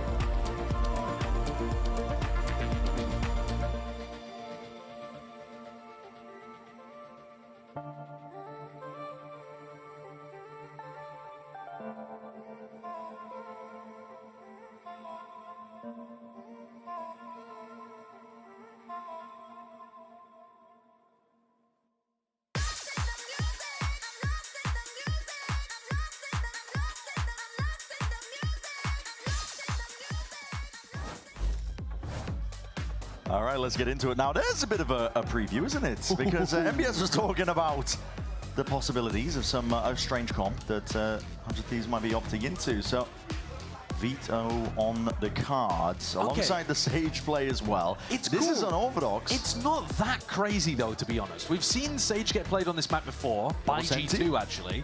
But, yeah, this is quite similar, though, to what they run on Split. Sure. Right? Yeah. It's different, for sure. But it is, I think this actually might even be a composition that they've tried to run on Split before, because that was where Cryo had been running a bit of Vito in the off-season. But in terms of translating it to this map, I am really interested to see what Cryo's got cooking on the Vito. Yeah. I think Vito is something that can be difficult, but also on this map, getting some interceptors set up at the B choke point and then neutralizing all of that exec power seems really strong in theory.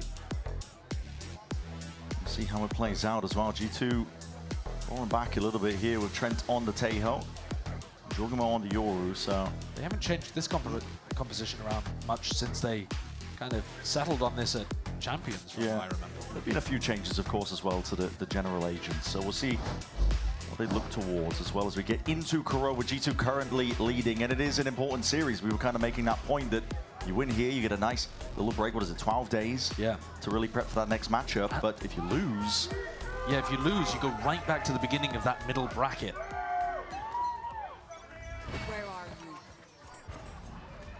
Let's see how it gets started then. Deep walk down of mid, 100 Thieves.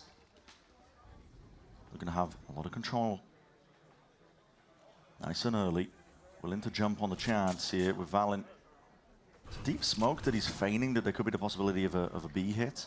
No one's actually in position to follow up off of any of this. I mean, a B hit, well, it's just been walled off. Asuna coming over and walling the B choke point. Trent hears that, but what's he going to do about it? Oh my god, yeah. Just caught crossing that section. G2 hear auto sound cues and they jump on the chance.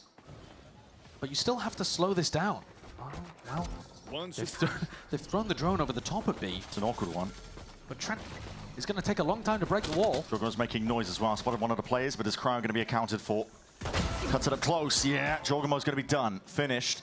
4v4, but now they're working their way over towards A, and there are players waiting, ready, onto the side. Vora, it's an off angle to play off of. Even that Paranoia is picture perfect. This is Bang just supplementing it. And before didn't get it, Bang was shortly behind him. It's a really good flash from Bang. Absolutely perfectly timed. It's good damage, but very difficult spot to get through if you're Trent. Even if you're on Teo. Yeah. Already seeing value from 100 Thieves pick this round, though. I think the Sage Wall over towards B was not dealt with properly by G2.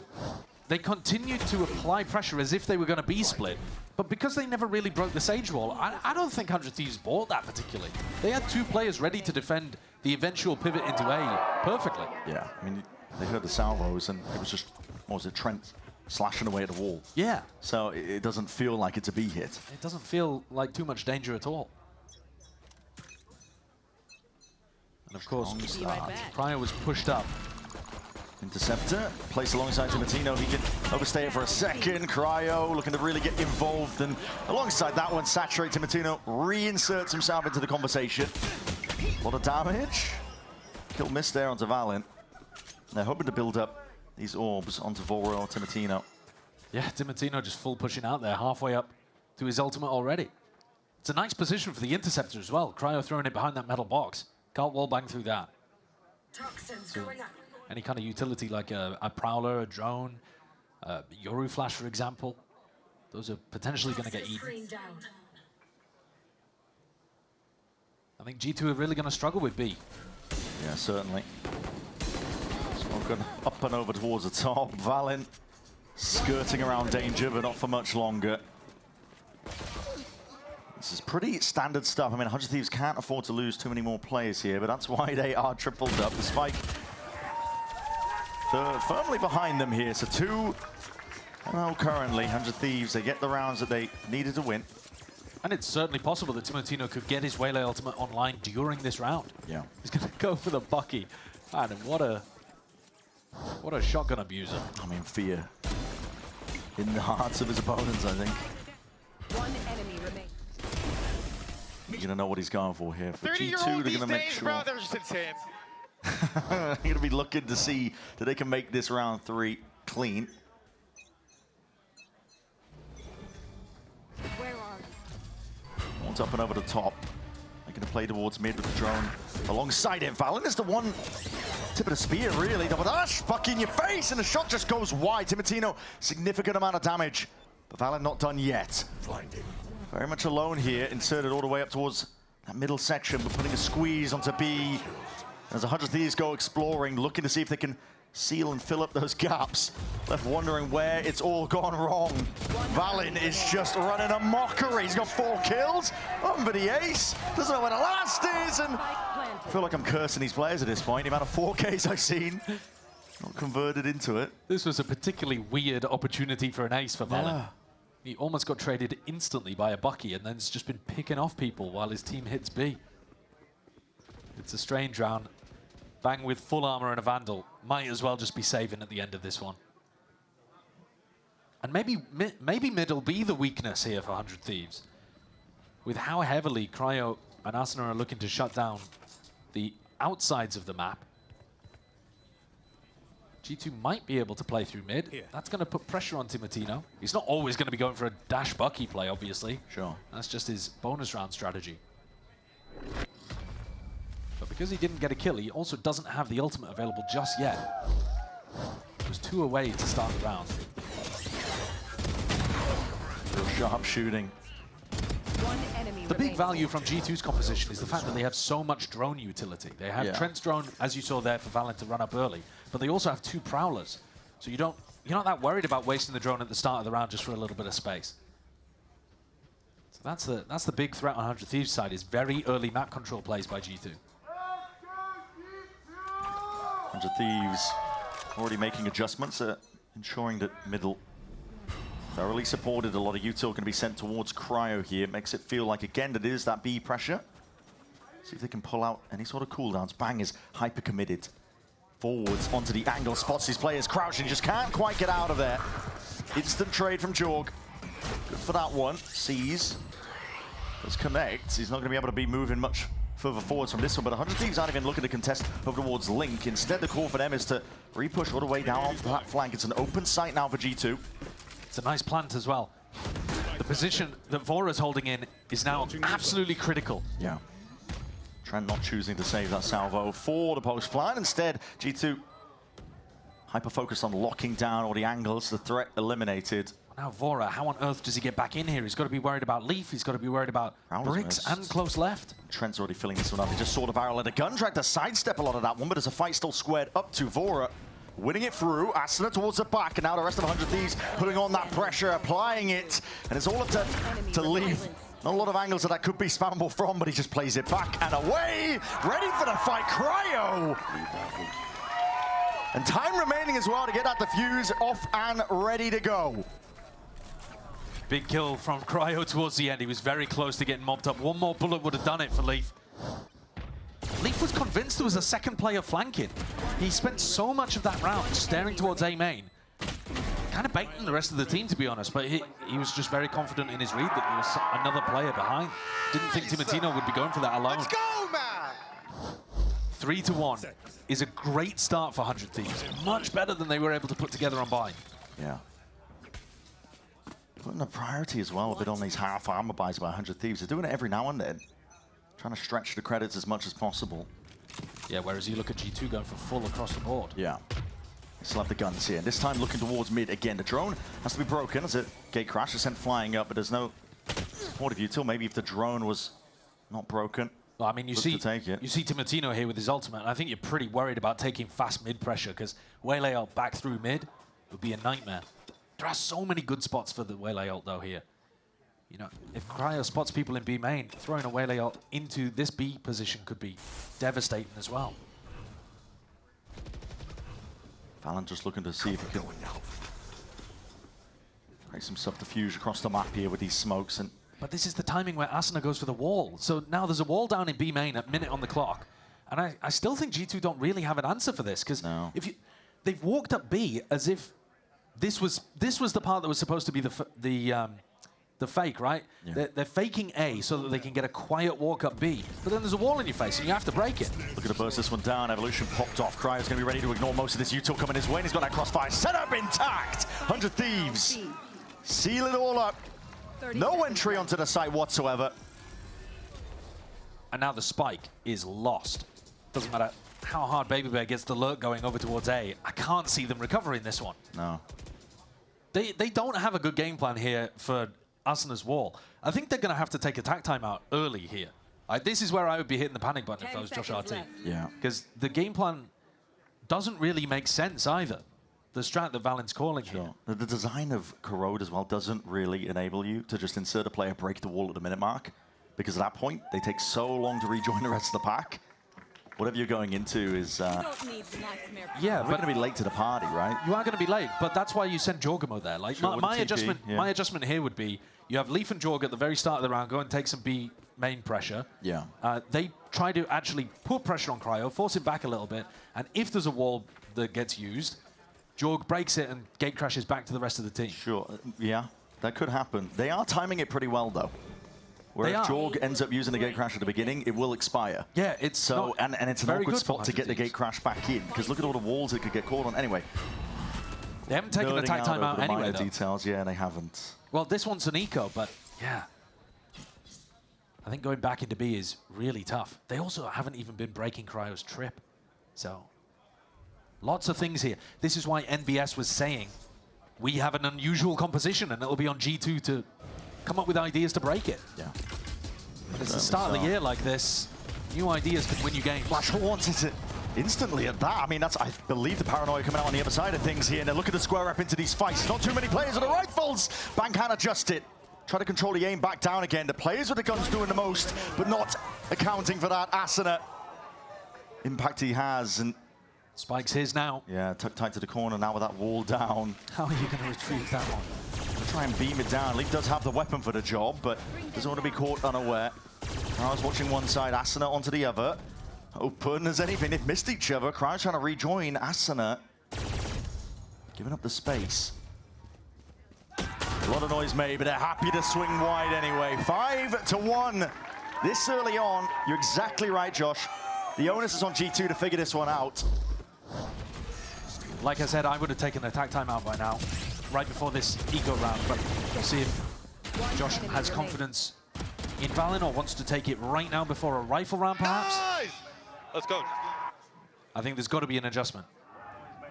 Are we expecting a huge amount of attack rounds anyway? Not really. It is a defense-sided map, and when they're playing double Sentinel, it should be defense-sided for 100 Thieves too. How many rounds, though, is a good performance from G2? I don't really know, because we haven't seen these teams play recently. Again, it's the very start of the year. I'd say roughly like 4. If they could get an 8-4 half, I think G2 would be fairly happy, but that would mean splitting the rounds evenly from here on. Timeout will be taken. See if they can figure out a way around, because it is difficult. It's awkward. Wait at Asane, he's got a pretty good timing, internal clock of when he wants to use his own wall as well, cutting away to some space. And it just deflates any fake pressure, which G2 have been heavily relying on with this composition. I mean, you saw how much Valen was hovering over the smoke position, ready to detonate, hoping that a drone, a guided salvo would make it feel like there's a lot of players. If you want another idea as well, I think they've got to read that Asuna is playing around mid and floating towards B in order to wall it. But they know that Asuna isn't hard anchoring B. So if you take mid pressure very early on, and then you try to do a bit of a B split just to get the pick onto Asuna, maybe that could work. For now though, 4 players outside B. We'll see what Josh RT and Valen have come up with to try to counter this composition from 100 Thieves. It's a wall-up play. This is trying to post up Bang so we can just watch right through that little pocket. It could catch Baby Bay. He's been pretty aggressive on these lurks. Yeah, and it does spot, I believe, yeah, over the wall. Nothing to impede his view. Nothing to give it away either. All right, clone used, and that gets the trip from Vito activated on B. Asuna's wall gone already as well. But that's obviously because they were using it for the boost. That's going to be fading around this point. Soon enough, at least. And Bang, not so lucky that a player will be walking and wading right into him. Smoke across the map. There's the wall breaking eventually. Grading. Very slow going from G2. Just seeing they can poke. They've got players still inserted. To be honest, they might be waiting for that wall to come up over. That's what I'm thinking, yeah. Because they didn't particularly hear it get used pre-barrier over at A. Who's next? 40 seconds. Yep. Fake ult from Jorg into B. Reconnects on A. Yeah, over towards it now. He's going to look to see if he can pinpoint where some of these players might lie. There's a lot of them here. He's using the wall to try and get behind them. But Vora's one step ahead. Asuna holds it down as well. Bang. Not going to expect this one, are they? Bait and switch, and he just peeks at a perfect timing. Cryo activating Trent. One hell of a monstrous task, and he can't do it all. 6-1 for 100 Thieves. This composition that they've opened up with, a nightmare to deal with. And a great response coming out of the tag timeout too. NBS and Doombros a step ahead, throwing the wall into a very different location. And I think putting G2 in a position where they didn't really understand what was happening and had to just go into a standard combo towards the end. Yeah. And didn't even execute it that well, actually. Yoruel into the fade ult there. Pretty late from Leaf. Jorg stuck in a bad spot trying to fight a 1v3 before his opponents were deafened. This is rough stuff for G2. Fantastic response for 100 Thieves. This time Asuna's position duly noted. He is the one player playing over towards B. Well, yeah, after the tactical timeout, Cryo's changed up his position massively. He's no longer hard anchoring B as the Vita. They've got a stack over towards A. And Asuna's just playing with them right now. What timing does he choose for the wall? He's normally been doing it about on the minute mark, but it's dangerous when he's the only person here. Yeah, and look, because the size of the map, the way that they want to go in, they're already just vacating. Asuna doesn't want to creep up to that choke point because he doesn't know if it's really going to be contested. But if he does get bowled at some point, they're going to get rewarded nicely. I mean, to be fair though, they've already got a triple stack on A. Yeah. The defensive setup's already as good as it could be for stopping G2's finish here. Here comes Asuna walking up to the choke point. There's the wall. Yeah. Now he can leave. It's peace of mind. And it feels like, I mean, the round's over here just based on 100 Thieves' defensive setup. Yeah. 3 players over towards A. Locking it down. Chokehold is going to be broken early, but Cryo not to be removed. Squaring up. They don't have the weapons for it. Cryo removes 2. Running and gunning will not save you in a spot like that. Vora tries to collect himself. 2 kills added to the tally. But Trent's now left alone. hindered, slowed as anything, 7-2-1. Monstrous opening for 100 Thieves. An 8-4 half would still be good, I think, for G2, but it looks, that looks so far away at this point. They still have not figured out what to do against this comp. And massive credit, actually. You know, TSM were one of those teams in Ascension playing a ton of the Sage. So I think the theory has really been worked on by this squad, by NBS as the coach. Yeah. And they're looking really good with it. They were great with it on Split as well, weren't they? And that's the third map coming up. If this continues the same way and 100 Thieves get the win. Second tactical timeout used here. In, what was this? I think they've only played 2 rounds, haven't they? Yeah, it hasn't been long. Maybe 3. But they can't find an answer for it. And they know that if you don't soon, you're not going to have any rounds to play with when it goes towards the other half. Yeah. It's the right decision, but it shows you the level of dominance that 100 Thieves have got right now. And it's not, these are not close rounds. No. But the Sage is such a good tool. I mean, when used in the right way, it tests a team's ability to be able to slow default, find those pressure points, but as it stands, struggling with it. I think your earlier observation, I think, you know, forcing the fights into mid, the attention over towards that way, might be the way to go for G2. We'll see if they... The big problem with doing that, where you force heavy fights into mid, is that the B player doesn't have to worry about the choke point, right? Yeah. They don't have to worry about being split on, so they can just pay attention to mid. And so it's a risk if you do decide to go for that. But you got to change up something. Trent sat there with an ultimate. Timatino opping. Looking to see if anyone on G2 is taking early space behind this Tejo drone. Yeah, it doesn't really feel like G2 have been smoking mid that much. It's going to be propped up, though. Wall in the face. Trent. Yeah, he can't hop over that one. He's going to try and do some It's clean earlier. movement. That wall is a lot earlier for Asna, about 25 to 30 seconds earlier than usual. G2 could still end B in this round, which hasn't really been an option for them before. You could apply a little bit of A pressure here and just go back into Trent late. Flash into Link. Timatino pushed back and away off these angles, and he's going to anticipate there could be players waiting. G2 just trying to really clear their way through that mid angle, but not accounting for it. Not the operator in Timatino's hands. G2 just trying to explore across the map, find out what they can do. They have at least broken the wall at this point, but tiny victories when they're getting whittled down. I piece think by piece. The calling here does seem to be better from Valen. He's recognized that because that wall happened early, it's naturally broken now, and they've got an opportunity to split B. Paranoia, Armageddon. It's going to be rolling out the carpet to see if they can follow this one up. Asuna wants to play towards this. Doesn't have too much util, only the gun in his hand. Smokes up to play around in with that shorty. Kind of spam, not quite there. He saved the second bullet for a rainy bloody day. It's all raining shotguns now. 100 Thieves, flawless. It's so tough for G2 right now. It really is. Even though they recognize there was a timing, they're in a 4v5, and Bang has an ultimate. So even though they were triple stacked over towards A, Bang's already there, ready to support Asuna and Timatino. Wasn't even required, though. Asuna and Timatino together pick off the remaining 4 at MBS. That's the sign of an evil genius at work. And it is evil, bringing out the Sage here. It's looking painful to play against. It's interesting, because G2 used to play the Sage on this map, so they should know a lot of these tricks. Be careful of the Haunt. This is fast and loose by G2, especially when that drone gets a tag and a reveal.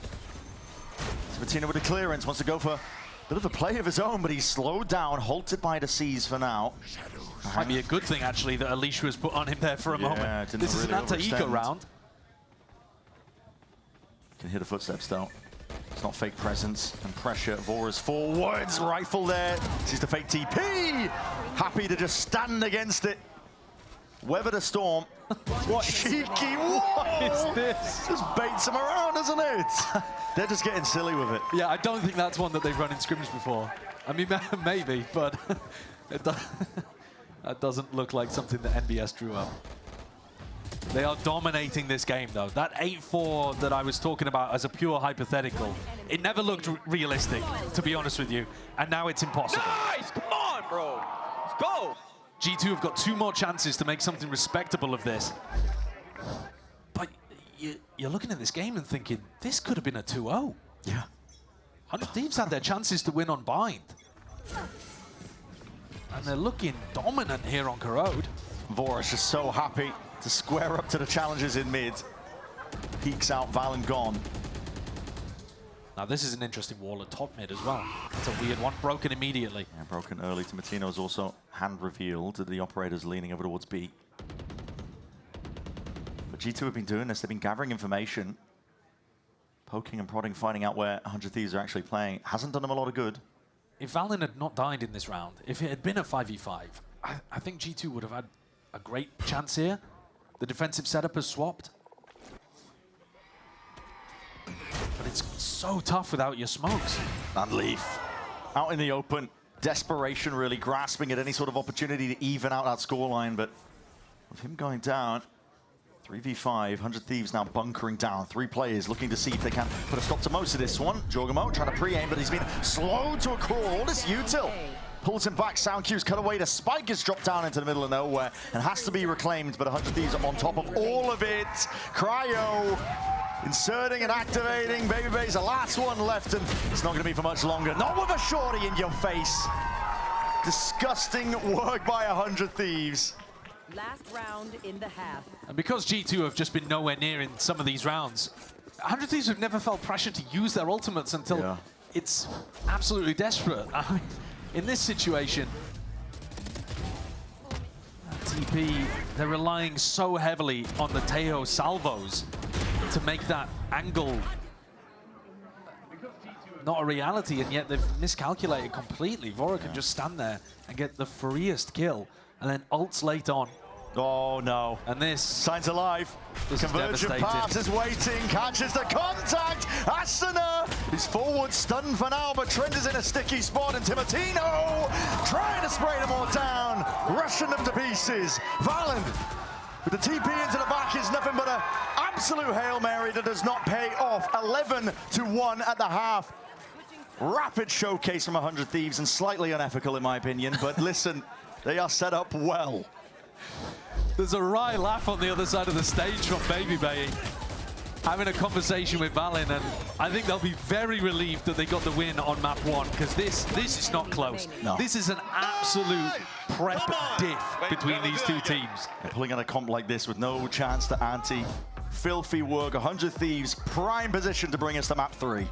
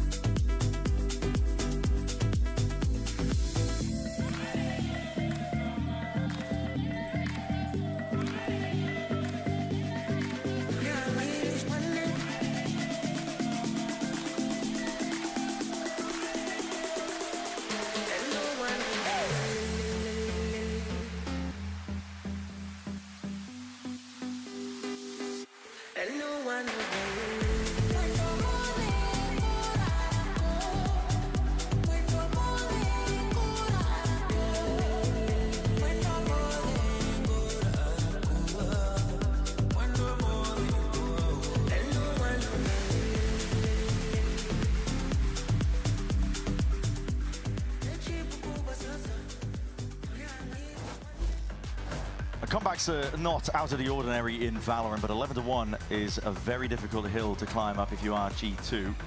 Despite the caliber of the players in the team as well, with the expectations that they place on their own shoulders. This is going to be tough. For now, I mean, listen, I got split at the back of my mind. I'm sure that some of these players do, but clean closeout is going to be in order for 100 Thieves.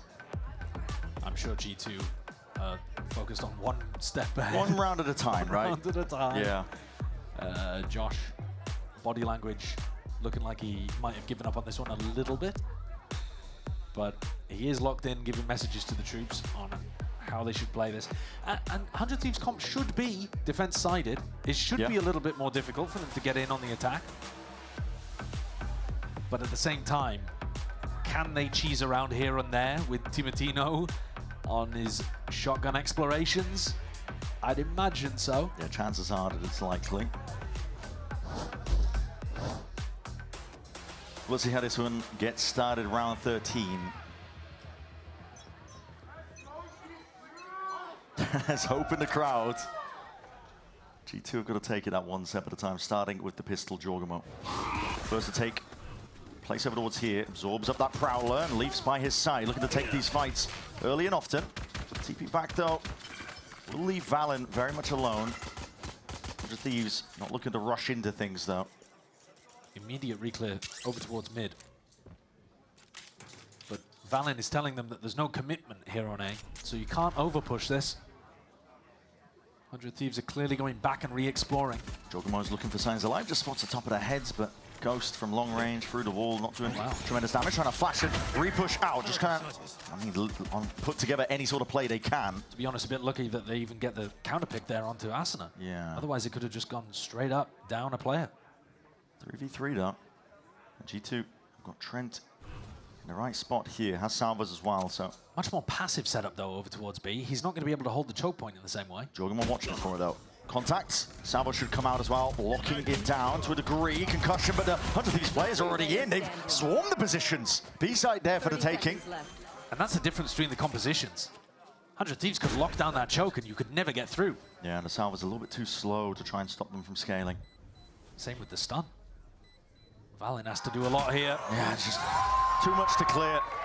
Walking into that one with a pistol round. I mean, it's going to be a force from G2 on the other side, of course, but it's going to be tough. It's going to be real tough, man. The comeback is going to be real difficult here. Like, really difficult. But it's going to be iconic. Yeah. Don't go anywhere. You don't want to miss it. I mean, they're not on the attack side. They didn't get the plant money. They didn't really get that many kills either. Barely I mean, they got a few. Three bandits. This is a shocking final round buy from G2. We could be headed to split sooner than you might imagine. Yeah, it might be a VOD Watchers skip ahead moment. Might not have to, actually. Could be over before our very eyes. Flash forwards, G2 is feeling desperate at this point, just looking for any sort of pick they can. Very passive positions. It's a nice shot from Valen. It's good damage, and he does claim that kill. Leaf also going walkabouts, finding his own timings in the midst of all of this one with Stinger in play.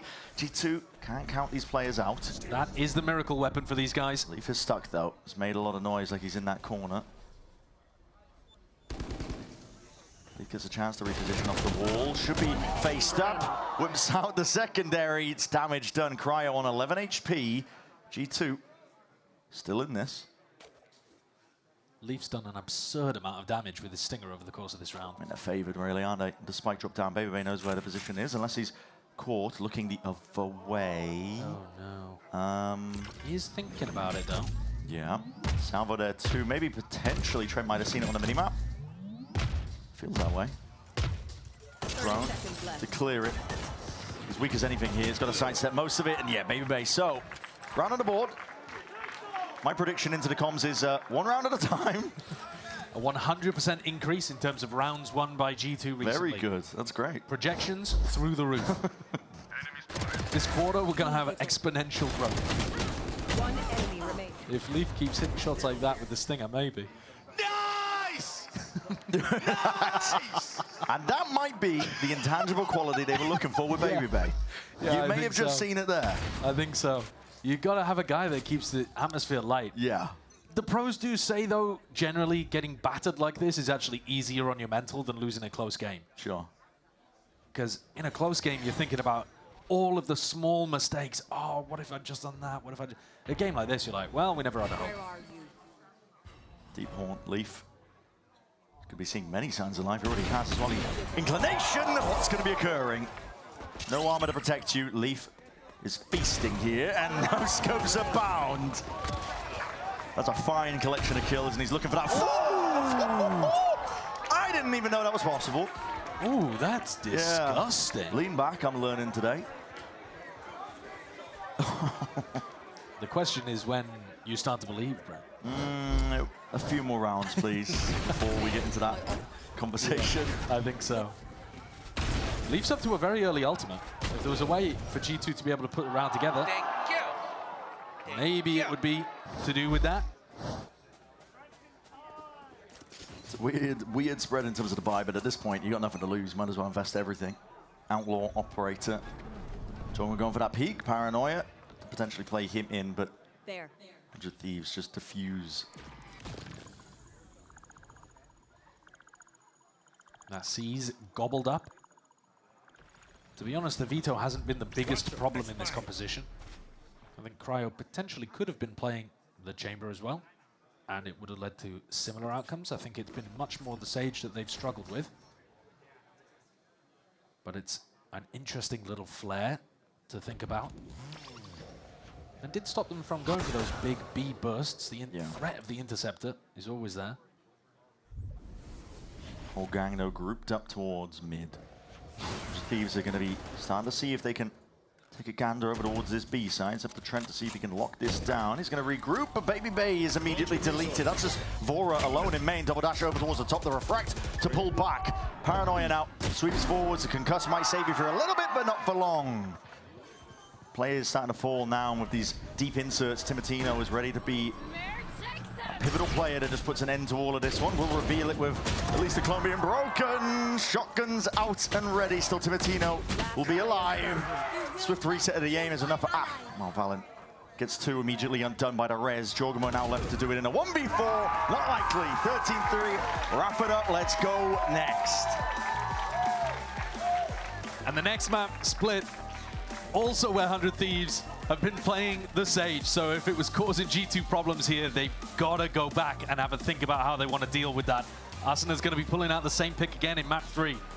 But this one, it really could have been a 2-0. Yeah. You think about how close Bind was. We were asking the question at the very beginning of this, can 100 Thieves hang with a team that's won everything in Americas last year? And they're not just hanging, they obliterated them here on Karo. They're proving it. It's going a distance in a series that is vitally important. Could be the difference between having a restful period before your next game or being sent straight back to the beginning of the queue with that middle bracket. It's all on the line. Map 3 on the cards. One enemy remaining.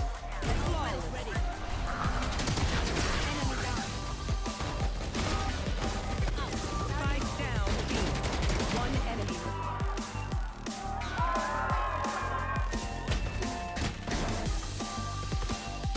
One enemy remaining.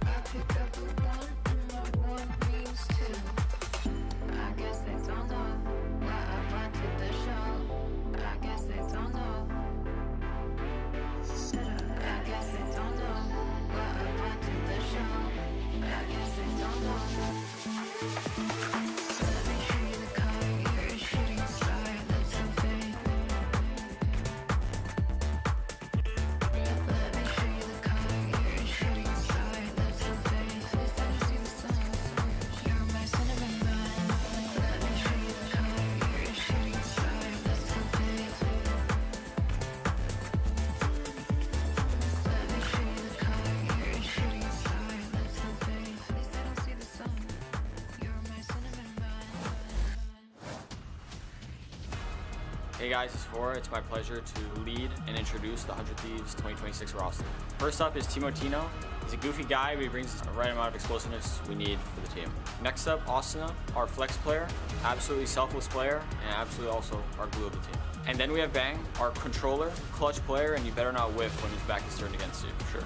Lastly, Cryo, our sentinel, silent but violent. Just put it like that. Oh boy, and let me tell you, if there's one thing G2 felt, it was the violence as they lost 13-3 on Corrode, and they are licking their wounds after that shellacking that G2 had to deal with on Corrode. Now we get ready for Split, the decider between these two teams. Welcome back, everyone. Golden Boy here alongside with Athena and Emily. Let's go ahead and discuss what we just saw, because what we just saw was a trouncing, and I did not expect that. We saw? Yeah, I felt like agree. it felt like No, it. What happened? Because it felt like the defense was damn near impenetrable.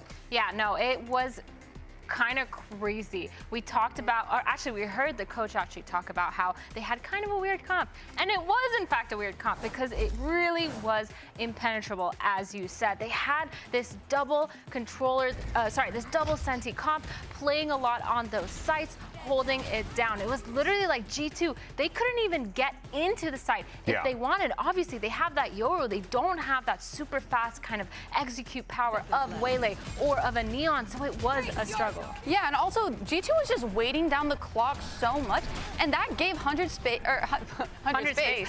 Thieves space to be on site every time they tried exit. So much Some space. say 100 spaces. 100 spaces, there we go. So much Yeah. space, almost 100. No, but seriously, like this round actually, it was the first time we saw G2 after a timeout try to take that mid control, and even that was punished. It just felt like they really couldn't find an in. And on top of that, all the Senti players really holding it down on site, getting those picks, constantly being good for multi-frags. Yeah, and when you look at G2, and if you just stare at the minimap, they basically had no presence in that early, like the first 40 seconds of the round, zero presence across the map. They wouldn't break the sage wall if it was placed early. They wouldn't take A main, B main, even mid space. And the one time they tried, yeah, they failed. They got off in the face. You know what's really crazy too? They were playing so passive, 100 Thieves. They still had 12 first kills. Wow. Which is crazy. They were literally just letting G2 run into them. And like you said, G2, they weren't really getting that much map control. No. They would just end up running it down into their site. And with a comp like that, you have so much util to delay.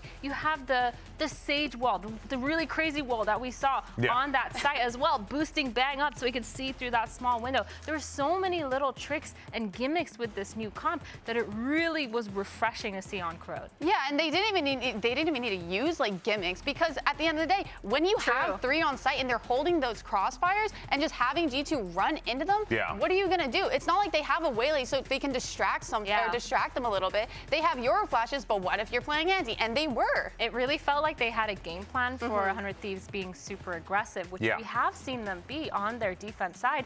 But they countered it. They were like, that's actually not what we're going to do.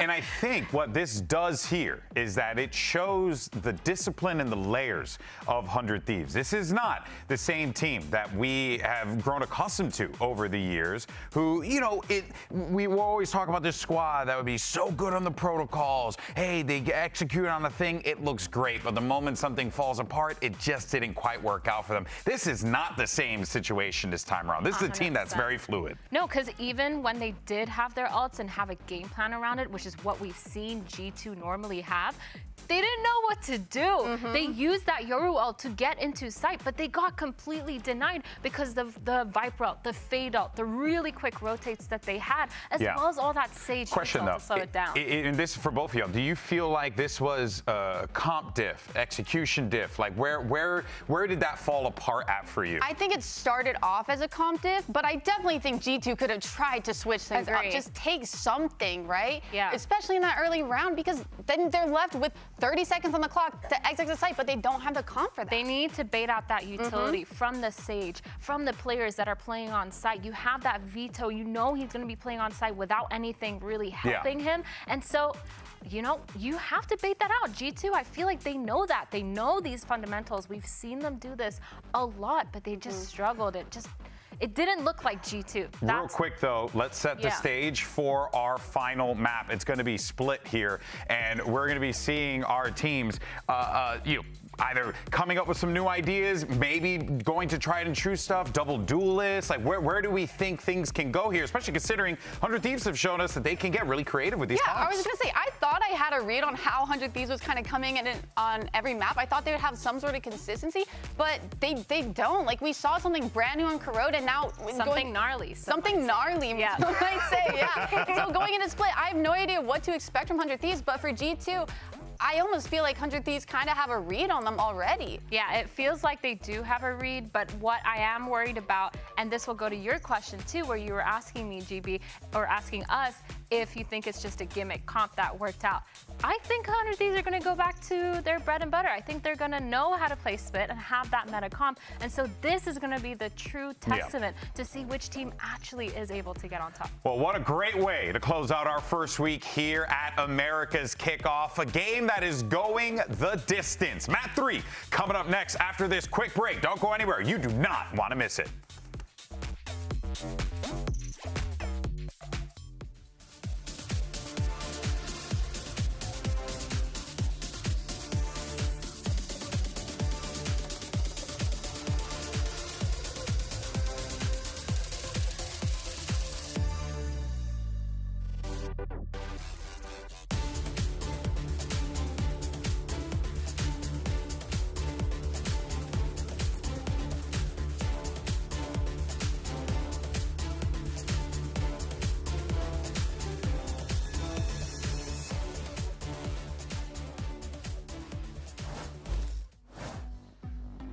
Well, it could be that day of upsets, and the stakes couldn't be higher, really. Even though we are at the early stage of the tournament, you don't want to be going down to the middle bracket and resetting right from the beginning. You want a chance to get that top 4 in the upper bracket at least, and contest for really that spot for Santiago nice and early on. For 100 Thieves and G2, they're going head-to-head. 100 Thieves have impressed, honestly, with the Sage comps that they've been pulling out, but this is one that G2 should be familiar with. They've had a VOD to review for 100 Thieves and how they're playing this Sage. Yeah. We're going to be hoping for a little bit more. It was also G2's decision to go here to Split instead of Pearl as the final 2 maps, so you'd hope that they've looked at that VOD and been prepared against it. But you're right that this game is incredibly important. You lose and you're right back to the beginning, essentially. Right? You've made some level of progress in terms of getting an easier opponent, but you really do have to muck it out right from the beginning of that middle bracket. You win and you get to play against Furia, who themselves are a huge upset team to get to this position. And if you beat Furia, I think I'm right in saying that you guarantee top 4 in the tournament overall. Not that top 4 does too much. Yeah, it gets a little bit complicated. You do need 3. Yeah, in terms of where teams end up landing after the fact. Just because we do have essentially 3 brackets that you get folded into. But as the timer ticks down, map 3 of Split, hoping for a stronger start from G2 for 100 Thieves. It's an opportunity right for the taking. We're seeing early on, same business that Asuna was doing prior. Sage wall up into A main, blocks off any potential of a lurk from Baby Bay. But it's on an early timing. It's not that mid-round timing that was so devastating for Valorant's calling. It's a lot easier when the Sage wall goes up instantly and you know that at the minute mark, it'll be gone. Yeah, the desk was talking about ways of counterplay, and Jorgamo is on the waylay, so there's always the risk that you get jumped on immediately off the rip. He's certainly planning on doing that. He's planning on doing that to somebody this round. Yeah. Shorty in hand. Shorty, refract, and a dash. Primed here with a stun. Straight into vents. There's no one home, but it does give you a lot of space. Does he decide to stay here? Yeah. Doesn't go for the refract. And now wall's down, and they've missed a little bit of a time in here. They're leaving Asuna very alone on ramp. Being squeezed, potentially. When this wall goes down, he needs a buddy. Silent drop down. He's taking the right timing to at least vacate. Pull back. G2 are just waiting behind the wall. Guns out, well trained, onto the angles. The entirety of heaven peeking out. Asuna going down to 50 HP. Stray shots on either side here. Cryo is also getting chipped down. 13 health, giving up a lot of control of this one. 25 seconds left. 100 Thieves are none the wiser. They've still got 3 players anchoring over towards B, and now only just getting a move on when they hear all these sound cues. Jorgamo, he's holding down the line, sees that jump. Cryo punishes! What a bait! Overextension, and yeah, it was just Jorgamo hoping that he could catch the rotates. Oh, the heal value there from Vora is unbelievable. Insane. They're all back up to 100. Filthy stuff. All that damage undone. G2's job just got a little bit harder. He's playing support in Valorant. Unheard of here. Flashes forwards 100 Thieves. Taking it, but predictable angles that Leaf can just spam down. Assailed him with a little bit of lead. And Valen tucked close to default. Baby Bay cleaning up. This is G2. Entirely filling up that feed with red. Heal didn't matter. G2 hitting heads and calling a really nice game. Now that they're familiar with what's going on, and the fact that the wall was used so early, they just took the whole of that mid space for free. And then their A-main lurk player is able to get in. Walls disappeared. Asa and Cryo chilling towards the back of the site on A, and not really able to stop anything from happening. Good signs early on from G2. Yeah. Fundamental game plan of how they want to break apart this 100 Thieves comp working out. But also, I think it is going to be sitting in the back of Asana's head that he can't really early wall like that and give up full mid control. If you are going to early wall, you need to be stacking bodies into mid and fighting for it. And then you've got to return back to the area you walled on that timing. Yeah. 40 seconds later. It does. That's kind of the problem with playing Sage, is that if you go for those early walls, you make the defensive rotations really predictable. It should be very easy for Valen to get the read on where the defenders are. Tomatino might be in trouble soon enough here. All the noise made though in the world, so G2 are not feigning where they could be playing. Clearance into the site. Right there. Plant is going to be tucked to the side here, so many positions that you could play, but G2 are making sure that they hold on to main control the entire time. Smoke up though makes it difficult. Baby Bay wants to try and square up and take a fight here because there are 100 Thieves players lurking around. He's only got a pistol to push them back, but he's taking that timing well. Oh! That's crazy. Them. Crazy triple kill. And he's hard hunting for the ace. Yeah, he's not afraid of giving away a gun at this point. Hunting for the ace will be denied, but at least the kill is potentially going his way as well. Announces himself, Bang is happy to return the favor, but meets his match in the form of Valen. So 2-0 for G2. And it was only the Ghosts that they lost. Came into this one without deciding to invest fully. So now both of those players who had the Ghost will be able to upgrade to a Vandal or a Phantom. And it should make the bonus round bye really potent. Clean stuff. Yeah. Very good positioning from Baby Bay and from Leaf there. Sorry, from Trent. Super ready for 100 Thieves to go for a mid push.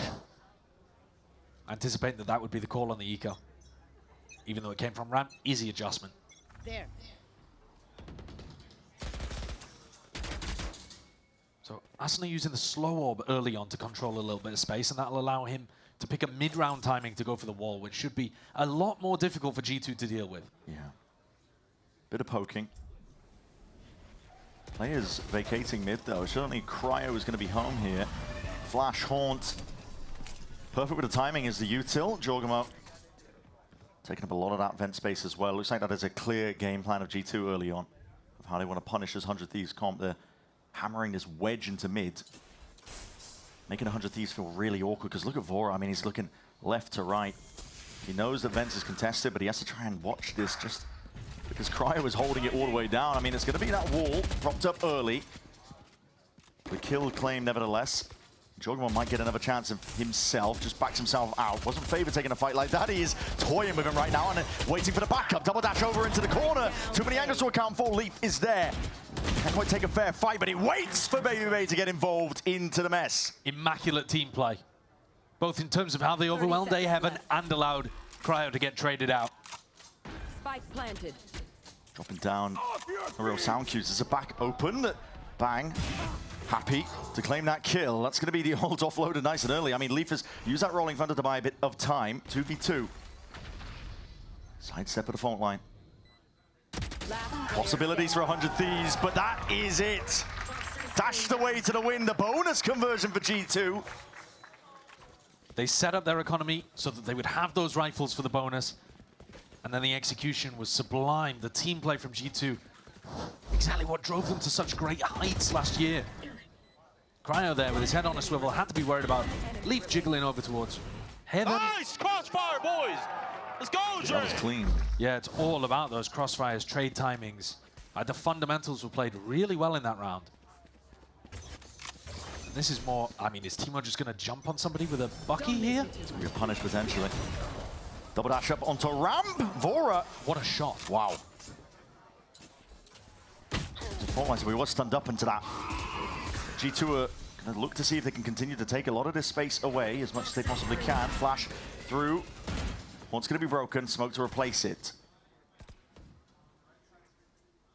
Space taken, and Valen can call for the team to slow down, but they are working with a player disadvantage. It's dangerous to reclear here, though. Asuna looks like he wants to go for it. Smoke's fading. It's got an indicator, at least, that there's going to be players there. Going 1 for 1, still in the favor of 100 Thieves, and a flash re-peek. Posted up, Leaf is trying to take that fight. Doubled up alongside them. G2 are finding their way forwards. 100 Thieves had a player advantage in this round, and they've just thrown it away, but still it's back. 1v1. An ult to reposition. Skirts around. Leaf makes his way onto the site as well, and Bank's going to be hearing that one, so he knows it's going to be ending over towards A. Fault line, Heaven repositioned. Leaf is looking in the wrong way, but he snaps to it in time. 4 kills. We were questioning the switch up in terms of roles that G2 were going for, but Leaf is not looking lost. He's 10-1 in a phenomenal position. Across stage 1 last year, Leaf was the biggest fragger for G2. And you just don't expect somebody to be put on, you know, a role where he's going to be playing Fade on Corrode and Breach here on Split. You shouldn't be expecting him to also be top fragging again. Across the offseason, he wasn't. He was the 2nd lowest fragger, actually, for G2 because of his new role. Yeah. He didn't get any worse. It's just that he's put in less positions to take fights. But in spots like this, where the rounds get scrappy and he can have that late round impact, my God, what a beast. They're taking over. Some major differences, though, from the last map to now as well. I mean, what a difference that it has when you have a VOD to review. To actually look at what 100 Thieves are running, because G2's game plan has been pretty clear to me. Put pressure onto the ramp player, threaten mid, take some of that vents. This round, though, I think I would put down to more of a mistake from 100 Thieves, though. Oh, sure, yeah. They're in a player advantage spot, but they got antsy and wanted to refight over ramp control rather than sit passive and allow G2 to just take that space. Yeah. Obviously, it's good to go and be able to re-clear over towards ramp. It's great to know exactly where they are and whether or not they've retreated after G2 cut noise. But you're taking so many risks of opting into a potential big team fight there, which they did, and G2 won it. Adjustments needed for 100 Thieves. Might not be this particular round, but see how they manage. 3 players are looking towards mid, while the rest of G2 are heavy prioritizing that B main controlled error. Too many stuns to sidestep there. TP to get back and away. Bang. Doesn't want to give up his life, so commits it. 2 slow orbs pulled out on top of it. Jorb keeping the dash. Ready, but never primed. Leaf is 1 away from getting a Rolling Thunder online. It's fast moving. He's had one already earlier, to be honest. It's just how much he's been dominating early on. The plants online, 100 Thieves. Off of that, they get a bit of contact. They're trying to go for a bit of a re-clear play, but G2 weather it well. Bunker down, don't give up too many kills. They don't give up any kills really at all. There's another bit of danger though lurking around this one. Still, Timotino's gone. Spam as that smoke is lit up. On the other side of things, Vora, he's carved out a bit of a path and potential for the gun to be reclaimed. Rifle in his hands, and if Cryer gets work done, this could still get messy. Could still definitely get messy! Oh my God, he threaded the needle somehow, some way, and the shots are going wild and all over the place. Jorgamo takes charge of the situation. And now I think Leaf as well, got a bit of an inclination, may have heard it. Shots fired up towards Heaven, yeah, they are fully aware. Vora, position rapidly assailed, and G2 keep it moving forwards. It was a weak goodbye from 100 Thieves. This round coming up is going to be the one to look at where they make these adjustments, but the trouble is G2, they haven't stopped. Leaf up to that Rolling Thunder. How did Cryo miss the Bucky shot? That's my question. Slow it down. Where's the bullet gone? That's I mean, it's not a bullet, is it? But it's. I mean, it's just. Where's the buckshot gone? Straight in between them. Yeah. Somehow, some way, ended up missing there. But G2 were really comfortable in that higher paced area too. That's one of the strengths of Jorg. And they're going for an A-ramp fake pressure here. Stun, dash. Meanwhile, Spike and Valen located outside B. Jorg is supposed to survive there rather than going down, because now that he's died, all of this pressure revealed to be fake. It's because he was alone. He was worried about the main angle. Him going down early. Not the best spot to be placed in. Jorg was the one really taking a lot of the space off the back of this double initiator util. With him going down, it's going to be a harder uphill climb in a round like this. Yeah, it should be very difficult. The wall's also been placed over towards B. Valen should be looking to break that.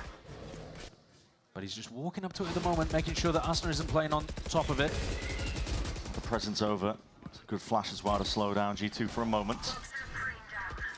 Smoke's waiting, ready. Valen's going to try and make a play for this one. Now with a roll in front, they're looking to speed this one up. Too much to account for. Asuna couldn't quite get his aim in control in time, and Bang is being assailed now from multiple directions. Heaven needs to be dealt with. 100 Thieves putting their focus in all the right places, and Trent can't do it. Drop down into hell.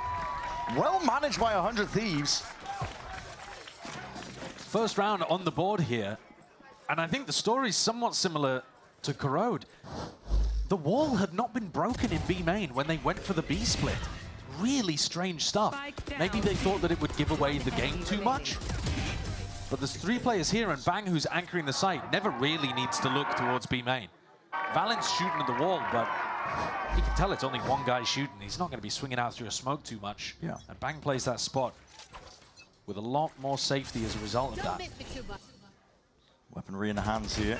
Double dash up to ramp again. Vora's just got this one in his grasp. A lot of also going to be popped off, and there's a timing to be taken. Tivatino moves backwards. Hinder at the feet. Jorgmo's already in as well, trying to lay claim to most of this site with a pit. It's going to be helping them out. Blockade placed into the midst of the AE site. Babyface took a lot of damage there, and he's the player that needs to survive for the pit to stay up. The plant is outside of the pit, which is unusual. It's a strange one. But 100 Thieves are still going to have to take a lot of damage in order to get through. Making a call to fight over ramp control now. Moving as a unit. Flash is good. Going to be setting these players up now to see if they can go steamroll it all the way ahead. Cryo forwards. It's like he's on ice skates watching the way he takes that fight. But again, this pit is another thing to play around. And towards the back of the site, Leaf has got it. All in his control as that pit falls as well. The opportunity! Oh! Of a lifetime! To make his mark on the map. That is astonishing stuff. Absolutely unbelievable. 16-2. First couple of kills. People are not paying attention, using Babybay as bait. The final 3 are unreal, otherworldly. Oh my God! Yeah. That's a devastating clip to drop on 100 Thieves. 16-2. He might still be good on the new role, actually. You don't say. I might not be worried about it as much as I was. You don't say. One off plays like that, the reset of his aim. How many ults is he gonna get this half? He's going up to his 3rd, right? Yeah, like over under 4. That's crazy. I mean, he's on one here. Diligent again by G2. They know exactly the play to be made. Break the wall. Makes it awkward now for 100 Thieves. They have to keep bodies in place over towards A just in case.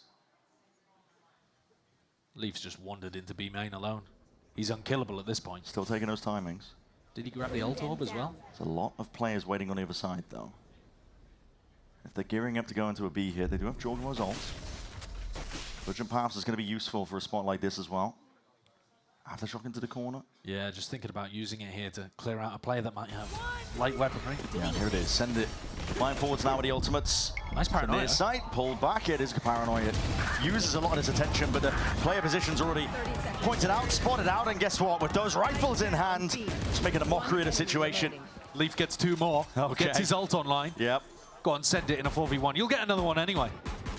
Spike planted. Asna forced to see if he can take a couple of these fights, but G2 not in the mood to be making any more mistakes like that, giving up any easy ones. Leaf ready, trying to peek. There's damage done prior, puts him low enough. Asuna aiming to farm up a clip of his own, but from a spot like that, yeah, it's really quite difficult to try and get past all of that util. 7-1 now for G2. Was a weaker buy of 100 Thieves, and yeah, G2 did commit ults into it, but guess what, Leaf, as we were talking about, another rolling thunder, keeps it going. It's crazy what we're watching right now. The level of dominance that was here for 100 Thieves on Corrode is now being showcased the complete opposite direction. And this one's not really, I wouldn't say it's a prep diff. I wouldn't say it's all just because they've had that VOD of 100 Thieves to watch. I mean, that helps. But I think it's also just G2 having a much better idea of how they want to approach this map. They're taking fights together this time as well. Man, they look so good. It's not as disjointed as it was on that prior map. I want to see Leaf ult this round because I think he could still get another. At the rate he's been going. Pit in through mid as well. Does add a bit of a complication to G2's plan. For 100 Thieves, it might be a bit of breathing room that they sorely needed. Operator as well, prioritized for Timotino. Yeah, once Timotino takes contact, though, over here, he's got the ultimate to be able to slow people down. I mean, he's got the hinder as well. Then his ult, so he can buy time for rotates to come through. They've got a lot of confidence just leaving him here alone. Prowler just trying to really get forwards. That's a punish and a half. Oh, that's so sick. Refract as that timing was taken. Rolling Thunder, hello. Trying to get a bit of a booster straight into the site. The C's connects. Bang's just looking to lay it down a bit of lead as well, make it a little bit awkward for G2, but for now they're in a prime spot. Still, that wall makes it difficult, and sidestepping with the rifle aim. Vora's there, that's a cheeky angle. 100 Thieves are the ones that are finding all the advantages. Shotgun's out. Trem by his side, though. Jorgamo not looking too stressed, especially in the 3v3. The kills are claimed. Jorgamo's the one to put his name on it. Vora in a 1v2. Subtlest of angles, shots are missed and going wide, but Vora's weak as anything in an instant reposition. Potentially hurt, not even necessary. Trent was there to clean it up. This round opened up by G2 having a great understanding of how the Waylay interactions work. They've been playing a ton of it too. It hasn't just been 100 Thieves who've been working on this in the off-season. Look at this here. Yeah. What a punish. Take contact early. You know that the Waylay is going to go for the refract, and Jorg is already all over it. We've seen so many cool head-to-head duels. The Waylay versus the Waylay, the chamber battles on Bind, where these teams are using one agent to counter their direct opposition on the other side. It's really interesting, the metagames with that. Understanding the limitations of the Waylay. Yeah. Timotino's been posted there pretty frequently, and it's pulled out this second time out now for 100 Thieves because they've realized it. I mean, they're in the exact same spot that G2 were in that previous map. Yeah. Perhaps actually you could argue in a worse spot because their composition, I think, is probably better on the defense side. Sure. With the Sage and the Viper. And so being down 8-1 on this half of the map seems really tough to be able to run it back. Gonna have to scramble together as many rounds as they possibly can on the other side of this one. Attack timeout fading away, but there's not too many more opportunities. Only 3 rounds left to play for in this half. Best case scenario, you bring it to 8-4. G2 not in a habit of slowing down. They're looking to do an early stun, early fault line over towards B here. So previously they'd comboed this with the Saturate to try to put pressure on a B player. 100 Thieves have got a conversion pass over towards A. The Trailblazer catches contact, maybe they will send it. It's broken, they're gonna send it anyway. Running away, double dash, and that is an insane amount of distance you can get going. 100 Thieves do get it going over towards it now, but that secondary pull down, Cryo ready for the action. Slow motion pull out there. But Leaf was jiggling the angle originally, and Cryo's good for it for 3. Okay. Holding as tight to the corner as you possibly could there, but his reactions are great. G2 just trying to speed up through mid off the back of all that pressure. Baby calling 3 players at least that were just running him down. Still couldn't find a way past Cryo. It's a nice set play to pull out when you're struggling so much there. Yeah. Good idea from the coaching staff of 100 Thieves. And Valent's going to be mopped up towards the end. An absolute flawless response. Okay. But they're still down by 6. Yeah. So they're going to need more of those And they've already used one of those big ideas that relied on Timotino's ultimate. I love the idea of this, though, because you can... The Trailblazer gives you a very concrete idea of exactly where Baby Bay is holding. So even though he's as passive as possible, the Waylay ult is always going to be exactly in the right spot to catch him and then follow up. Thieves didn't lose anybody, so they can keep the money going. More group up from G2. This is 5 players now. A lot of util used off the rip. Slow over to try and at least pull a little bit more out with the refract. Struggle going back to safety. Timotino! It's a lot of damage. Valen getting chewed up in the process. Still steps forwards, looking to take a fight. He does only have the stingers. It's G2 are the ones that are in a sore spot with the economy. Wall up through main, and there's plenty more where that came from. 100 Thieves have got bodies applying. Valen's in. All the damage done. Valen is in. He's way ahead of the rest of his team. He's fearless, though. Carved out a bit of a path. Bang, though, with that deep push out. That's a spike. Drop down. This is getting really weird and messy. For now, it's Valen controlling the situation. They don't care about a spike. They never needed it in the first place. What a wild round. Valen spearheading up straight through, despite the fact he took a shorty blast to the chest. He just runs up through, puts pressure on the player over towards Vent, and bang, even though he knocks down the spike, ended up losing that duel there to Baby Bay. I don't know what just happened. Yeah, me too, man. That was a chaos round compared to the real tight set play that 100 Thieves were running on round 10, sorry. This is a weird one. There's like 4 players. Baby Bay with the spike, so this isn't going to be rushed into B. I think they've just realized their mistake. Yeah. It's like a button pass, like, oh wait, I'm not supposed to have this. I think swapping positions. The early B main pressure as well is a response to the fact that Asuna was originally just throwing slow orbs for free over towards B. So now they've been throwing either a stun or a seize in this situation, the saturate. You know, there's so many different ways of being able to put pressure on Asuna over there. So he's had a harder time of things, had to wall over towards A. I actually think this might have been intended to be a B fake back into A, and that's why the spike was on that side of the map, but then when the wall came up, they had to adjust. Wall was broken by Trent.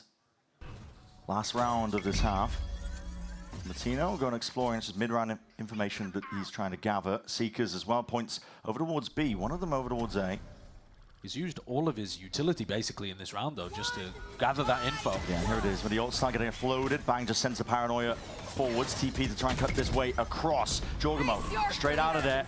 Plenty of bodies and ready to gear up for this fight now. 100 Thieves are squaring up for the scrap. Fully winning this one out here. Baby Bay trying to do something about it. Trent trying to receive that action.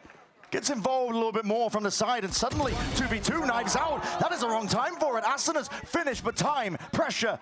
And Bang can still win this. They have to come to his side.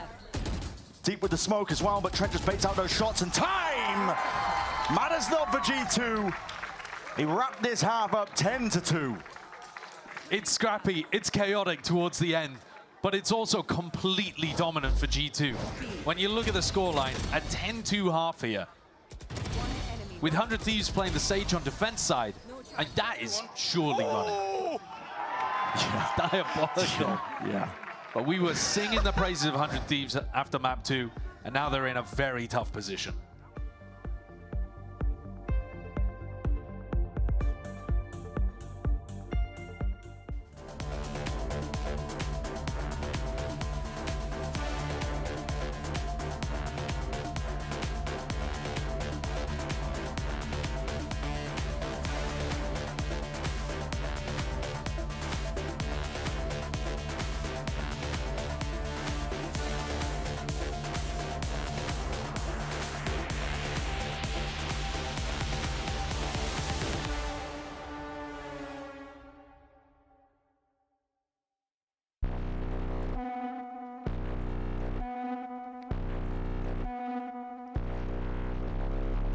Slide through, making moves, tell them fact check, go and get the truth.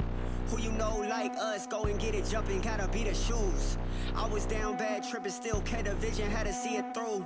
Got them all tuned in like we in the hills, whole lot of views. Know they watching, what they saying, what they saying, what they saying, what they saying, what they saying, what they saying, what they saying. Know they watching, what they saying, what they saying, what they saying, what they saying, what they saying. 10-2 is a ridiculous beginning here for G2 on the final map in this series with a ton of stakes involved, honestly. It's the difference between getting that break if you end up winning and getting into the top 4 of the upper bracket versus starting from the beginning again. And for them, yeah, you can see them popping off. It is vitally important. 100 Thieves are not going to be given up just yet, but it is one hell of a mountain to climb. It's incredibly difficult. And like you said, the game matters so much. It's the difference between going and facing Furia to go deeper and deeper into this and honestly looking good to go towards Santiago, which is crazy this early on. Yeah. And on the other flip side of it, if you lose this game, you go back and you have to play against Loud right at the beginning. And there's so many opportunities that would then arise for you to take that second strike. Yeah, there's no slouches in Americas at this point. Every team is making upgrades, condensing the tier lists. Big group up here, 100 Thieves. 4-1 split, Cryo looking to hold on to this pressure, but he's going to be meeting his match. This is slow walk up, creeping up onto the line, and Cryo, wow, that shot's spoil it. He's just trying to play his life, get the hell out of there, but he's being chased. Jorgamo hungry for it. It's blood in the water, but he'll give it up eventually. Cryo's played that really well. Almost got completely caught out on the timing. Can he survive in mid, though? Yeah, we'll see. Again, the danger's lurking. Still finds his way through it! Wow. 2 quick kills at that. Cryo's going for it. Valin somehow finding it. At least got to duck down. A lot of players, what is that? Adjust the aim. Bandit in hand. Finds it straight to the dome. This guy's locking onto them. Sharp shooting. No slowing down for him. And with Jorgamo creeping from the back. Starting to see now a real win possibility. A pistol round for G2, highly likely, and now fully sealed up. Leaf again is absolutely vile, man. Vile. Yeah, those shots were something else. 21 kills across 13 rounds. Both of them are absurd. It's been a monster. It's at 1.6 kills per round. Okay. Which is freakish behavior. More than twice the next player on G2. Has to be the force out of 100 Thieves now. Barely any breathing room at all. G2 are playing retake over towards A by the look of things. So yeah. If this is speedy, if this is quick, 100 Thieves may be rewarded with a plant. Going to walk up as much as possible without using any util of their own. A couple of stray shots. Trying hoping to get lucky. Potentially with the tag, the wall up. Thieves digging into the playbook for this one. Seen this one from them. Jorgamo getting a bit of information. Back to safety as well. And Trent looking to just contain up control of screen, so it makes it a little bit easier now for G2 to play this retake. They set their attention over towards Heaven. Timatino's got to put a stop to it. Asuna potentially there as well, but the guns, the weaponry, it's just not ideal. Leaf, another cleanup and another kill claimed. Add it to the tally at this point. This guy is not stopping. Quick round take all the way through. 100 Thieves, though, they do punch back. G2 still in a bit of a position to potentially fight them here forwards. Again, the Stingers are doing good work. Valin now left alone. No way. What is that? And the smoke obfuscates. Cryo can see it. He knows where to spam. Surely the angle's right from half. Valin, damage done. Surely he can't win this. Surely not at all. Cryo stood it in the palm of his hands. One more shot is all it needs, and time ticking away. Cryo knows he's got this in the bag. Surely, yes, indeed. It's a great effort from Valin towards the end. Took everything for 100 Thieves to be able to get that one across the line. But it's important. They decided to force up there. G2, their economy's going to take a tumble for it. One enemy remaining. Oh, that is disgusting. How G2 get those kind of shots going with the Stingers, I don't think I'll ever understand. Yeah. But it's super critical now for 100 Thieves to take this tiny little lifeline and run as far as you can with it. You've got to be able to win this round cleanly, and you've got to use it to generate some ults as well. You've got to get this ult cycle going. Matino steps up to the mark. I mean, whose ultimate with this composition do you really want to work around as well? I think it probably is Timatino's. Yeah. Cryo's is good for post-plant, but doesn't help you get in. And Asuna's can be useful, but it's... situational. Very situational, yeah. Very Very far back is the hole by 100 Thieves. I mean, they're willing to give space, but they've got trap plays lurking. You can see with that Paranoia primed. Looking for more exploration of G2. They're making a call here to gamble stack a G2 over towards the B site. You're hearing a lot of noise pressure, so feeling like it is going that way, but 100 Thieves don't rush into things. Moving back to mid.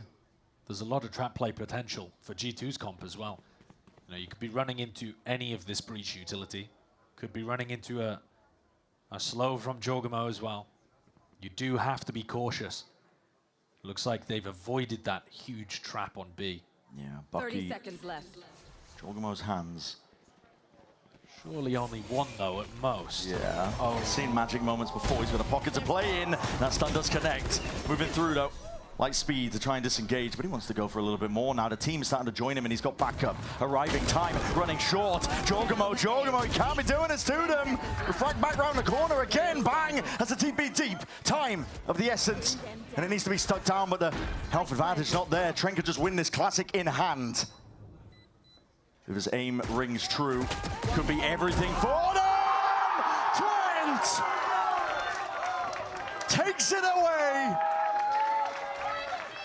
That's a devastating 2v1 to lose for 100 Thieves. That round had to be clean, and it's anything but. Wow. Goes for the right click at the end as well. I mean, Leaf, to me, actually is the savior of this round as well. The stun that came in onto Timatino, and then immediately running in to be able to double Bucky the A-main choke. Caused so many problems for 100 Thieves, and then Trent plays that 1v2 at the end beautifully with only a classic in hand. 9 rounds in a row 100 Thieves would have to put together here. Towards the end of Bind and now here on Split, G2 showcasing why they're a cut above. Yeah. Guns not looking too hot. Timatino slowed down to a degree. It's a fast play by 100 Thieves, and as Bang commits. They've seen that before in the previous game as well. Yeah, the mistakes made. It's a nice idea. I like the play. Bang's ultimate clears out that area in theory, but Baby Bay was so ready for it. Yeah, what a difference night of preparation makes. Yeah, that one definitely is helped by the VOD footage. And that's exactly the kind of thing that 100 Thieves would have loved to avoid. They can be grasping for anything at this point. Flash. Regroup now from 100 Thieves forward. That's a rolling thunder. Called for with the fight. Hinder drops around to the corner. That's a bit of a bait and switch. That's nice. Timatino, head of the wall. Bebe was not ready for that fight, but Leaf still looking to hold this one down. I think through the wall, trying to well train with the aim, but he can't quite manage it. Timatino takes over. Buys a bit of a lifeline now for 100 Thieves. Well, he had 5 kills coming into this round, and he got another 3 there. Still danger though. 100 Thieves are not out of the woods just yet. Jorgamo, one more kill, he gets the ult. Trent as well, nothing to scoff at. Position like this has a lot of damage into the corner. The dinks are done and the damage at that. Conversion pass, it's ready. Lets it loose. Carves out a piece of the map as well, but 100 Thieves, they sidestep it and play around it. Good work playing together there, 100 Thieves. Vora and Cryo hold hands and escape from Jorg's ult. G2 applying tons of pressure, but their economy's gone again. What a round from Timatino. This guy's got talent. They've just struggled to get him activated in this game, and I think mostly that's credit to G2. There were so many moments where Timatino was pushed up in a spot where you expect him to get value, and G2 just completely had the answer. They were very ready for it. G2 looking to set up a trap play or some fast aggression out here. Just controlling the space. Slowing the fault line. Doing a thing. Looking to walk up into the smoke they're too. getting into their own one-way. Yeah, trying to pop straight into their faces. Jorgamo. Does 100 damage to Bang. Valorant's just TP'd across. I mean, it's pinged out, so 100 Thieves are wary and wise to it. Now, this is about the worst part of the map to fight with a stinger, but I feel like Valen's still going to get one. He's ridiculous with this. They're running him down, still looking to make that clearance necessary. Spraying it down, whips out a classic, not enough. And the res in the back pocket, so Asuna immediately willing to let that one rip to undo the damage done. Yeah, I don't mind that at all. He's still up though. Possibilities for G2 to get a couple of kills, but now it's dwindling. 100 Thieves should have this one. Cryo's going to be seeing if he can take it to space. It is risky, but I think team walking to B. Even if he dies here, One enemy which is It's okay. he would get a bunch of information for the rest of the squad as to where exactly players were positioned. Yeah. 30 Here, seconds Jorg, left. he was devastating last time they were playing on an eco with the Bucky in hand, but no such opportunity this time around. 100 Thieves much cleaner from them this time with the gun advantage. But there's still such a long way to go. Yeah, many more rounds needed for 100 Thieves. They're hoping this will be one in a long line of them, just to bring it to OT. They've got plays that they pull out of the strat book. We've seen it on the attack side and the defense side, especially revolving around these ultimates. Yeah. But how deep does it really go? We've already seen them play this map once. G2 were ready for the Omen all play round. Can they really put together 7 in a row? It can't just all be on the set plays. Yeah, at some point the playbook will run dry. Absolutely. They've got to be able to put together some rounds where they just scrap with G2. It has to be perfection. As close to it as possible. In terms of pulling out one of those set rounds, though, this would be a great opportunity because you have Timatino's ultimate, and on the other side of things, G2's economy is still not in a good spot. Despite the fact that they would be on an extended loss bonus, people are buying down to the bottom of the barrel again. Putting the attention towards mid. TP flash sets up bang into B main. Jorg is buying a Spectre, Leaf is buying a Bulldog. It's a little bit all over the place. It's not really how you want to close a game now. Stun peak. Not the best gun to be taking these long range fights here. Dink shrugged off really. Slow orb smoke in your face. Baby Bay is safe as long as he doesn't really move from that spot. Cryo hunting for opportunities. Was he seen perhaps? I don't think so. And still jiggling the angle. Out wide. Trent wanted to square up to it as well. He actually committed to that one. Seekers now going to be pointing 100 Thieves in a direction to potentially avoid. 2 of them moving over towards A. Leafs picked up the weapon that Trent dropped. Vora's found another one. Jorgamo's down. B main compromise as well. It puts Valin in a really difficult spot now. He's got to do it all from a spot like that. Good aim. Just connects in time, but 100 Thieves have got this one again in their grasp. Complete control of the situation. Yeah, this one's completely sealed up, and this is where G2's decision to invest really heavily, buy down to the bone every time, is starting to come back to bite them. They had, it felt almost infinite opportunities to close this game out, but things are going to start to get a lot tighter. Yeah. 6-12. 6 more of these rounds needed, but G2's buy is going to be bad, as we were talking about. 100 Thieves didn't really have to use those big ultimates. They used the Seekers in this round, but they've still got other ways of winning. GT potentially letting 100 Thieves back into this. Well, I think the other big thing to adapt out of this, Josh is looking through the strat book. Where did we come up with that? Yeah. Trent gets 1v1'd over towards A. I Buy down to Spectres and a Bulldog. No. Cross that one out. We're not using that one again. Cryo's a threat to deal with, though. If he's going to be able to get timings like that and take ones against Trent, he's a powerful mechanical player. You can't let him feel like he's free to take space. So they're looking to try to bully him a little bit this round. On space, there's a good stun, but a shorty just out of range. However, the Stinger will bite back. Follow through here. Valen's in a very tough position and spot. Sidestep there with a TP. He does avoid the conversion paths. But again, these guns, they hit hard and heavy. Close quarters, spamming away. Baby Ray can't get anything done. Spike planted.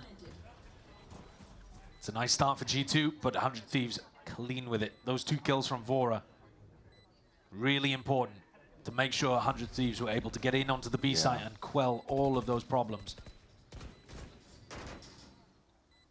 They're putting those rounds together. They're putting one foot in front of the other here.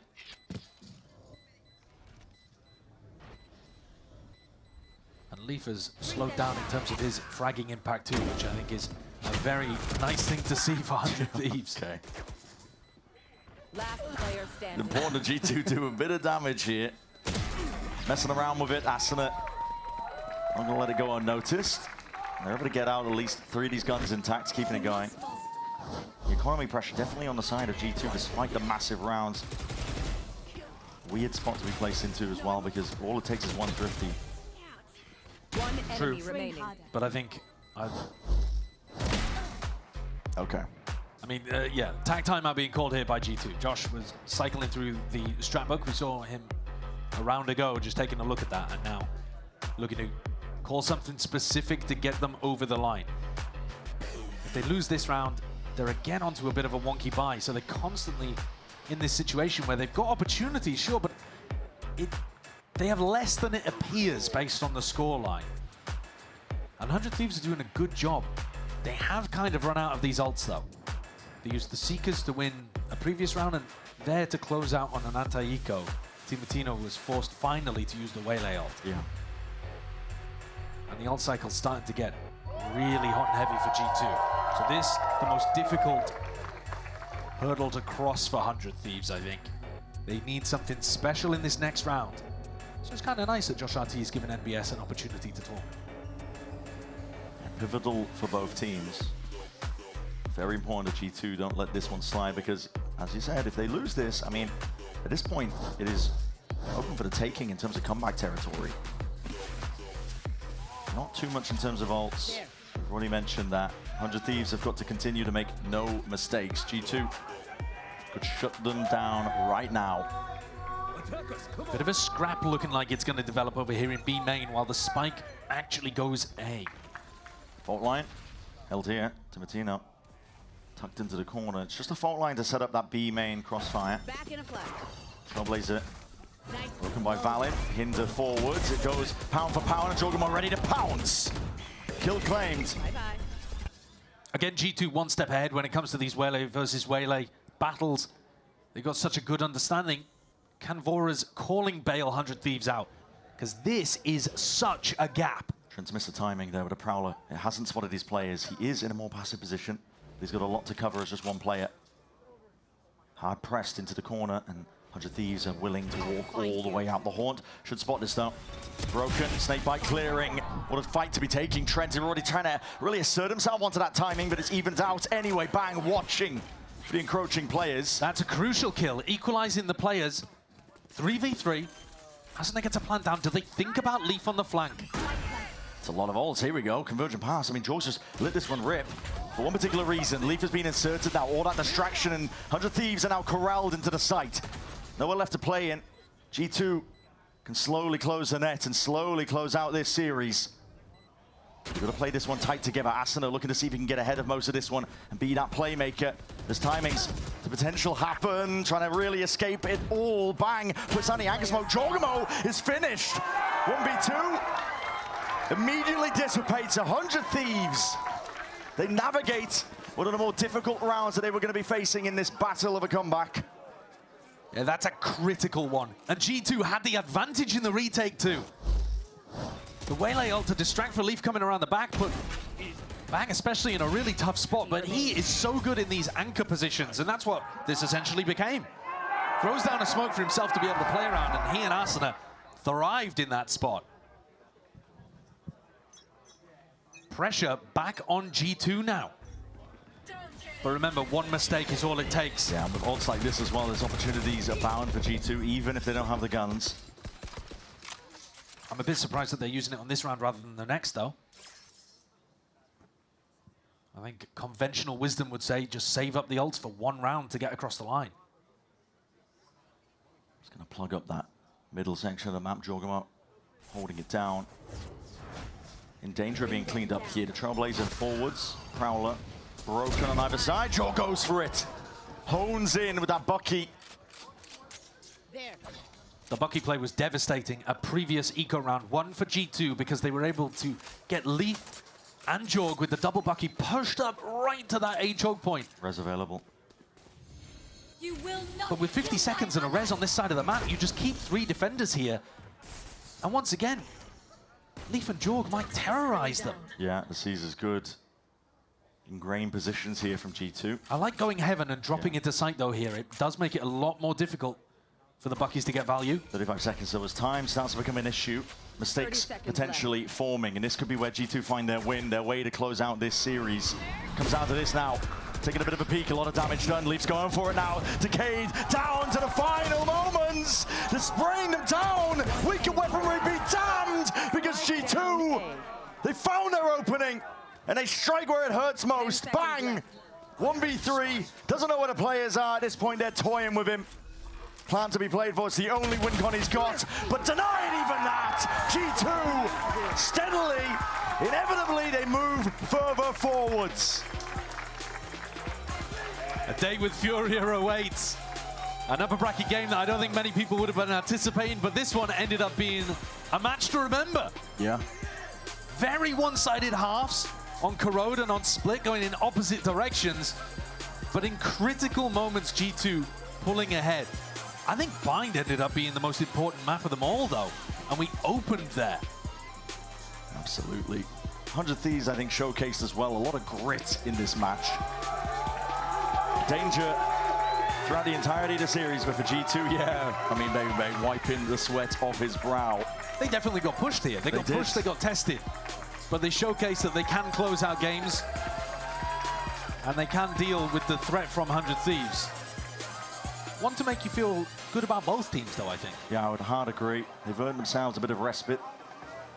Time to just recover, and time to think about their matchup versus Furia. Quite a few days' time between the two of them here for G2. Going into this year with their eyes on the biggest prize of all, trying to lift the trophy, the international ones at that. Something that's always eluded them. And certainly, they'll be hoping to win everything in Americas again. But I think the competition is way harder this time. Yeah, with that being said, we're going to send it down to the floor. The Verizon post-match interview awaits.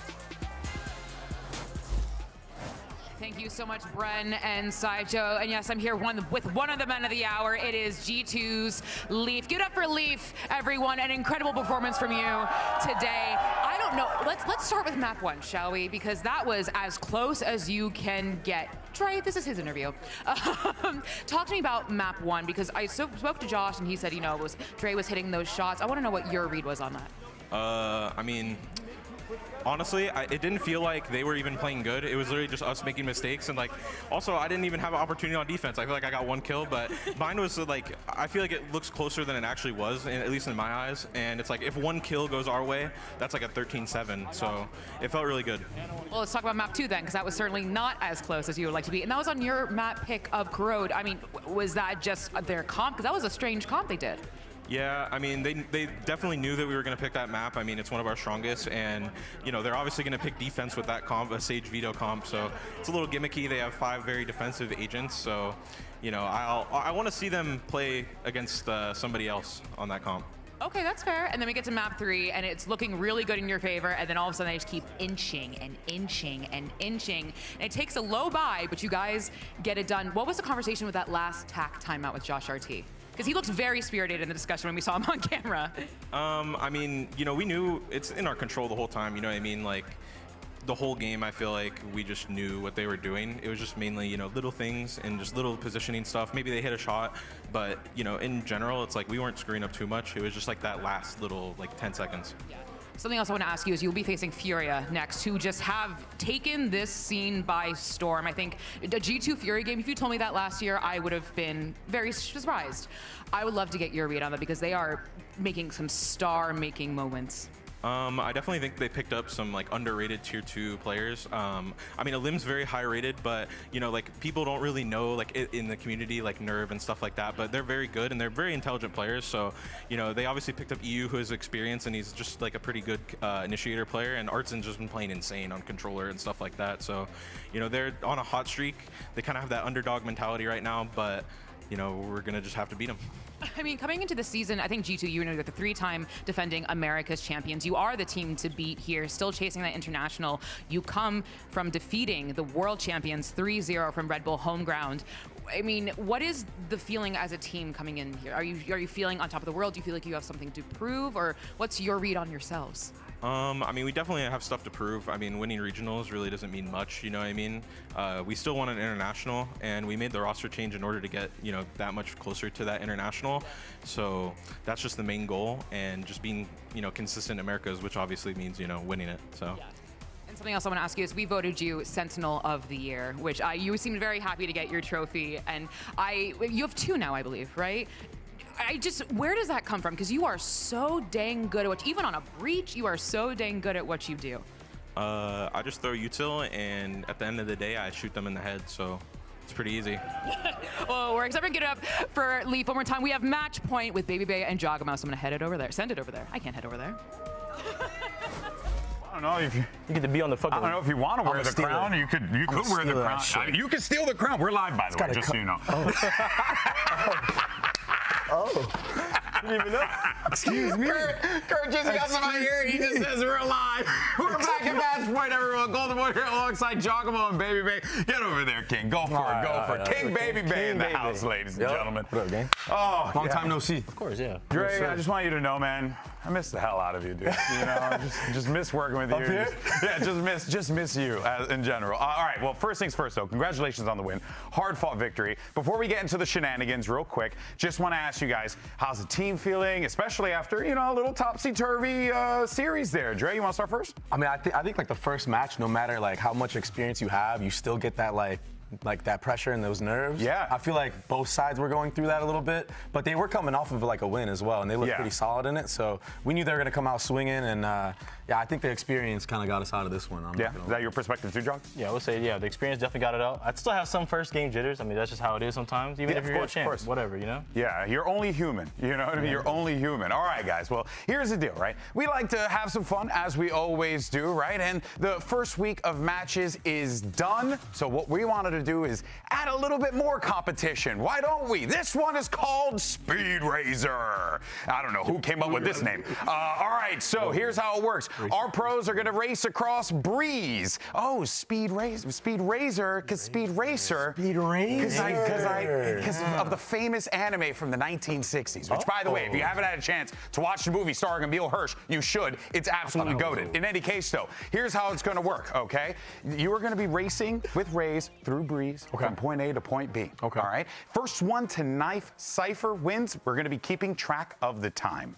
Now, I do not have a timer here, but let's see here. It's going to be one at a time. So, John, you're going to go first, and then Dre, you'll be right next to him. So I'm against him? Yeah, He's literally a Raze mate.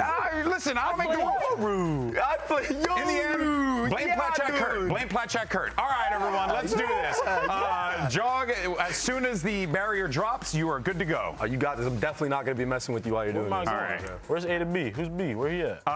You got to find him, You're going bro. from the top of the spawn, or you're going down all the way to the bottom, to attacker side. Oh, okay. Okay? So, fastest route possible. Yeah, I'm definitely not going to be messing with you. And you have to knife Cypher. Very important. So you have to knife Cypher. so he's running around. No, he's not running around. He's staying still. You just got to knife him. Heard. All right, let's drop the barrier. Let's see if we can get this going here. I think we should have. There it is. Wait, is it ready? Yeah, go. This is 0. Wait, I'm waiting for 0, yeah? He's cheating already, wait for bro. 0. Wait for 0. Imagine having to do that against a 30-year-old, bro. He's already cheating. That's just messed up. Yeah. Oh, wait a minute. Yeah, I'm not messing with you. Oh, yeah. okay. They don't know. They don't see what I'm doing. They don't see what I'm doing. They don't know what's going on. It's all cheating. Oh, man. He's still going to beat me. Man. All right, you got to knife him. I'll give it. There you go. I'll give you Okay. give you 2 more seconds. The knife came in. All right, we're going to get everything reset and then ready to go. Nah, you can't be messing with me, bro. We'll get the official standing on how long that is as well. Get the official stand. There's no screwable jump. Good luck, bro. I don't even know how to satchel, bro. You don't know? What do I press? Do you know how to satchel? Oh, I'm the best satcheler of all time. Yeah, you are. I'm so good. Yeah, you are, GB. Come on, man. Yeah, I'm ready. Listen, I'm ready. Bro, it's been all day. They've been buzzing me. I'm ready. All right, go for it. Let's start the clock. Let's Start do this. this up, man. See what we get here. Okay, so far, Jogamo trying to sabotage. How did you do that? But also, I don't know. How did you actually me the whole time? How did you actually do all right, and go. Okay, not bad. A strong start here. Whoa. Strong start. How's that feel? How does that feel? Jogamo just is sabotaging. What are you doing? I would never agree for Dre. Oh my God. I swear to God. No. I've had enough of this. That's not the game. Yes. I just showed Yes. Well, it's safe to say Jogamo won. Congratulations.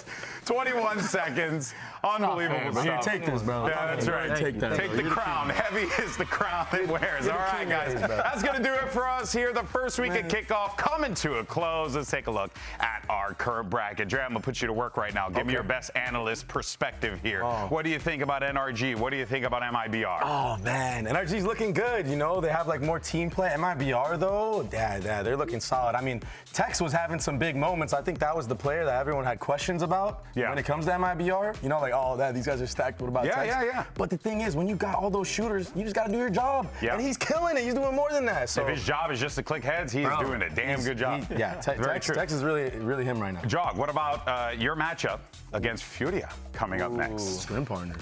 Scrim partners, really? Yeah, we were scrimming them. Interesting. How long? How long? I mean, like, so a relationship there. You guys are at least familiar with them. Know what to expect a little bit. Always back and forth with them. I think they got some new heads in there. I think Art's a big picture in that team. Yeah. I think he's been doing very well. But I'm actually excited to play against EU. You know. Yeah. Every time we scrim each other, he always saying 6'7", 6'7" every time. So I'm ready. I'm ready, Dan. I'm coming for you. You've got to shut it down at this point. We need to end it. All right. I thought I killed it this week, but apparently it just keeps going. It'll never die. All right, folks. 6'7". Good Lord. That's going to do it for us. Next week, though, we're heading into the middle bracket. We got Loud going up against 100 Thieves, and Evil Geniuses will be going toe-to-toe against the Sentinels. Some great matchups, and it's going to be intense. And don't worry, if your favorites lost this week, like we said, we're going to the middle bracket. There's still plenty more left to play here at Kickoff. We thank you so much for joining us for the first week at Kickoff. Thank you once again, and more importantly, be kind, be good, and we'll see you guys next time. Peace.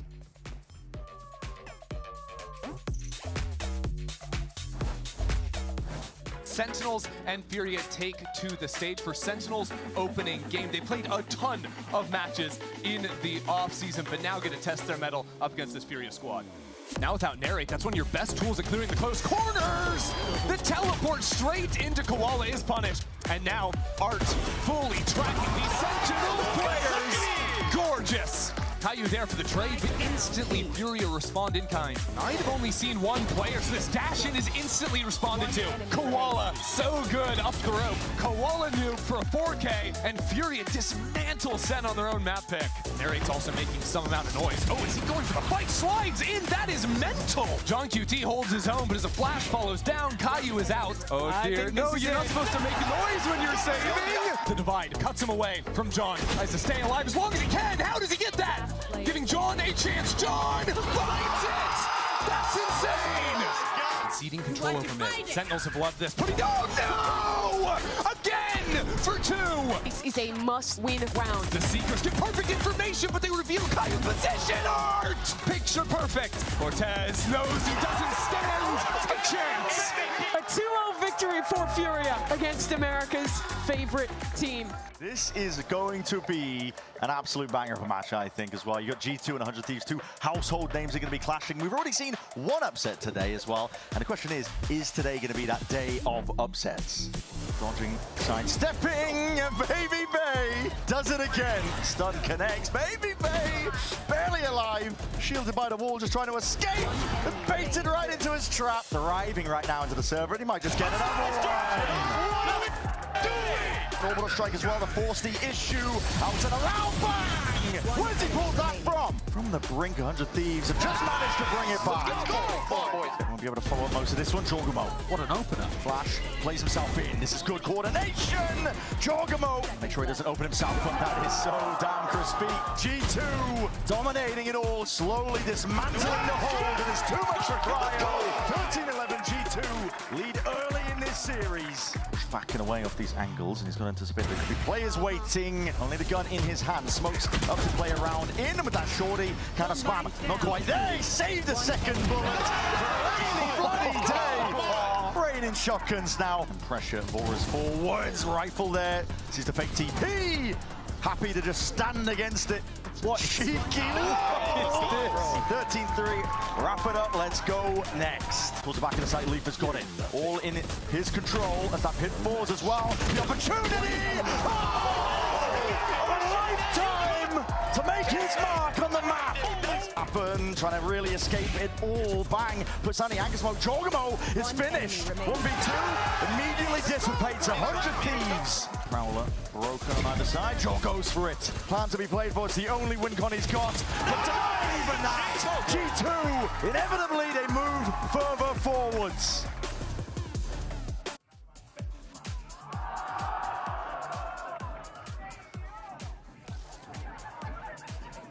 But what's going on in front of me? Camera guy is wrestling a penguin.